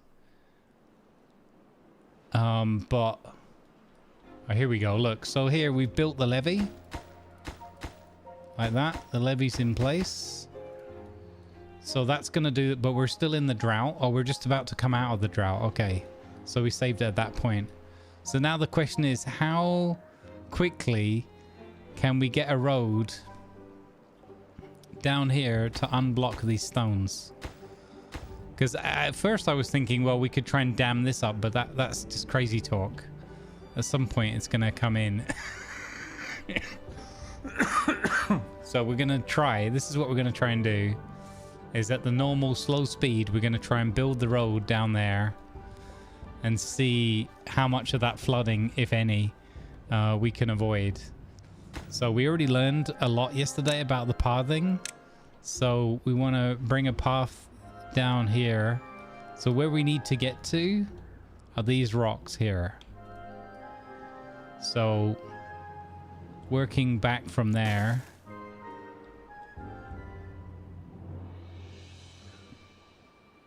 we're going to look for the least amount of bushes that we can cut through. So I think we go like that, and then here, yeah, just straight line this, connect that up. Okay, then we got to do some demolition like that. Demolition, and then this one. So that allows that road there, that road there. Now, when we did this last time in detail, I got it wrong by one measly little sapling. I got it wrong, and it was a disaster. So this, we can demolish this. So let's set these to be demolished. But in order to get there, in order to get there, we need to have a path. So, all right, there we go. Let's go. Beautiful, beautiful. This will be fine. Yeah, I've been handling it for about a week and a half. We went down to my lungs, Purple Daisy, and last weekend was horrific. Ended up coughing up blood often because I damaged like from coughing too much. It damaged the whole setup there, and but I'm well past that now, but I've got a little bit of like watery feeling on the lungs, and again, it's not as bad now as it was a couple of days ago, but at nighttime it's the worst. And then the psychological, because you know you're going to go and lie down, and then you know you're going to start coughing, and builds up in that like that. So it's a bit of a pain to say the least, but we're getting there. Okay, we have a completed road. Hopefully we can get that demolition down there, or demolish rather. That'll be all right. I've had similars and worse. Oh, here comes the water. Here comes the water. So we get your Led Zeppelin ready to go when the levee breaks. It's going to take a little while to fill up. And they've got demo squads down there. I think we got it. So it's almost as if yesterday's mistake never happened.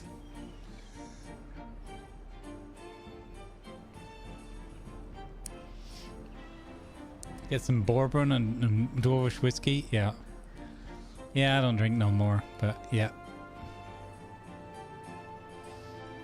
It's definitely one of the worst like chest cough type combos that I've had in like many years. Like really horrendous.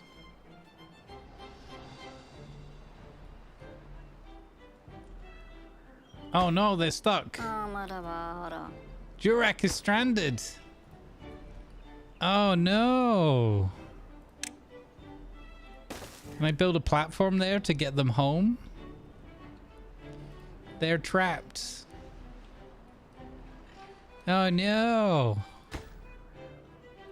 Go rescue team. Jurak, you were in charge of the operation, man. How did you let this happen? It's you and Fridge. It's a trap. How did you let this happen, sir? Oh, here we go. The water's running down now on this side. It's coming down here as well. So we're getting all that beautiful green. This is so well planned out, chat. Nothing can possibly go wrong. What a bunch of muppets. Blame the third person that abandoned us by chopping up the road. You were in charge of the operation, sir. You were in charge of the operation. Why don't I drink? Just personal choice. Prefer not to. I drank a lot when I was younger. And through my young adult life, I feel like I just drank enough. It was enough.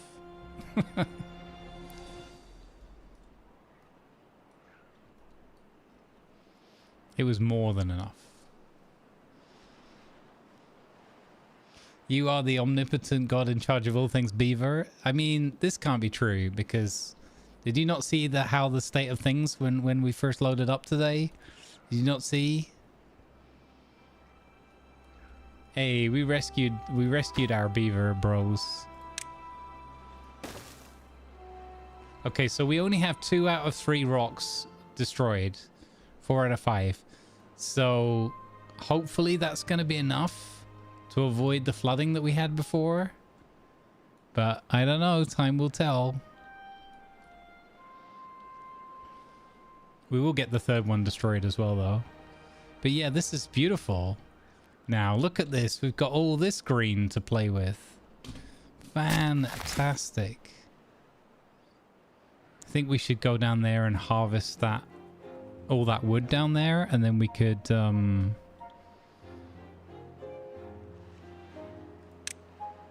what do you call it?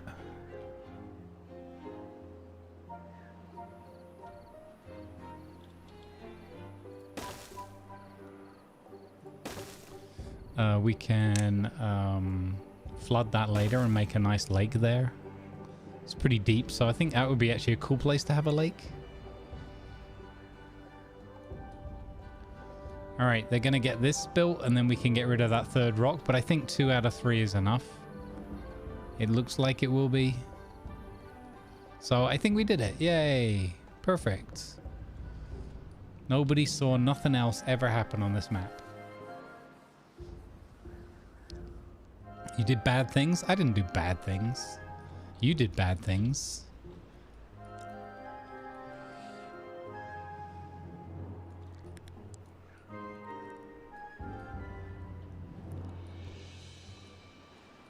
First try.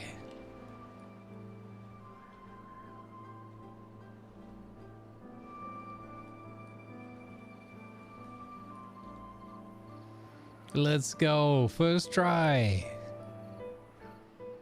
Okay, and then we slightly expanded our settlement. Vacancies is 0 though, so I think we should add some more housing in.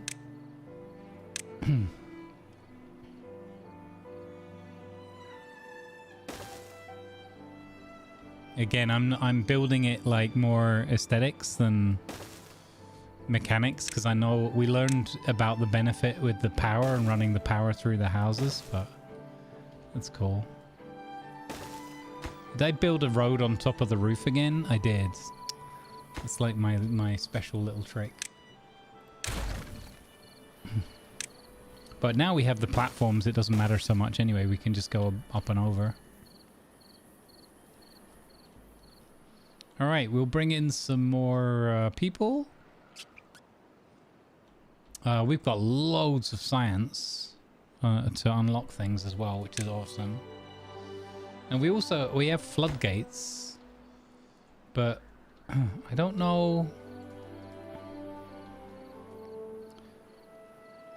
I don't know if we need those. We haven't got into processing any of this stuff yet, so I guess it just depends on how much we grow our peeps, right? This also was a little bit ropey up here. Hopefully that's not going to come in to catch us out. Did that just go up there? Are we getting a bit more water up here than I was expecting? And maybe we should dam this in a bit? Don't know.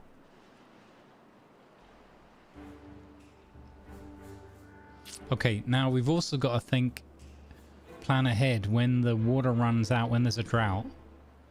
Where we want, where else do we want some damming?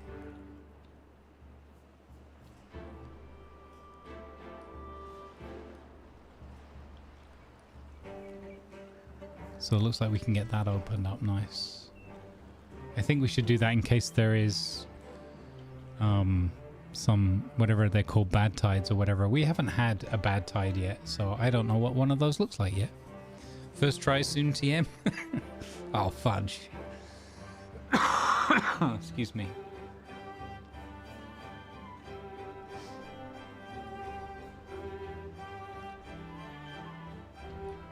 All right, we added potatoes to our diet as well with the grill house.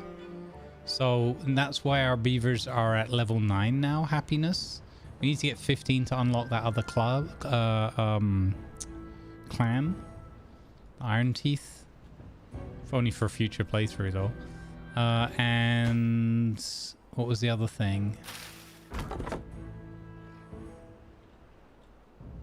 Do I need that lumberjack place? I think that was the one that was covering this side. Right? I think I want to move this one. Logs. Yeah, we'll put him here. I think that's a better position. And we're just going to get rid of that one. There we go. All right, cool. And I think we're in a position where we can start making this medium tank, although the medium tonk also needs us to start making gears again. Huh. Maybe increase our population first. Okay, so where would be a good spot to dam up here to stop losing too much water? Also, should I invest in making a path to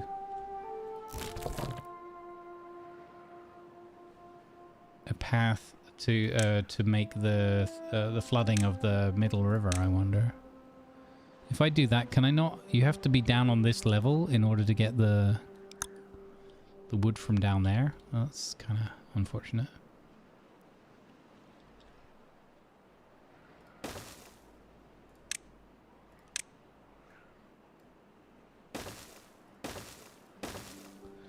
Okay, that's a long way to go for their food and everything. But yeah, we have all this pasture land this green land to play with as well now.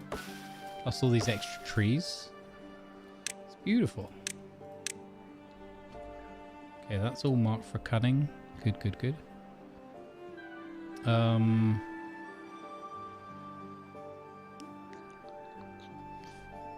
So I think the only thing we don't really have a handle on is wood. In sufficient quantity. What a beautiful little game though. I really, really enjoyed playing this yesterday. So chill. Need more beaver showers? Possibly. We do only have 2 implemented so far. So yeah, you're not necessarily wrong there. Let's get another dam going over here though, because flood is way off. Not a dam. Yeah, no, a dam. Dam was the right term.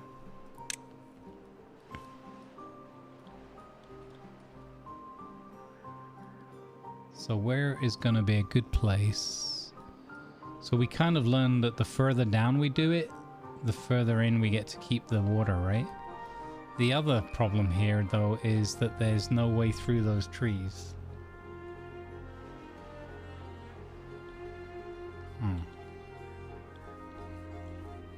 We could dam it up all the way down here. I wonder if that is a big enough body of water to not evaporate in a drought. We don't know that either. Certainly could be easier, quicker to dam this bit up here. Oh, maybe I should make this a dam now.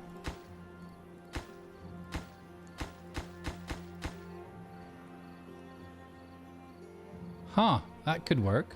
We'll just make this a dam.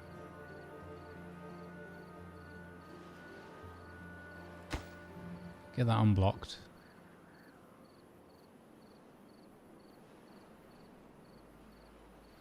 Okay, we're gonna demolish this. And we've learned that we have to do it one at a time. Oh, actually, no, wait. Nearly. I nearly did it. We dam that one up at the end. Then we work back. Because for some reason they're a bit silly. I suppose we could put a path there. And a stairwell down.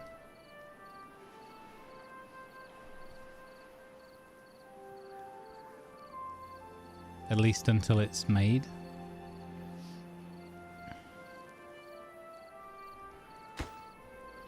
Okay.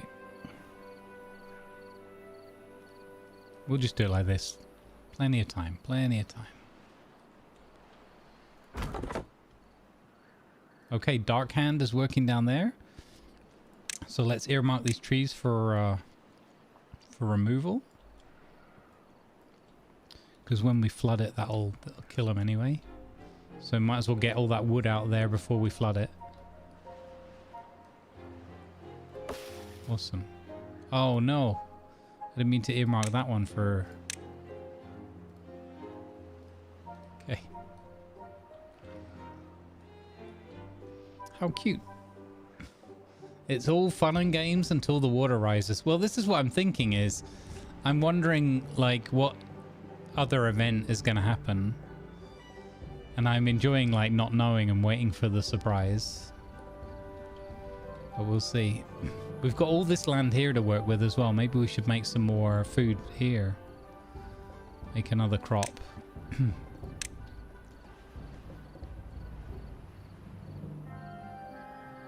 Let's clear all this debris here. Actually, with this fridge here working in this hut, we can actually plant more trees now. Oh, should we plant chestnut trees? Then we can get chestnuts from it as well for food.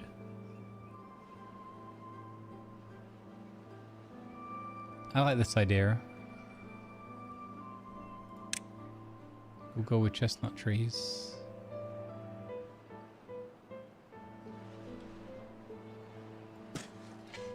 Boop.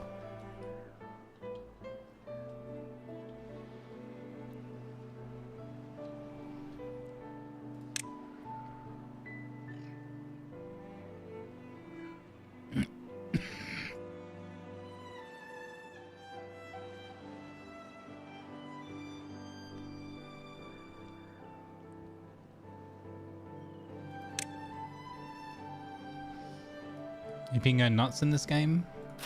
So this farm covers this whole area here too. So we're just gonna chuck down a whole load more potatoes.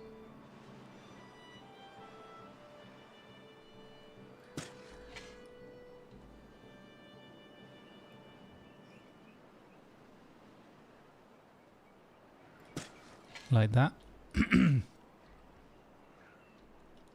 Amazing.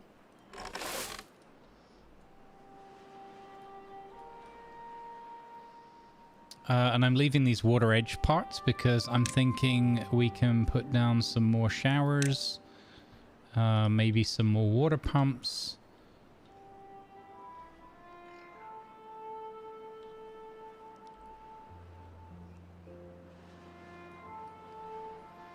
This would be cool as well. We could perhaps levy that up and just build up to that level here.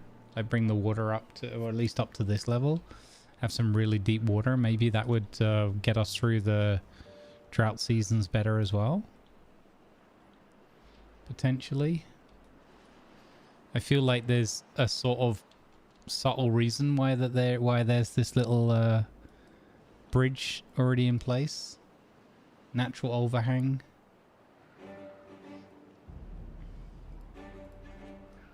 Seems I'm very curious, like right from the beginning, why that one's there. Like we could build even further up because somebody also said we're building very like 2D, which is fine. You know, again, I'm just learning the game, so.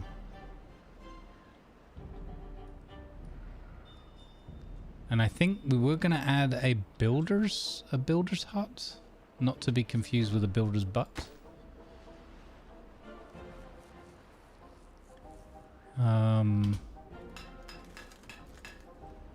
Let's get the gear workshop going again. I think.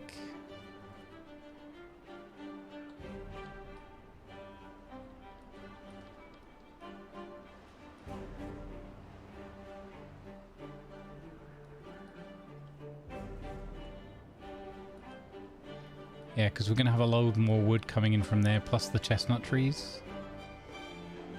So I think we can afford to run the gear workshop now. We've got 3 people idle. So then the challenge then is going to be power, right? So we could unlock windmills. And then we can learn about windmills. So green up here, this looks like a good height. Or too far from the district. Interesting. Oh, green here as well. Okay. Generates a changeable amount of power from the wind. I'm imagining that there's going to be a benefit to it being higher up. But also the trade-off that we have to get the power back down again.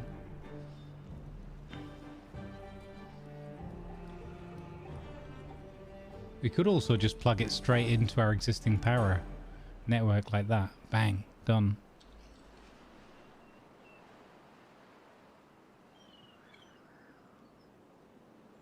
Yeah. 150 horsepowers. Do you know I'm just going to slap that in there and we'll see what happens. That's a lot of power, although I suppose that's when it's running at peak. Network demand is 80 right now, though. Of 170 total. It's not bad. And I'm wondering, yeah, again, with this, if we... Here we've got some room to play with this height. So maybe we can create like higher waterfalls, like a faster flow to the water down here. Or even just a flow at all. How's this gonna work when the drought kicks in? All this and many other rhetorical questions to be answered soon, TM. Alright, we got some new entries here. So we get T20 on board.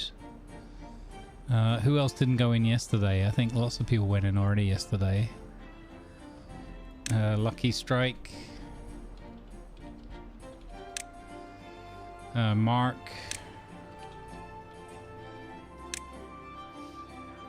Schmexy Vampire. Bang, there we go. It's our next batch. You're all a bunch of beavers now. Beavering away for us. Okay, so look, you got the faster flowing water, the slower flowing water here. Let's get rid of this one. And we build another dam. Damn. Like so. I like it. Jurak's now working at the gear workshop, having discovered that he's not best placed to do demolition work. Hey Elassa, welcome in. Is there a beaver union? No unions. All beavers are equal. Except maybe Boss Beaver is a little more equal than others.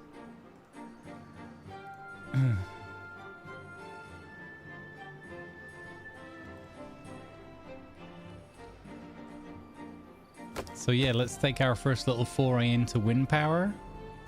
See how that goes. We can speed up to get through the night. But yeah, we fixed up, we mopped up our mess from yesterday. Beautiful. Beautiful, beautiful, beautiful. I mean, I suppose the ultimate fairest way to have done it, fullest way to have done it would have been to try to clean up the actual mess that we made. But, you know, again, we let it run on deliberately at the end for comic effect, so I wouldn't have let it get that bad in the first place. Apart from the fact that I kind of suspected that might happen, but I didn't know for sure it was going to happen, so... Do you get a house on Beaverly Hills? Yes, over here. When they're built. Alright, how many vacancies have we got now? 3 beds, 3. Okay. Busy a little of beavers. Can I stack the houses? I can. Oh my god. Oh my god, we can stack the houses like that. Beautiful. I don't know if they can get down from there though. I think there's a pathway missing.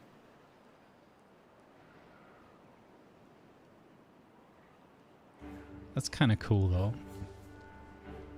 Double-decker housing. 2 up, 2 down.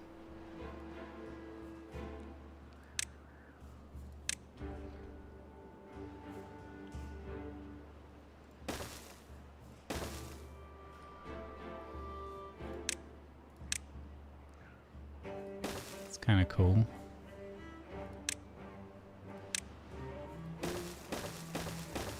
Boom. Our first ever 2-story home.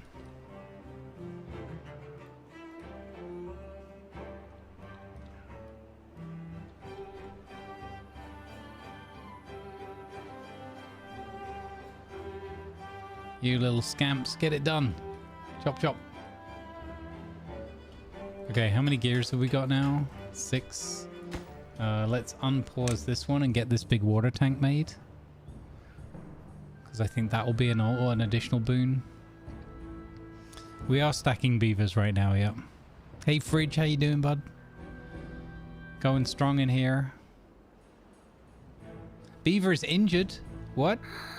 Who's injured? Druid Noble. What's the injury? How did they get injured? Oh no. We need hospital beds. That was the thing somewhere we could unlock. I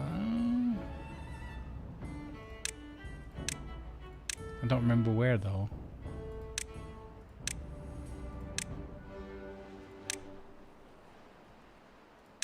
Well-being, here you go. Medical bed. Yes. Okay, we're gonna build a medical bed. Where does that go? Medical bed, look how cute this is. We put it up on, oh, it goes under a little tent of its own. So it can be next to the new house, next to the party spot. So when you're recuperating and need a lot of rest and peace and quiet, you can go to the medical bed, which is right next to the party rooftop. No, it's not the broken tooth thing, because we already had that sorted. We had the grindstone here, teeth grindstone. Been visited by a few.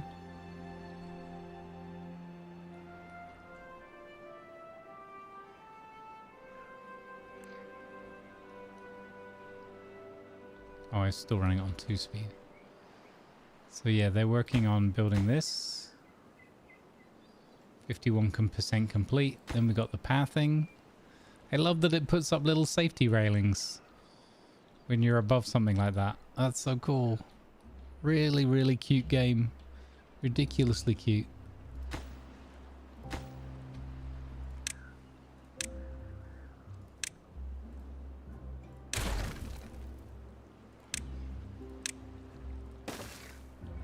Okay, we're going to dam that last bit there.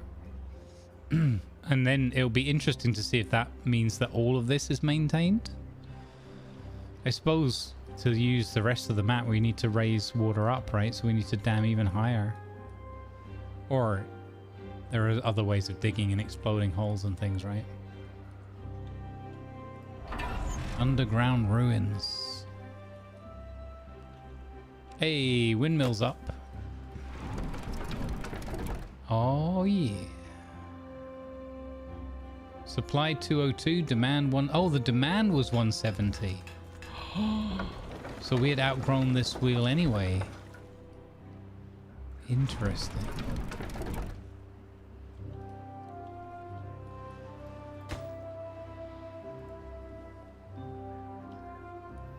Interesting.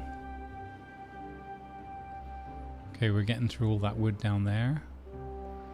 So this dry area up here, how are we going to fix that area? We've got to flood it without flooding our home village. I wonder, what can we do? Like literally build a dam all the way along the edge here or something? Eventually. Stories to be told in the future. If there was a bad tide flood or whatever, this could again be horrendous and go horribly wrong again.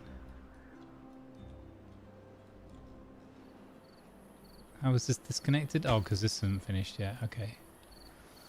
Alright, beavers. Get your rest. Up and at 'em, bright and breezy. And I've not yet once increased their working hours from 16 hours a day.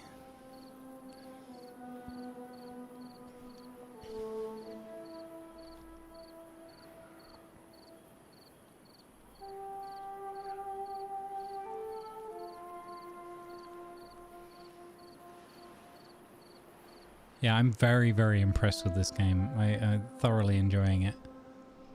Great job they've done.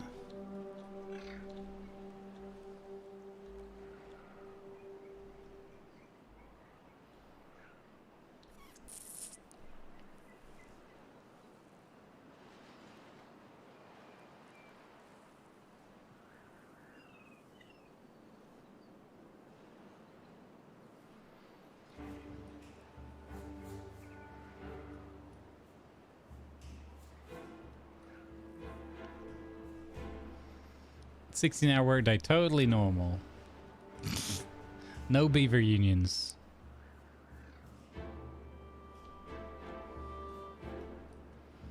Okay, what do we need to add more showers in? Here. Showers. Maximum depth 3, okay. So it works well around here then. We throw more in there.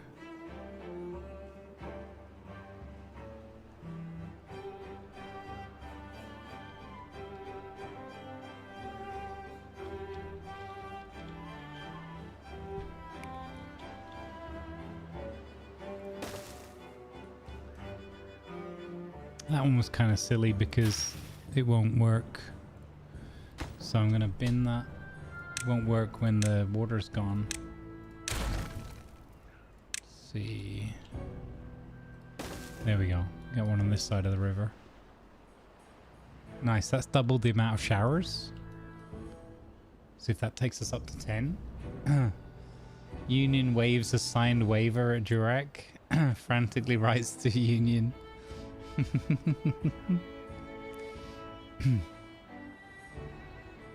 Sajar died of old age.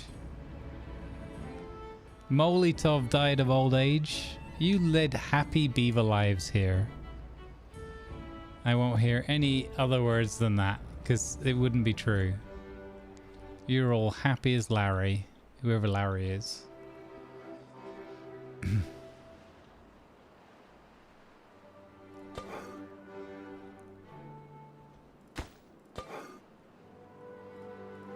Okay, that's using up logs as well. Okay.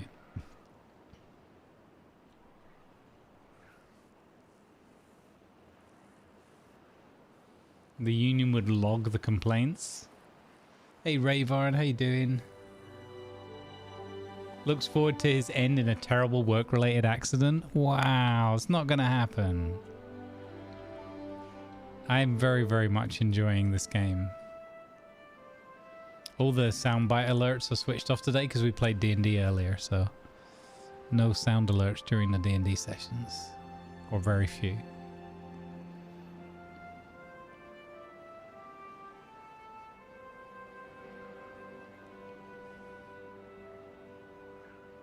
You got me so close to buying this game. It's really good, Jurek. I'm not getting any kickbacks from them whatsoever. But I guarantee, you know, well, I know everyone's got to make their own mind up and know how much time they've got and all, you know, yada yada yada. I just think this game is really super cozy, but it is filled with traps waiting for things to happen and go wrong. And I know that because I've played slow speed, we've probably not scratched the surface of all the things that can go wrong and the chances. We're playing on normal difficulty. There's also another difficulty level above this as well, so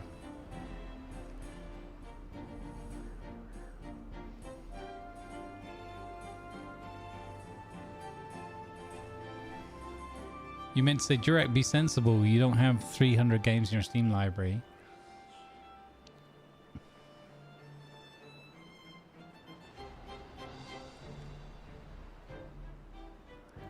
Am I? Oh, I'm sorry. Jurek, be sensible. You already have 300 games in your library, which you don't have enough time to play. So leave it alone. Go back to Dwarf Fortress. That's a lightweight game that's very cozy that you can pick up and put down anytime. Just like Rimworld. It's another one.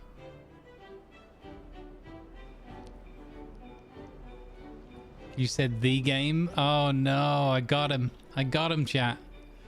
I got him.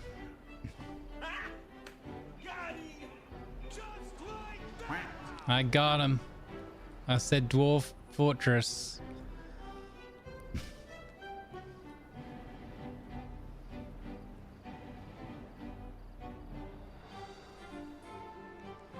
Okay, did we get this dam? Dam dilly doo doo? We did. So we have a Dan Marino here. Dan Marino of the Dolphins. So possibly we can keep all of this wetland when the next drought hits, possibly. But we could also have Danger Will Robinson if some of this bad tide stuff does happen. You like listening to the little guitar soundtrack from Dwarf Fortress? Okay. It's not like Clan Folk isn't there for you. See, Molly's helping out. Thanks, Molly, with the assist there.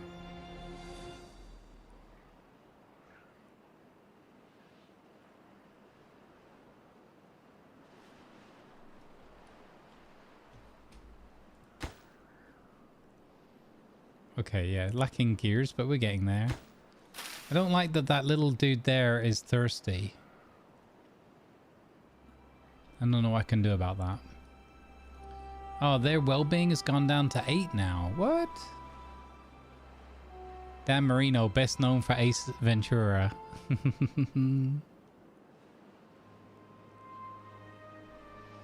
When I was a kid, I liked the dolphins.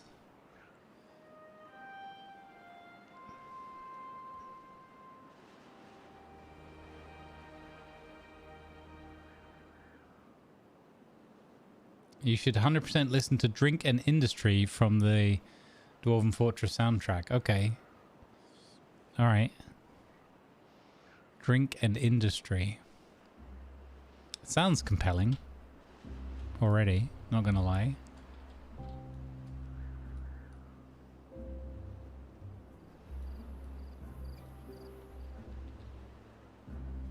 Here we go. Rise and shine. Look at all the beavers rushing out ready for another big day. Lovely.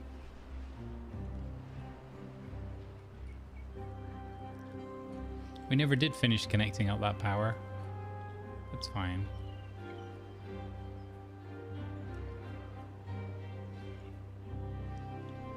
One for Doc's character? Yeah.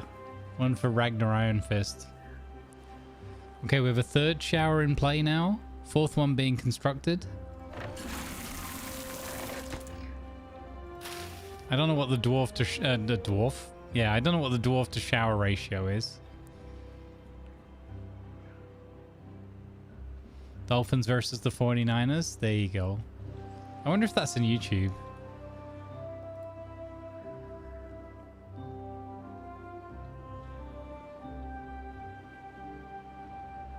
Wet, wet, wet. Is that the Beaver's favorite band?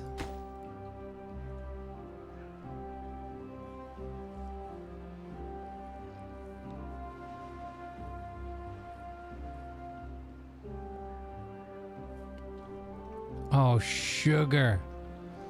Oh, sugar. That was me thinking I was being all clever like. And I wasn't. I forgot about connecting the shower up. Okay, while we're at it then, we might as well do this. And we'll put 2 more down there. And we'll go up to 6. What do you call a dog who digs up artifacts? Archaeologists. The full 4 hours is nice. That's a good shout, Viper. What a happy coincidence, because I feel like watching something different like that. A blast from the past. That could be good fun. They aren't keen on dam busters? I mean, that's fair.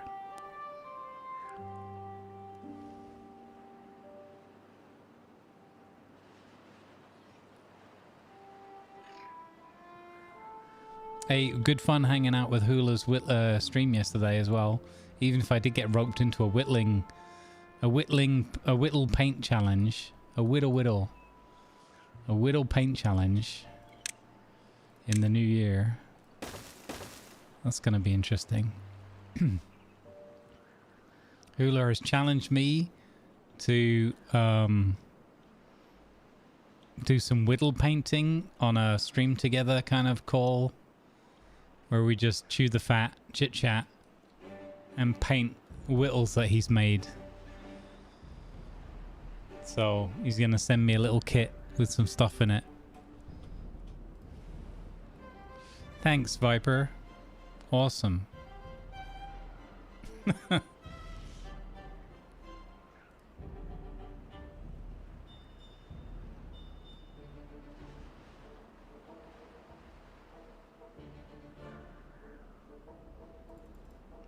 That's cool. Thanks, Jurak, as well.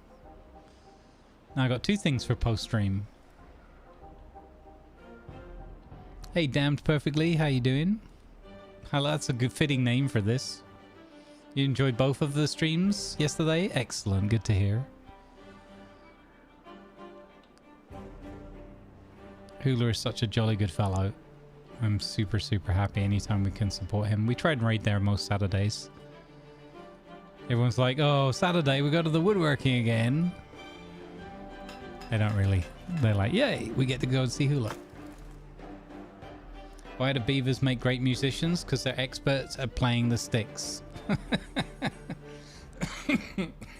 You'd laugh, but I came up with Fonkin's home village name this morning, just randomly popped into my head, and I decided that his home village is going to be called Little Sticks.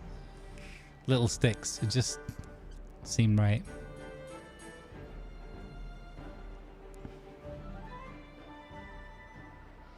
Need a GoPro so you can have the Whittle in full color and keep his the cam as it is. That's a good idea. Now, I don't know how I'm going to do the extra camera thing, but we'll work something out. Stupid knee. Stupid.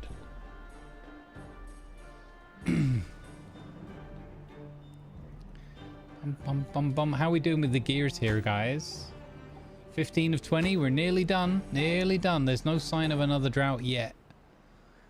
I've got loads of science.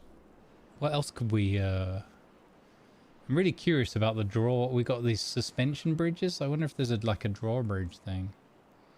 Overhangs.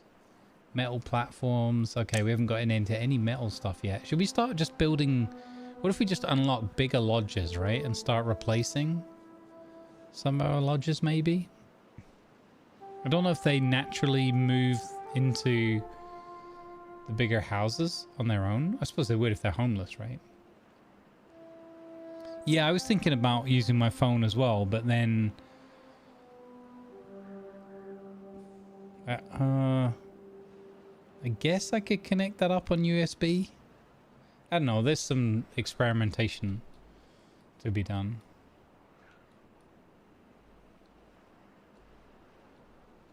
Are there water pipes to run from the pumps? Not that I know of. No. I see what you mean though about making it more... we could upgrade to the large water pump as well. Maximum depth 4.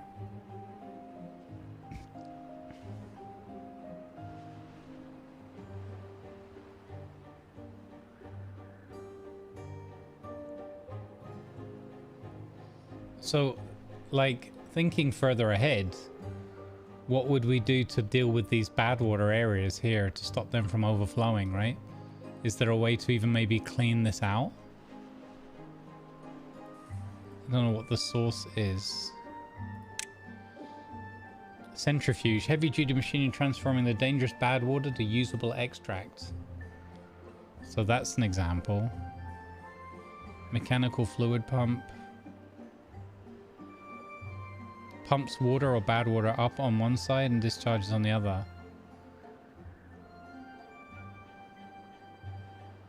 Bad water dome. Seals a bad water source. Can be opened or closed at will. Oh. That's interesting. Bad water rig. Seals a bad water source. Employs workers who extract bad water directly from the source. Must be built on the ground. That's 4,000. That's like way beyond whatever tech we've got here. It probably needs things like metals and that to be made. I don't know. Just guessing.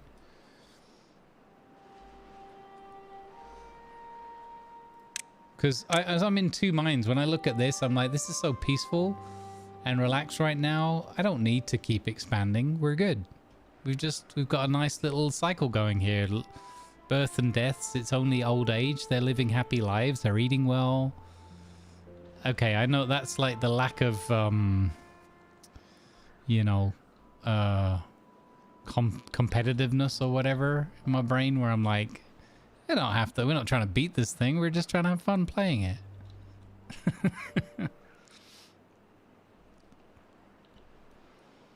But no, we can't just we can't do that. We gotta push it.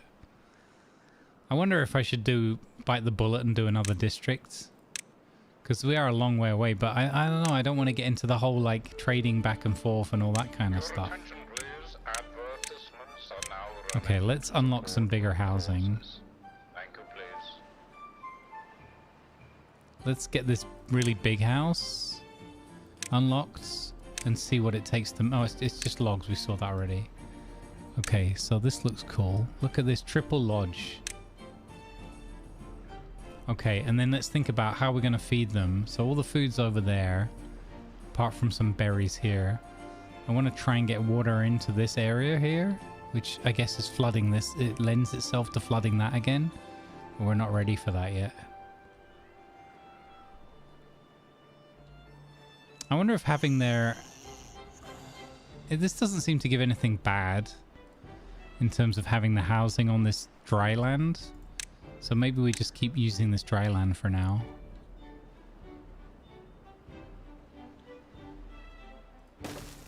We add a couple of apartment blocks in. Like that.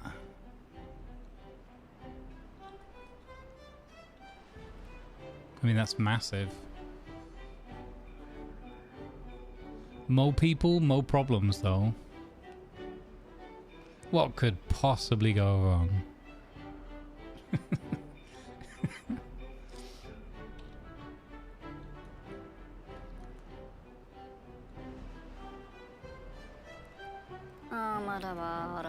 Oh, he's starving.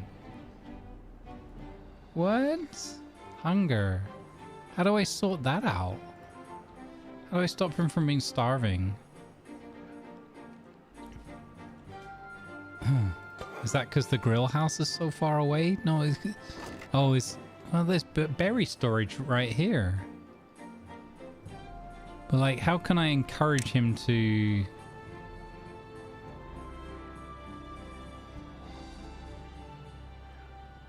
Is it like if we put a small warehouse nearby and keep some food in it? I'm gonna try. We keep some berries there. We're just gonna do things and see what happens, see what the consequence is. But that ain't running. Ain't no win there. What could possibly get wet? Hey, we got the extra shower in. So let's go to town with the showers. We're trying to get to level 10 happiness. Not there yet. This is now at 17 out of 20 gears, so nearly done.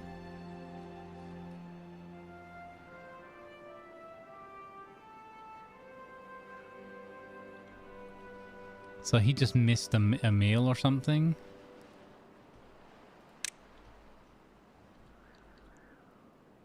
So if we're gonna build some more houses and things over here, we're gonna want another socializing spot, right?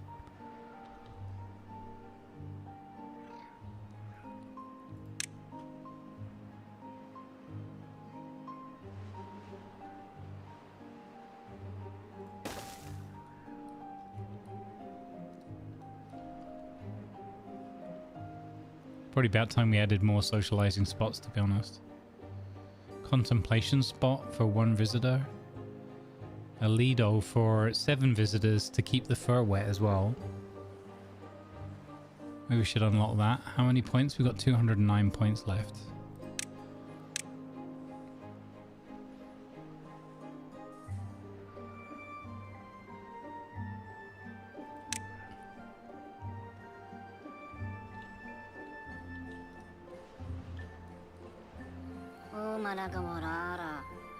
I'm not happy about this chap being starving. So basically, I'm guessing because he's got so far to travel, he's not making it back in time and missing out, and there's not enough spots for them to socialize. Is that where they eat? Or no, it can't be. Well, it could be.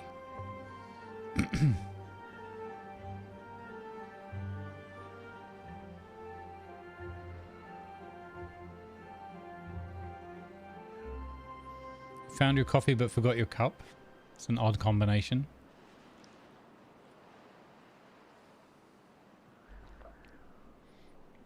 We have another injured beaver. It's Jurak. Come on, Jurak.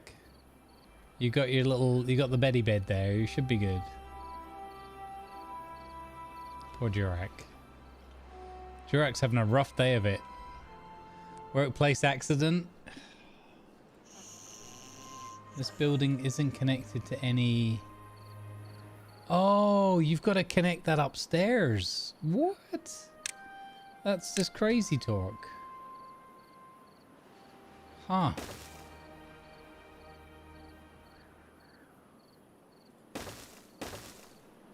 Huh.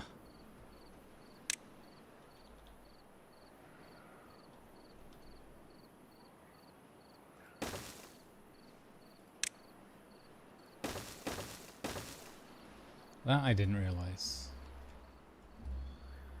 Okay. There's a bit of a downside that we have to make all this extra faff.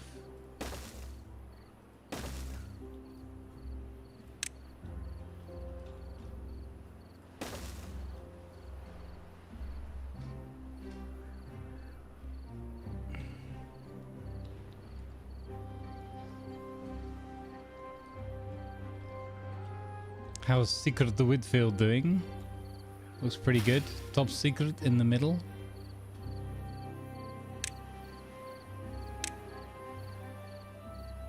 How do I get rid of that leftovers?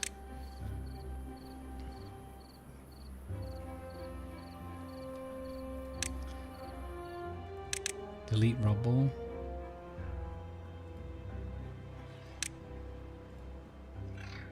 Like that. I guess that's happened because there wasn't enough storage space earlier, right?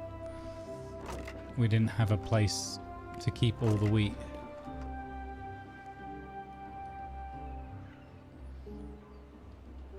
Oh snap, I just realized we can probably chuck warehouses on top of each other like that. That's so much better. That's so much better.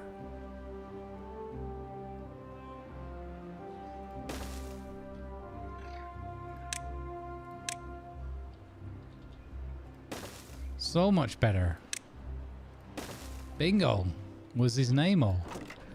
And we don't have to keep using up all the floor space. Perfect. One more gear for that big water tower. One more gear.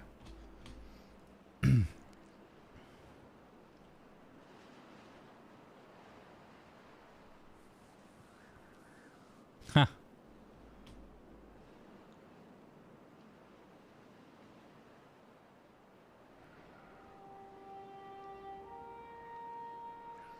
Yeah, thanks for that,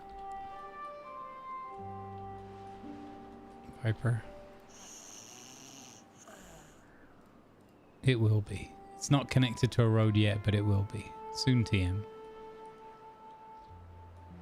So now, yeah, we can start seeing how verticality's coming into it because we're going to run out of space for the footprint.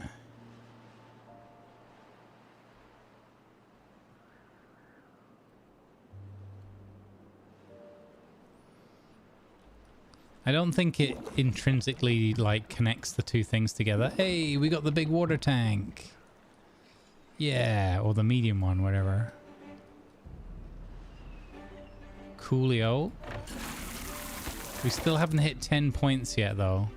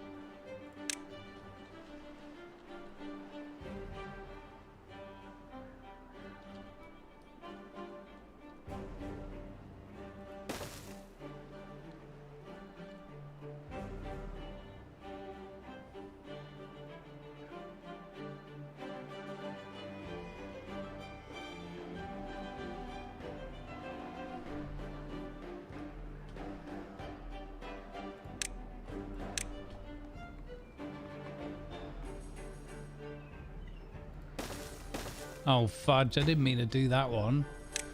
Why would I have done that, game?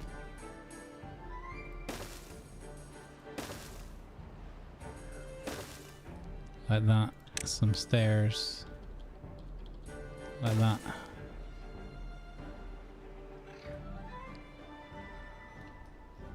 That uses up a lot more resources, so I'm going to stop clicking like a wild man.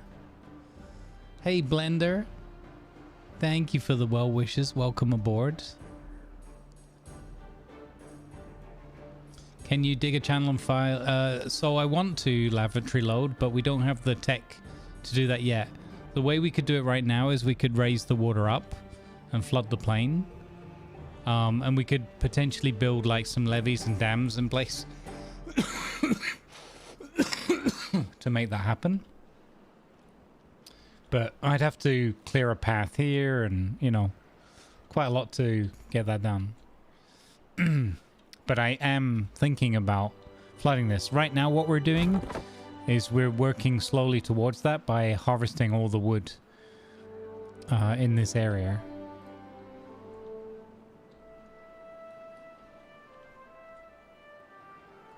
What's going on here? Why these aren't getting built?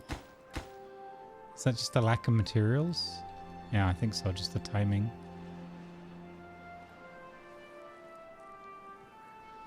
But we're also going to get these bigger houses going. And then when we've got the bigger houses going, we'll get population boom. Poor Durex on -5 well-being. He's injured and dehydrated.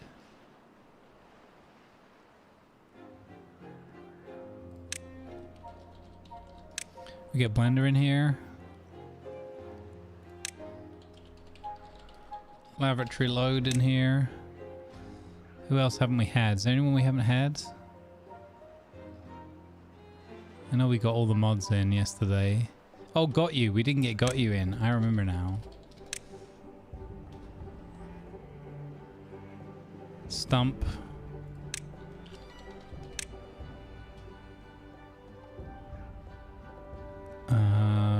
We must have had Zatelli. I don't know if we had Rayvarn. Now we have.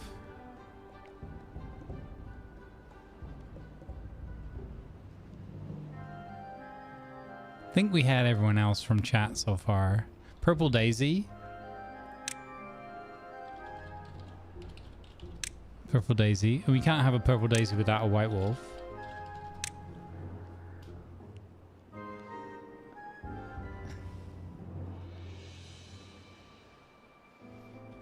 Did we get Mikios in here ever? I can't remember. We never got Tiger in, that's for sure.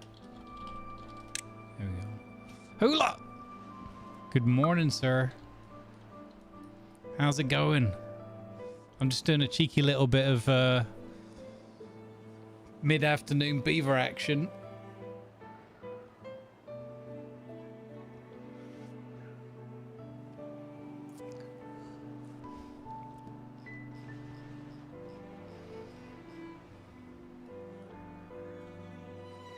May have slept in a bit this morning. You missed out Dungeons and Dragons, man.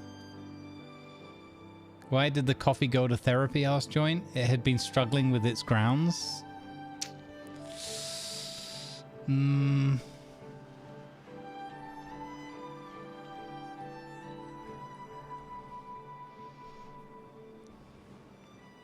Why did Mr. and Mrs. Coffee Bean go to therapy? Because they both felt they had grounds for divorce, but didn't want to give up. See? Workshopping.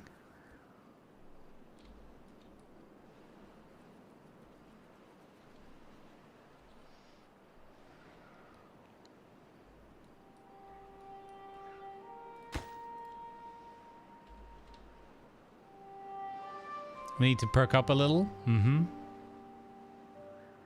Well, you can't rush them in perking up. Maybe they could perk you later.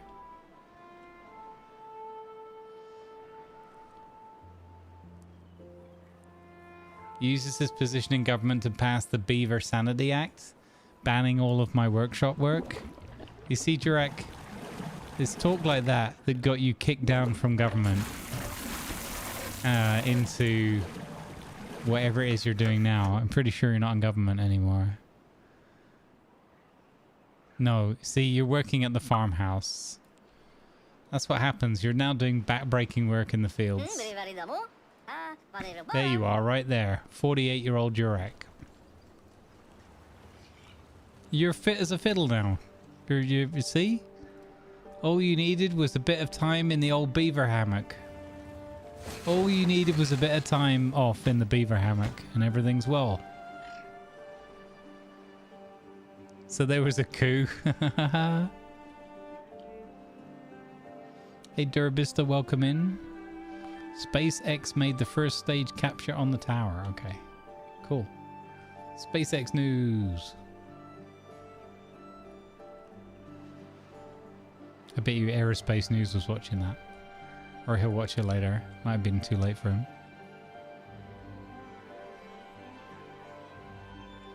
Let's go, all my happy little beavers. We're at level 9. Can we hit level 10 now that we have all these extra showers?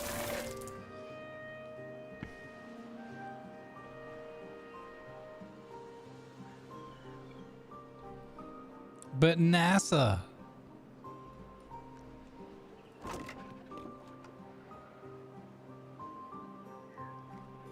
What's this all about?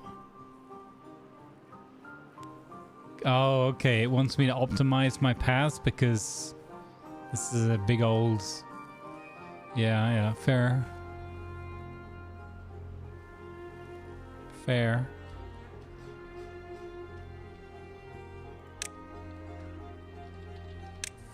We got Hula in here now. Let's go. I'm expecting some woodwork improvements here with Hula on board. At the very least, I'm expecting some good beaver whittles.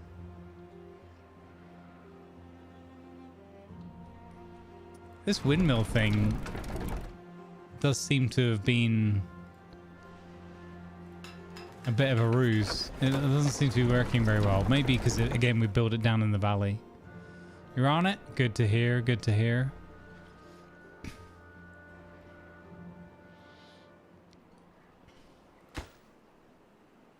Oh, you know what we need? I forgot about this.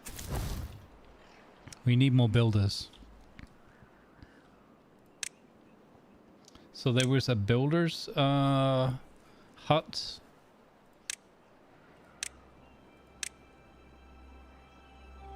Was that something we had to... There is a woodwork shop. Was that a thing we had to...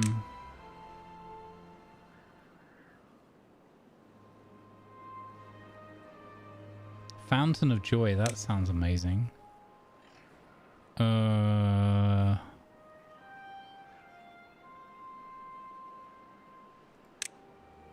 was the builder's hut?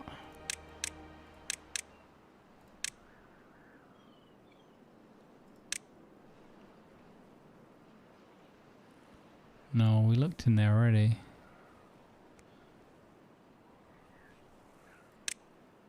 No. No. No. Oh, builder's hut. There you go. It looks unusual. So we've got to unlock that for science. Okay. Now we're going to get a builder's hut going. Not to be confused with a builder's butt.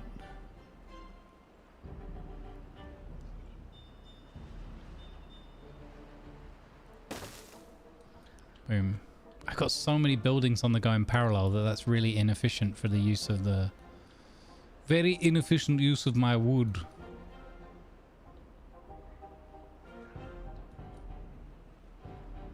Oh, they still didn't get this one house open?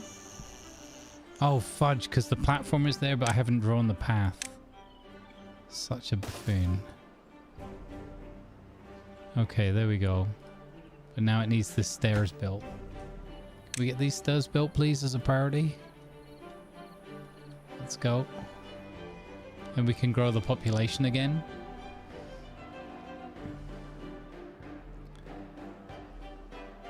No, you're okay, Durabista. That one would have been an obvious, like, I need the answer. Yeah. But I did make it clear. You're all good.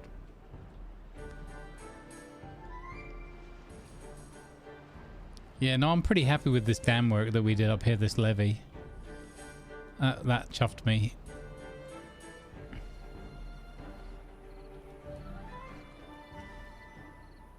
But we do need to work out...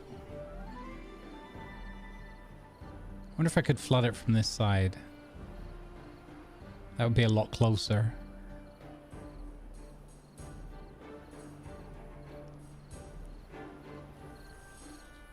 So the rocks are higher on that side than on this side. So we'd have to be careful. You know what we could do is we could put some levee stuff here. And then we could dam that up. We could actually have a dam. Oh, I wonder if we do that way. Yeah, I quite like this idea. Damn it, I've got another project, chat. We've got to finish building these other projects first. I'm killing myself. I'm tripping over myself. Making too many additional projects. Level 10! We hit level 10 happiness. Did we not get an award for that? Is that not the best we've ever had?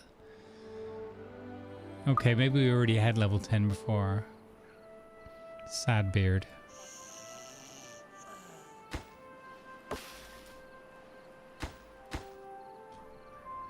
I'm gonna just deconstruct that. We're never using that. Yeah, I keep side questing myself like a real doozy. Shouldn't the builders help me prioritize to make the building faster? Otto, don't come at me with your logic.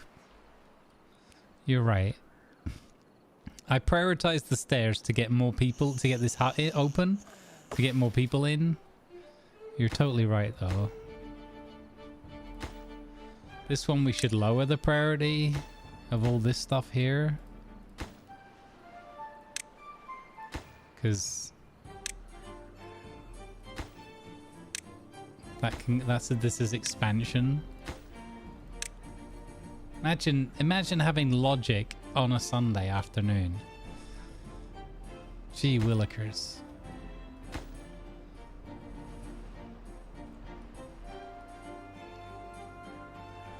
Get those stairs built, guys. Come on. Missing planks. And I think they were underpowered because we're running the gear shop as well. Oh, we should stop running the gear shop. We're not using gears at the moment. Okay. Pause the gear shop. Okay. Oh my god. Forgot about that. I screwed myself again. I screwed myself. All the planks were going into gears, and that's why it was taking so long to get the stairs done. I also was thinking yesterday I wanted to double up on the lumber mill. Get a second lumber mill in place. Bucket, bucket, bucket. Durek loads up Timberborn, grumbling the whole time. Got him. Got him. It's a trap.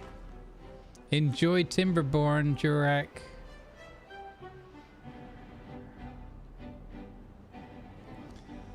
Oh, is this what these are for? Oh, that's cool. So you can just go low like that and then just go boop. Oh, thank you, Kalas. Yeah, that's handy. I had always wondered what those were for. Now I know.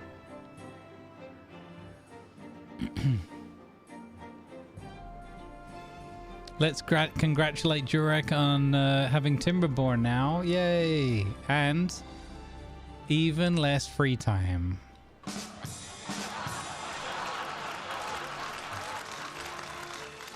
Hey, Jurek. Also, buddy, you're not playing Dwarf Fortress, so you're welcome.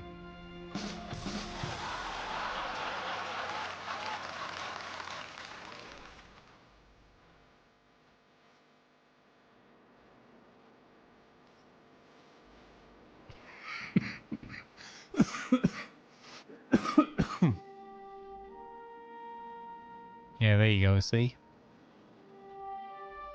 There you go. Saved you. I saved you, really. If we're honest about it, I saved you. Hang on. Hang on, chat. What is the problem here?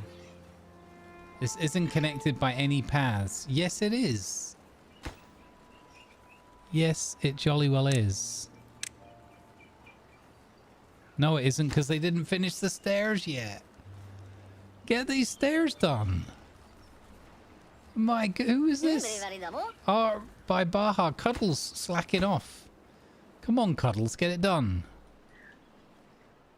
We're too busy out committing robberies in GTA.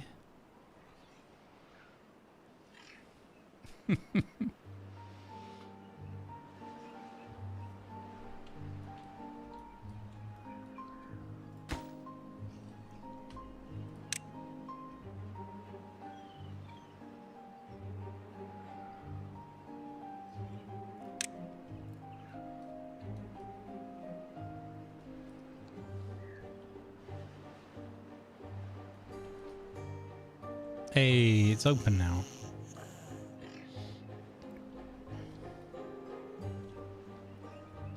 We've got 10 free beds from opening that one house, and we've got 7 people idle.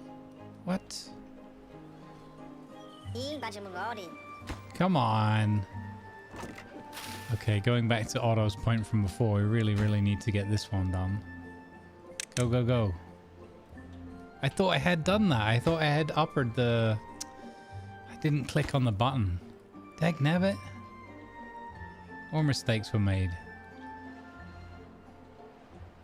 Mistakes were made. Hey, Everly, how you doing? Let's go.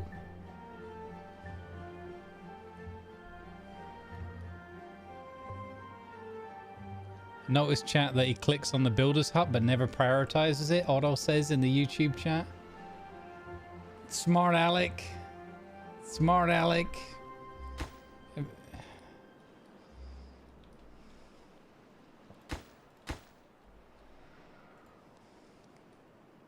I was just testing you.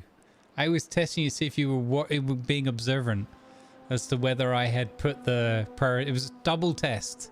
1, did you notice that I hadn't clicked the button? 2, were you a goodly community member who was going to let me know that I forgot to click the button? Right? Have you say, sir, you scored a maximum of 50% on that test. Because the laughter, you would have got through with 69%, but the laughter afterwards, the excessive laughter at my expense, cost you those 19 points, sir, on your scores. Just rude. Just flat out rude. This means I get to be judged at the next fishing tournament.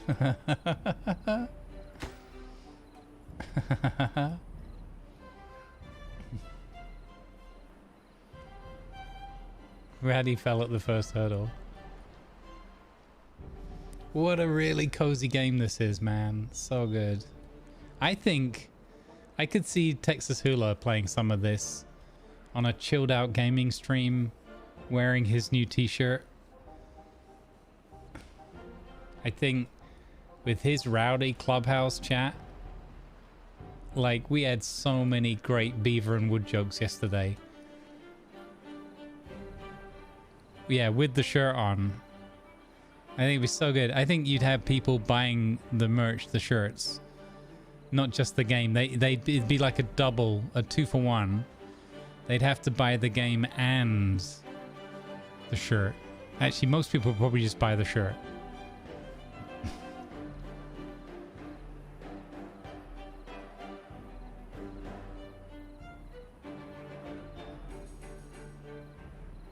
It is.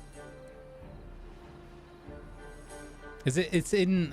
See if I understood right. It's in your merch store. Is that one of yours now? That one. I just want to make sure I haven't got the wrong end of the stick, because I might. I need 1 or 2 more shirts. You can add it. Okay, so once you've got the first ones and check them out and everything, check the quality. Yeah. Yeah. Well, when that goes live, there might be one that I have to go and get. It's pretty funny, especially for playing this game, right?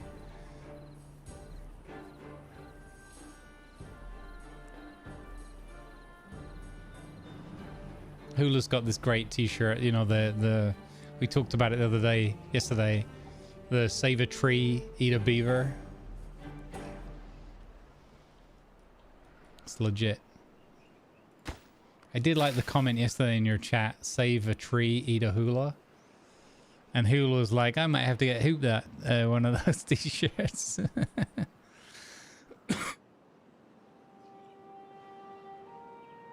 And there goes the coughing fit.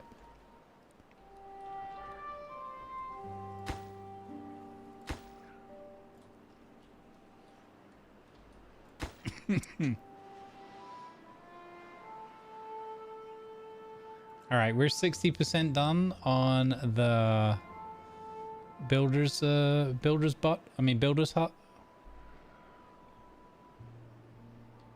Save a tree, hoopa hula. It's got a good ring to it. Look at these beavers showering. Look how happy this beaver is. Oh yeah, we got chestnut trees going on now, right? They're not planted up yet. Why are the chestnut trees not planted up? Oh no, they're out of range of the... Oh, I forgot about that. Okay. Hang on. We need another forester, guys.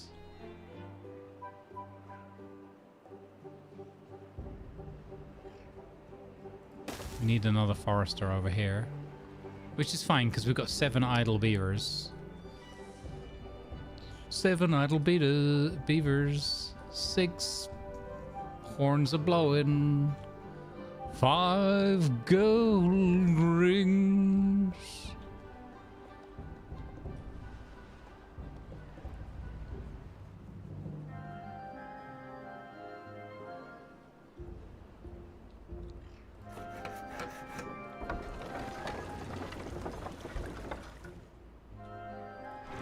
Yeah, that windmill is kind of naff.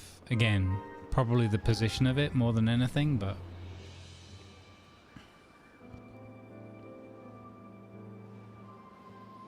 Yeah, exactly. That's what she said.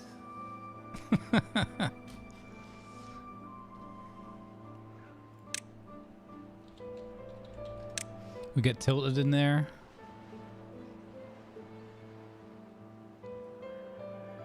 Hey Median, hey CT. I played this map last night and flooded it with dirty water from the top. Why am I not surprised? Why am I not surprised? It's a really cool map though, isn't it? It's really fun. It was a great recommendation. Miss Bunny Berryist gave a great shout out early on when we were about to start picking the map, saying, oh, this one will be really cool.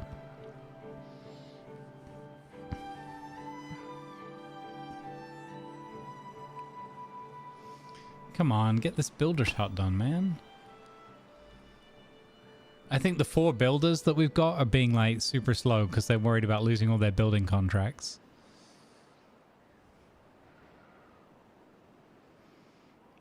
Do they have power yet? We've got, yeah. We've got power.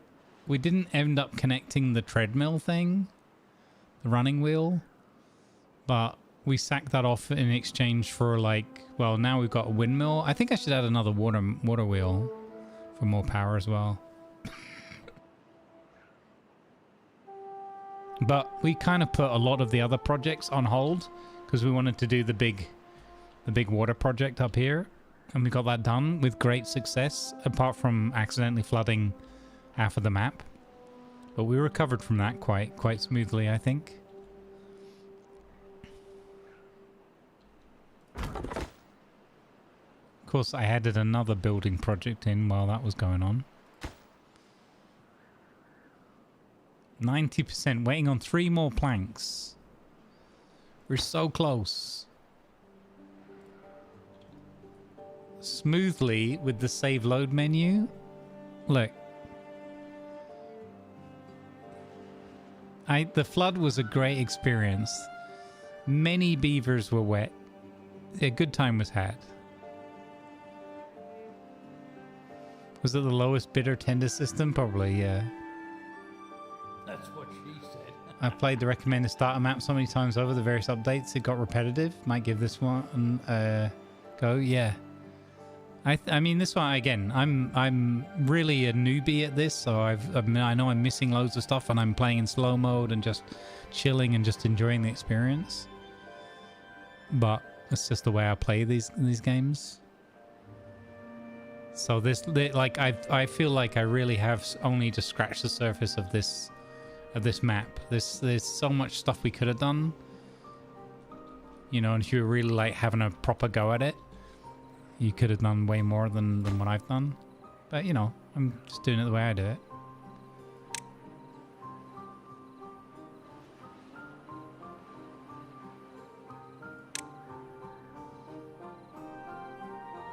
Probably don't need a priority. But I do want to get these chestnut trees done. We got a load more potatoes in. So hopefully the grill house is keeping those good. Finn's still working the grill house. We've got to level 10. What do I need to do to get them to a level 11? What's missing? Oh, the grilled chestnuts will help. Contemplation spots. Oh, snap. We haven't done any of the decorative things. Oh, wow. That's really unlike me. Oh, there literally are hammocks in here. That's... Oh, lanterns. What?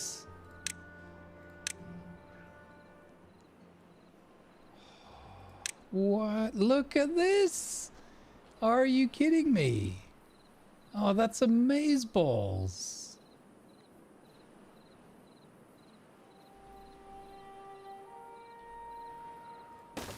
Oh, that's gonna look awesome. What?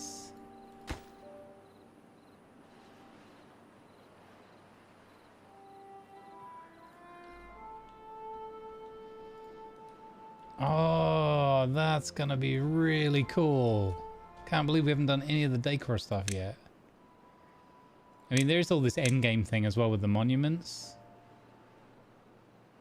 Farmer monument is only 200. So they get ore from the farmer monument if they're within 7 tiles of it. And if they're within 1 tile of a lantern, they get a buff from aesthetics. That's cute. Like it. Alright, let's speed up a little bit before we run out of time. We got about half an hour left. Uh-oh, drought approaching. We don't know how big of a drought. Eesh. And we still have to sort this food situation out. I thought the berry hut there would be good enough. Maybe they need somewhere to chillax near it.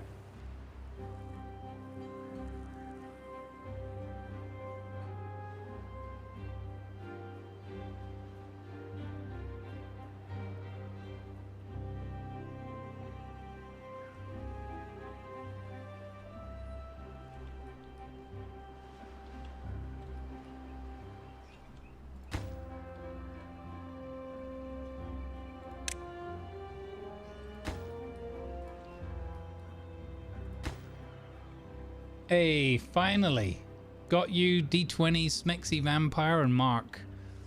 We've got extra builders on deck now. Let's go. No more excuses. Get these building projects done. Okay, so there was the priority thing. I can put these back to normal now. Like so.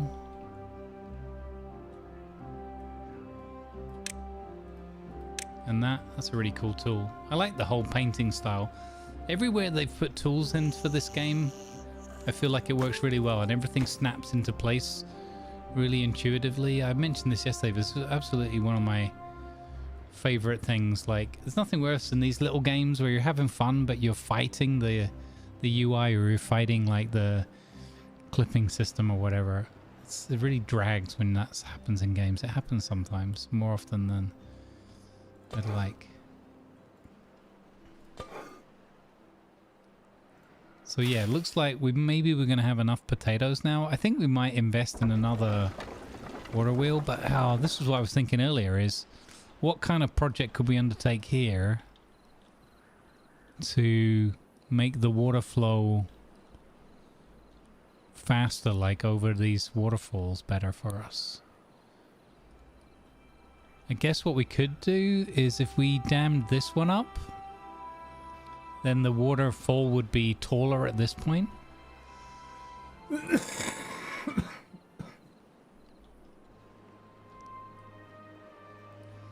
Yeah, like Stats was saying as well, there's a few things like the power connections and that and going through the houses that could be probably included into an extended tutorial. Or just made somehow a little bit more in your face.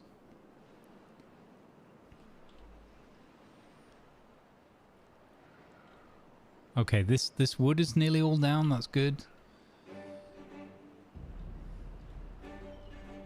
Yeah, we got the extra builders now.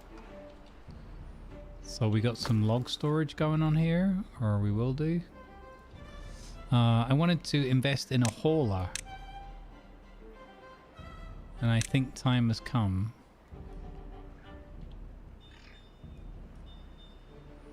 So that people can spend more time doing their work. We've got enough people spare. Yeah. And then the next damming project. I think, honestly, so far, around I really like everything in this game. My absolute favorite thing is working with the damming stuff. I just find that really satisfying.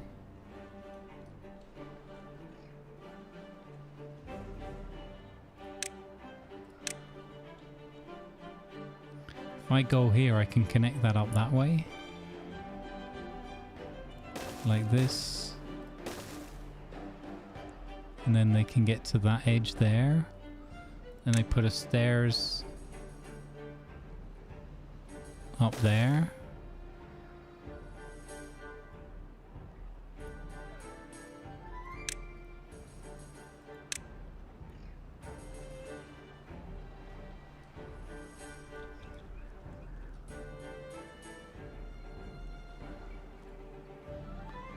So if I levy that,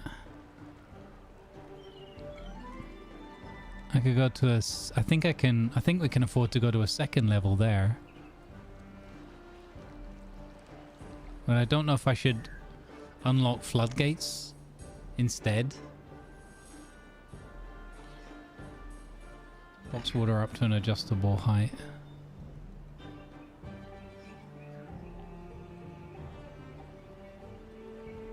If we just go levy, then it'll flow over that bit there, but then back hit down here, I think.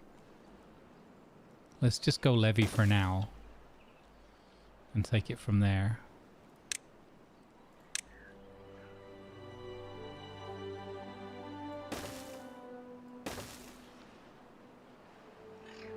Oh, I'm gonna need these. No? How does that height work? Ew? Oh. Oh no, that's right. Okay, that's at the same height. Now it makes sense. My brain was like, huh? No comprende, señor. Oh, wait a minute.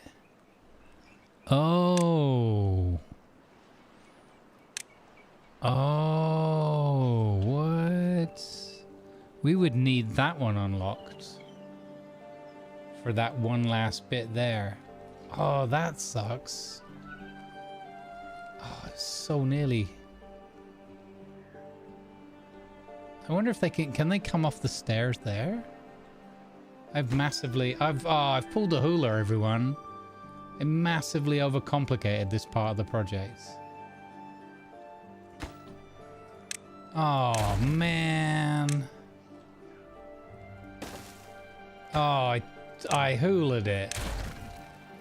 I totally hulaed it. Massive levels of overcomplication. Goodness me. All we had to do realistically was this. And then maybe... I don't know if they can come off those stairs. We might have to build another stairwell there. I think we do. Wow, I massively overcomplicated that. Ridiculous. Overthinking it, yeah. You can stack the smaller ones. Oh, really? It didn't seem like it was going to do that, but maybe I didn't do it properly. So if I... Oh, okay. So if I went there... Oh. Okay. Well, that's okay. Thanks for that. Now I know. I just didn't put it in the right position to see the stacking. Okay, so we're going to build this up and we're going to raise this water up 2 more levels. And I'm curious then if we have a waterfall there, if this is going to increase like our power. I don't think it will raise the water level. I don't think so. Then I'm wondering whether I should have a dam there, or I think just the levee, the double levee makes sense. If I go 1 higher... We can actually go 1 higher. We could actually put a dam or a floodgate there. Yeah. You know, with all these idle people, I should probably build more inventors, right? I should probably build more inventors, get more science in.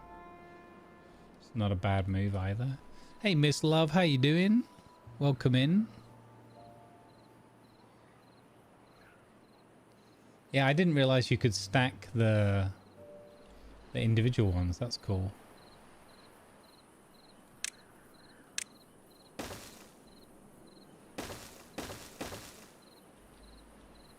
That's why that's not getting built.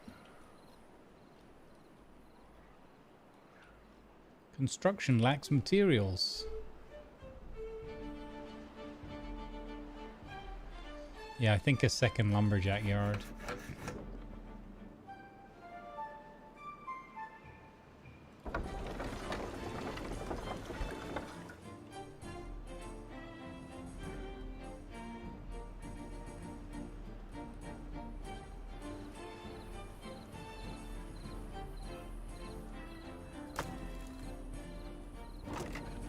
I'm hoping that this guy here doesn't starve anymore. Dark Hand. I haven't seen the starving notification for a while, so sounds like we might be good. Yeah. Excuse me. Oh, they didn't finish getting this built yet. Let's prioritize that.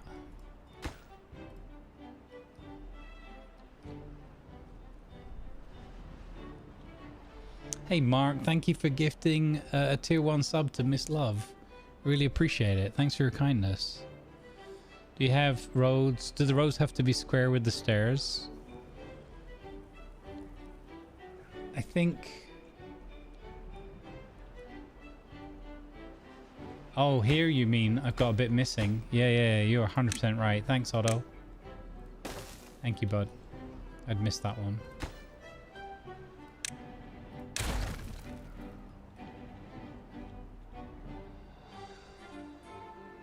I was 1 square off. Just like that one missing bit of the path here that we had yesterday. That whole path debacle. Where I missed 1 sapling. And that's why they couldn't come here to develop my levee. Alright, let's go. Let's speed this up. Speed 2. There is a drought coming, so this unfortunately isn't going to be done in time for the next drought. But we get to see with the next drought what happens to the water on the far side. On the left side as we're looking at it now.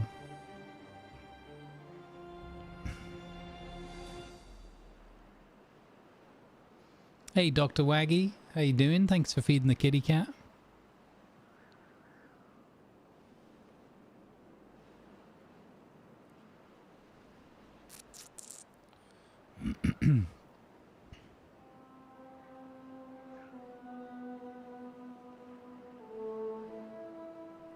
Here comes the drought. 0.3 days.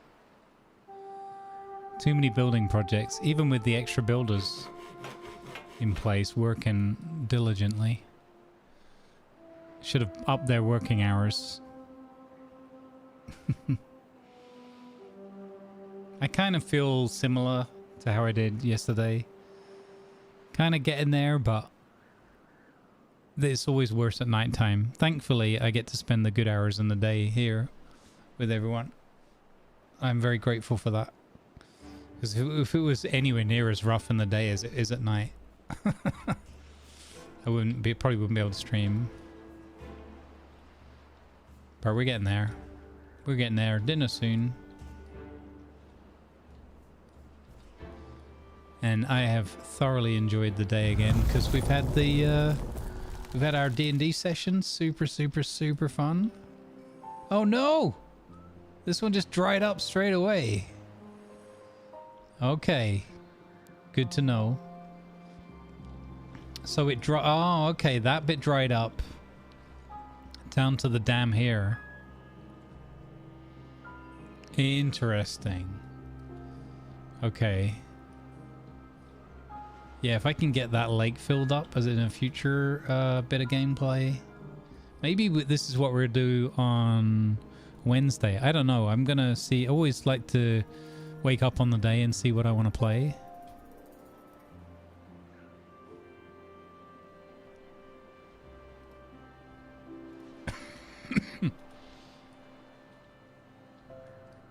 Yeah, we didn't quite get this bit done today, but we got some bigger housing in place. We got stacked housing in place the first time and warehouse or storage. We've got more food storage going on than ever before. We got the grilled potatoes working. We got more potatoes planted. We got this wood chopped down, taken care of. We're getting the chestnut trees planted. So even playing like in the slow mode, we're still getting a lot done. Oh, and also now, in a few days, we'll be able to roast our nuts. Oh, look at all this water up here. If only we had floodgates. Wouldn't last that long, would it? Oh, this is cool though. Interesting.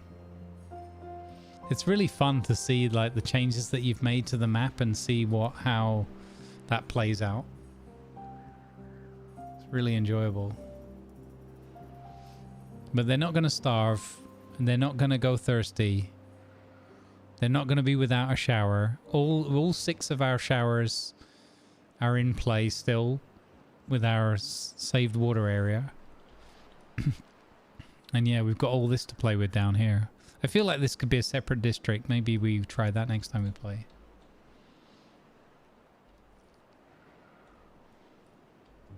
Yeah. Well, I mean, you know, if people are enjoying the Beaver playthrough, then we'll carry on. Also, you know, the game, if it's entertaining me and it's, you know, relaxing and fun for everyone else, then that's the win-win that we all look for. Needs more power, yeah. Okay, so the power becomes a problem still.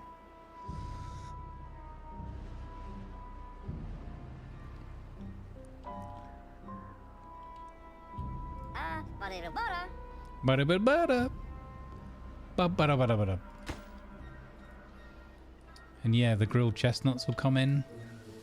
I think we recovered this scenario really well so far. But yeah, it's without shadow of a doubt, this game's great, and my favorite part is working with the water and the dams and that. It's such a good, rewarding experience. Also just like hilarious when you get it wrong, like yesterday. I've been tickled with the beaver playthrough. I officially became living in a beaver today, and that gave me a laugh. Yeah, there you go. Perfect. Quite a long drought, but I think we're doing all right. We've got lots of water, and we got lots of our food and farming under control. So I think that's the main thing. Oh look, and sometimes there's enough wind power to get this going. So this is the first time we've been able to have any plank production during a drought. Excellent. We still haven't instigated the treadmill.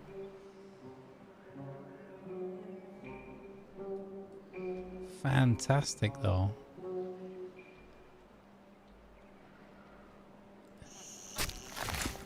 And we should build the up or downer power, right? If I do the upward power,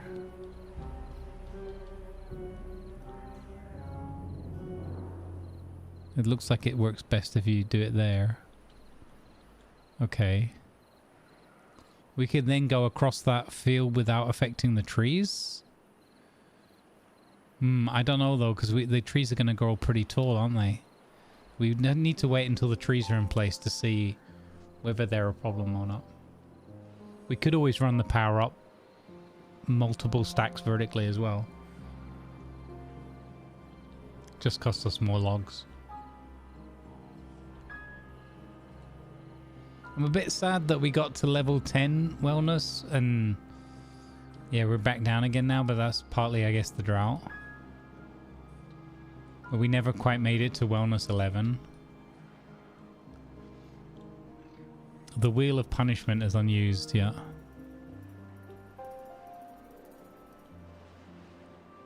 Alright, it looks like ad break's kicking in because of all the snoozes for the ads that we did today for D&D, so sorry about the ads, guys.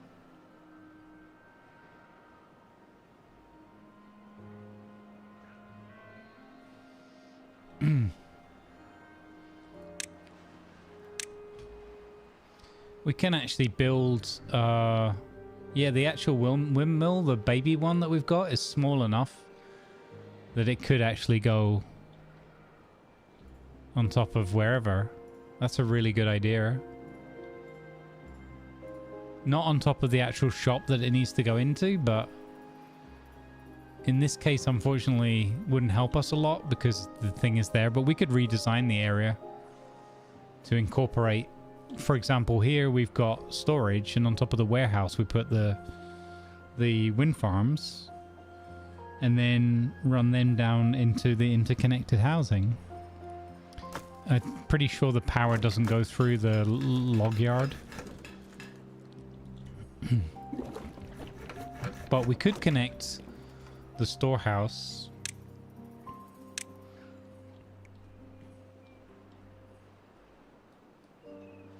to the warehouse. Oh, the warehouse doesn't have power. Oh, okay. So we could put windmills on here and do an upper downer and connect it to the lumber mill that way, and then that connects through to everything else. Yeah, well, we're not really using the gear house a lot at the moment, but I think we might in future. The thing is though, now that we know how the power works, and I want to add a second lumber mill in, then really what we do is we build an area with that all planned in ahead of time, right? We've got more tree growing going on over here. This is nearly finished. So what we could really do is build another lumber yard.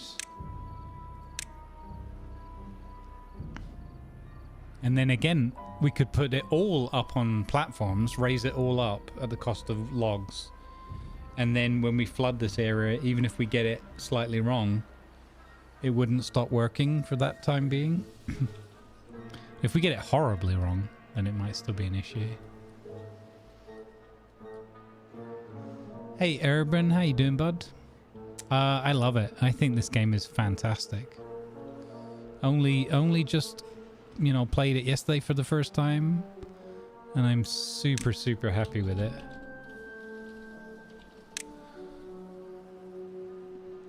If you get power building, it will subtly highlight the connected power buildings in that network, so you can see at a glance what's connected. Okay.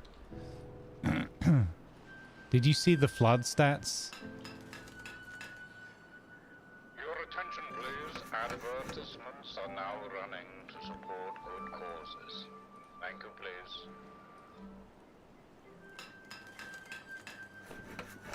Is that like that? Showing that connector there?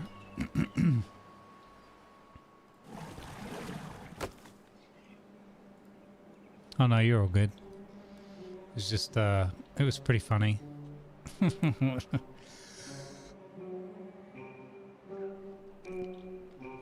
It was one of those where you might have heard, but I said earlier today, it's kind of like, this might be an issue, but hopefully won't be, and yeah. Then to watch it in speed 1 just slowly unfold and fill up and become an issue was pretty funny. It was pretty funny. Do you by any chance have an epic creator code? I do. It's just Grumbles. I think it goes in caps in epic. Grumblers. Do we have a command for that? I don't know if we did that. Oh, there you go. There you go. Check out code Grumbles.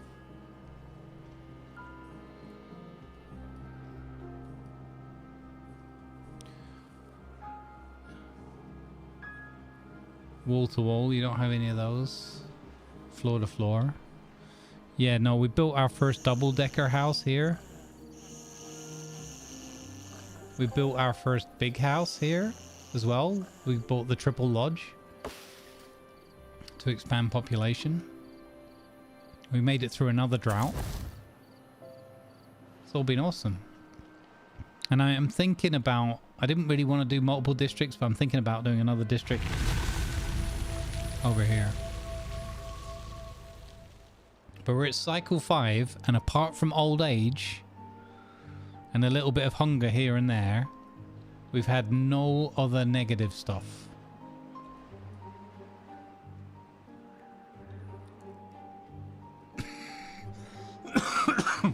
We haven't had any of this alleged bad tide thing either, though, so we'll see how that goes. What's going on there? Oh, there we go. Had to wait for enough water to hit and bounce back up. But yeah, I absolutely love the water manipulation in this. It's fantastic. So we're at thingy number 10, happiness 10. This damned area stayed all green there, so that was a good lesson that we learned there. That we might need to do some more damming up here somewhere.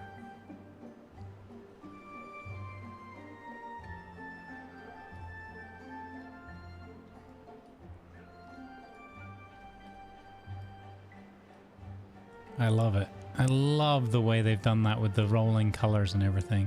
It's so beautiful. So beautiful. It just has like a calming effect when you get away from that mud and you bring the water back. We sorted this out. That little whoopsie. And yeah, I've been thinking about how to plan a little project to fill up the lake without another big whoopsie. But that'll be something, maybe we pick it up on Wednesday and do that. Oh really, Creever? That's interesting. That's really interesting. Okay. I must admit I didn't check that, but you know, my sponsored thing from them was to advertise it on Steam, so. See how it highlighted both lodges? That's it. That's showing you that the power passes through the block. Oh, okay. That's very subtle.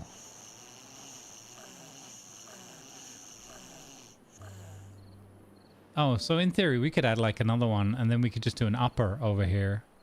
And that would probably be tall enough to go across where the trees are. I got 14 idle peeps. 14. I am underworking my people. This is terrible. I feel like somebody in chat needs to be blamed for this inefficiency. But I don't know who yet. I think that the beavers will reveal all.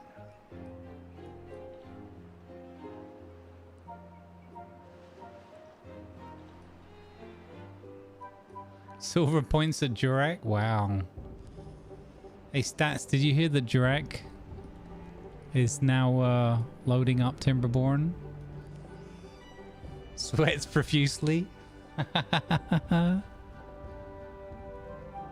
Got him. Got him.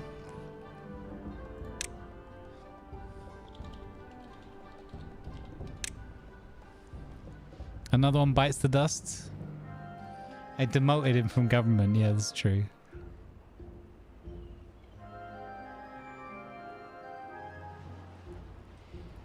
That's also true, yeah. Little pond. Did I live? I wish... Could you search the names?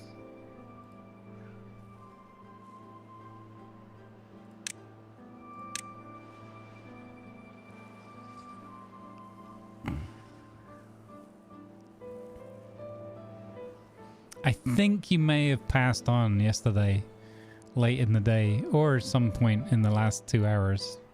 I think you're a goner. Gone but not forgotten.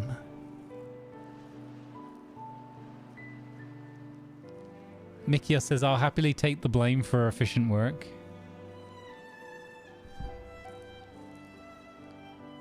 You're long gone? Yeah, Dr. Waggy, yep. Mm-hmm. Take my tail and make a hat.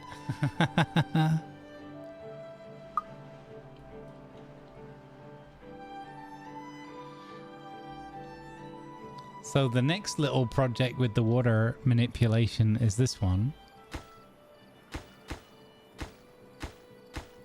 Oh, are they not going to be able to build those lower bits because the upper bits? Oh, fiddlesticks.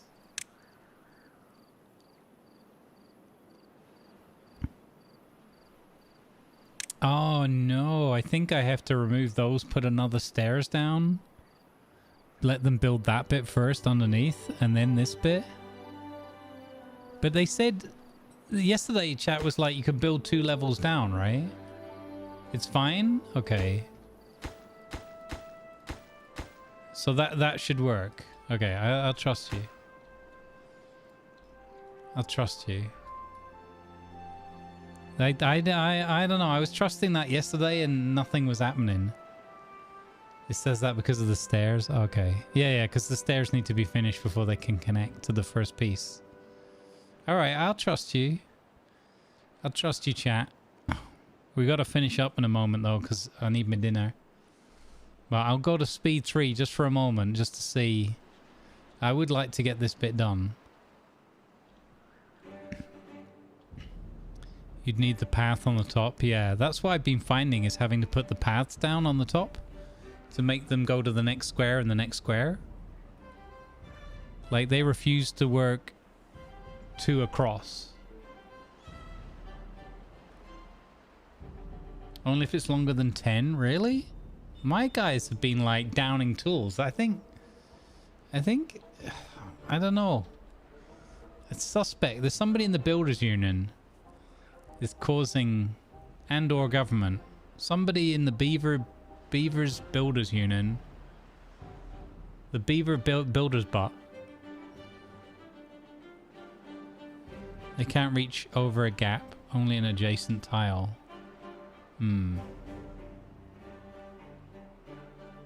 Yeah, I think also the redness has been a problem as well. Yeah, we've seen that. That's definitely coming into play. So this is why I'm thinking about adding another district. But I kind of wanted to do this one as one megalopolis.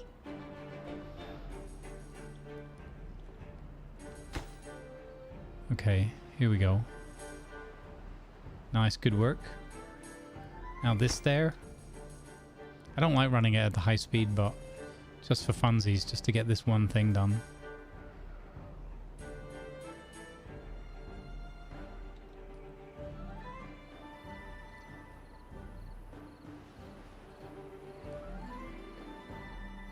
Oh no, starving again. Stop starving. Don't starve together.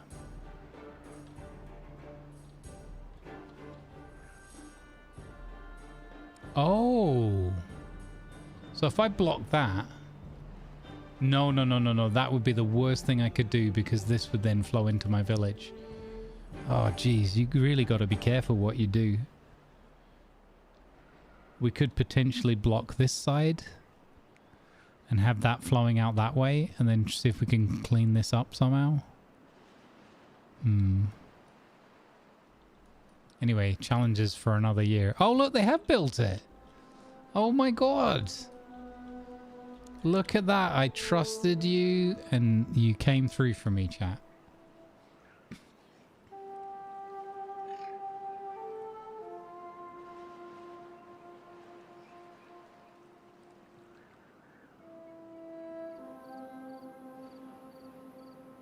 I flippin' love this, the whole damming thing. I've said it already too many times, but I can't really stress enough. I so enjoy it. It gives me that eco feeling of when we were doing the water bending. But it's such a nice mechanic to work with. It's so much fun because it has the whole risk reward thing that goes with it as well. Everything looks fine, and then you leave it a little bit, a couple of minutes, and then whoopsie.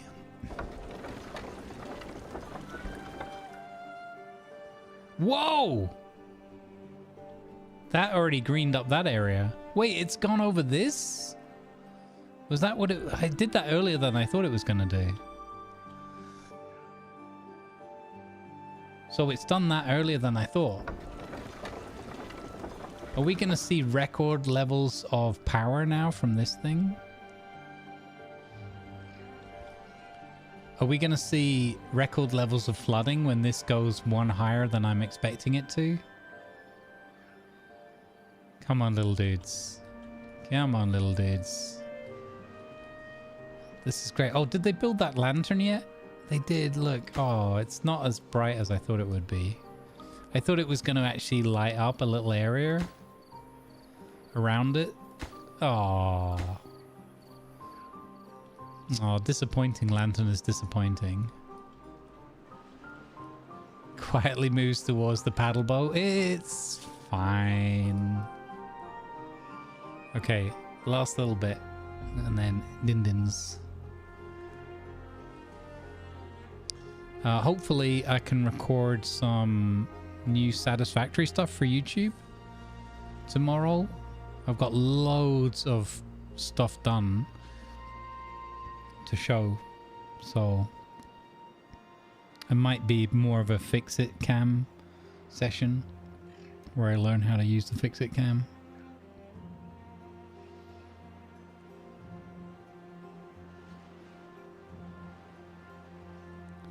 Will it overflow into the red water? I don't think so.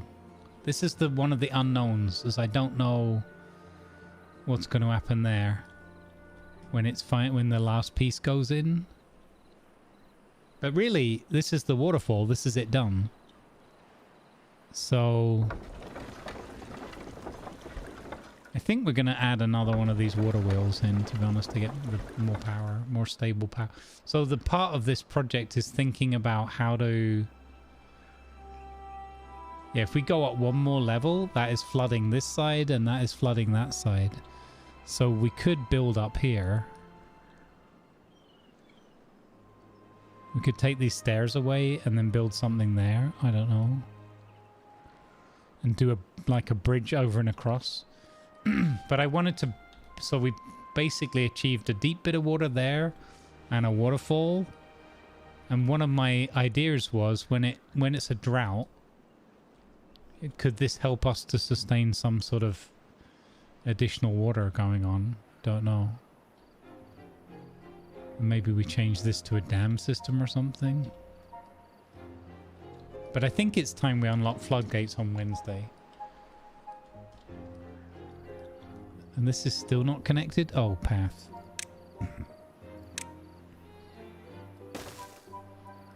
Done. Hey, we got more housing unlocked. Okay, back down to speed 1. This one needs a path. Like that. That's cool. That looks cool. We got 2 new big houses opened up. Alright, I have created probably an impending food disaster so that on Wednesday when we pick up and I forget most of what we did on Sunday, one of the things almost certainly will be forgotten is that we've got way more mouths to feed. Oh, look, we also got the big water bucket done. So we've got 300 in there. We got a hauling post, so we've got lots of workers to make our other workers be more efficient now. So the next task on Wednesday, I think, is going to be see if we can flood this safely. Might be too soon to try that. And we're going to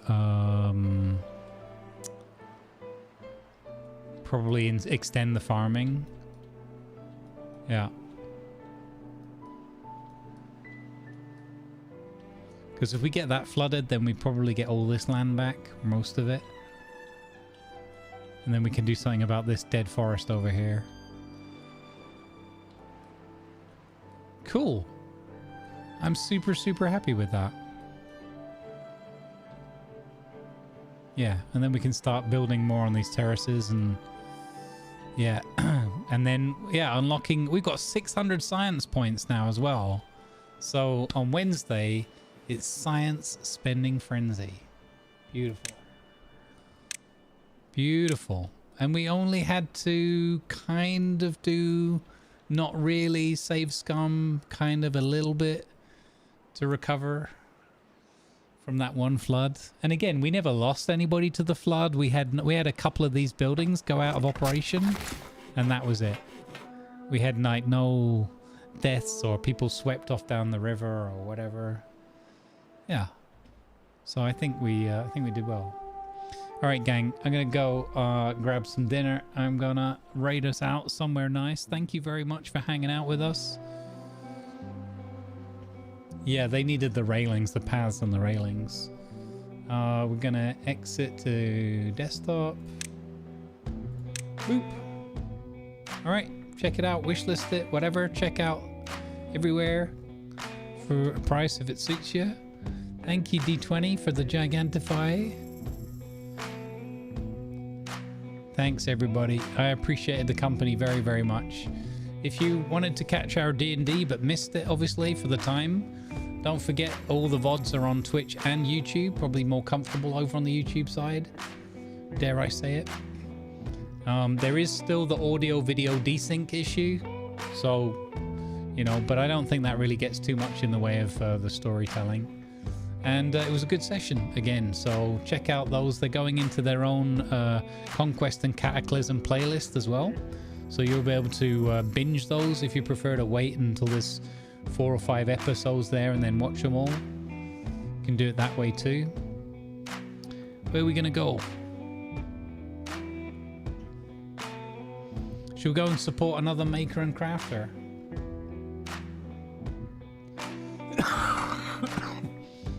We could do that. We could do that. I can talk. Or do you want to go and watch? Should we go to? You can see Cletus has been on for 5 hours. I don't know how much longer he's going. Let's go support another maker and crafter. Let's go and put a smile on Raven's face. Here we go. Raven 6766. All right, here we go. Gonna go to another maker and crafter. Raven is currently working with some Legos, some beads, and some crochet. My. Come chill and enjoy. There you go. Let's go. Let's go support another maker and crafter, another member of the Hula Extended Crafters community. I know she'll really appreciate it.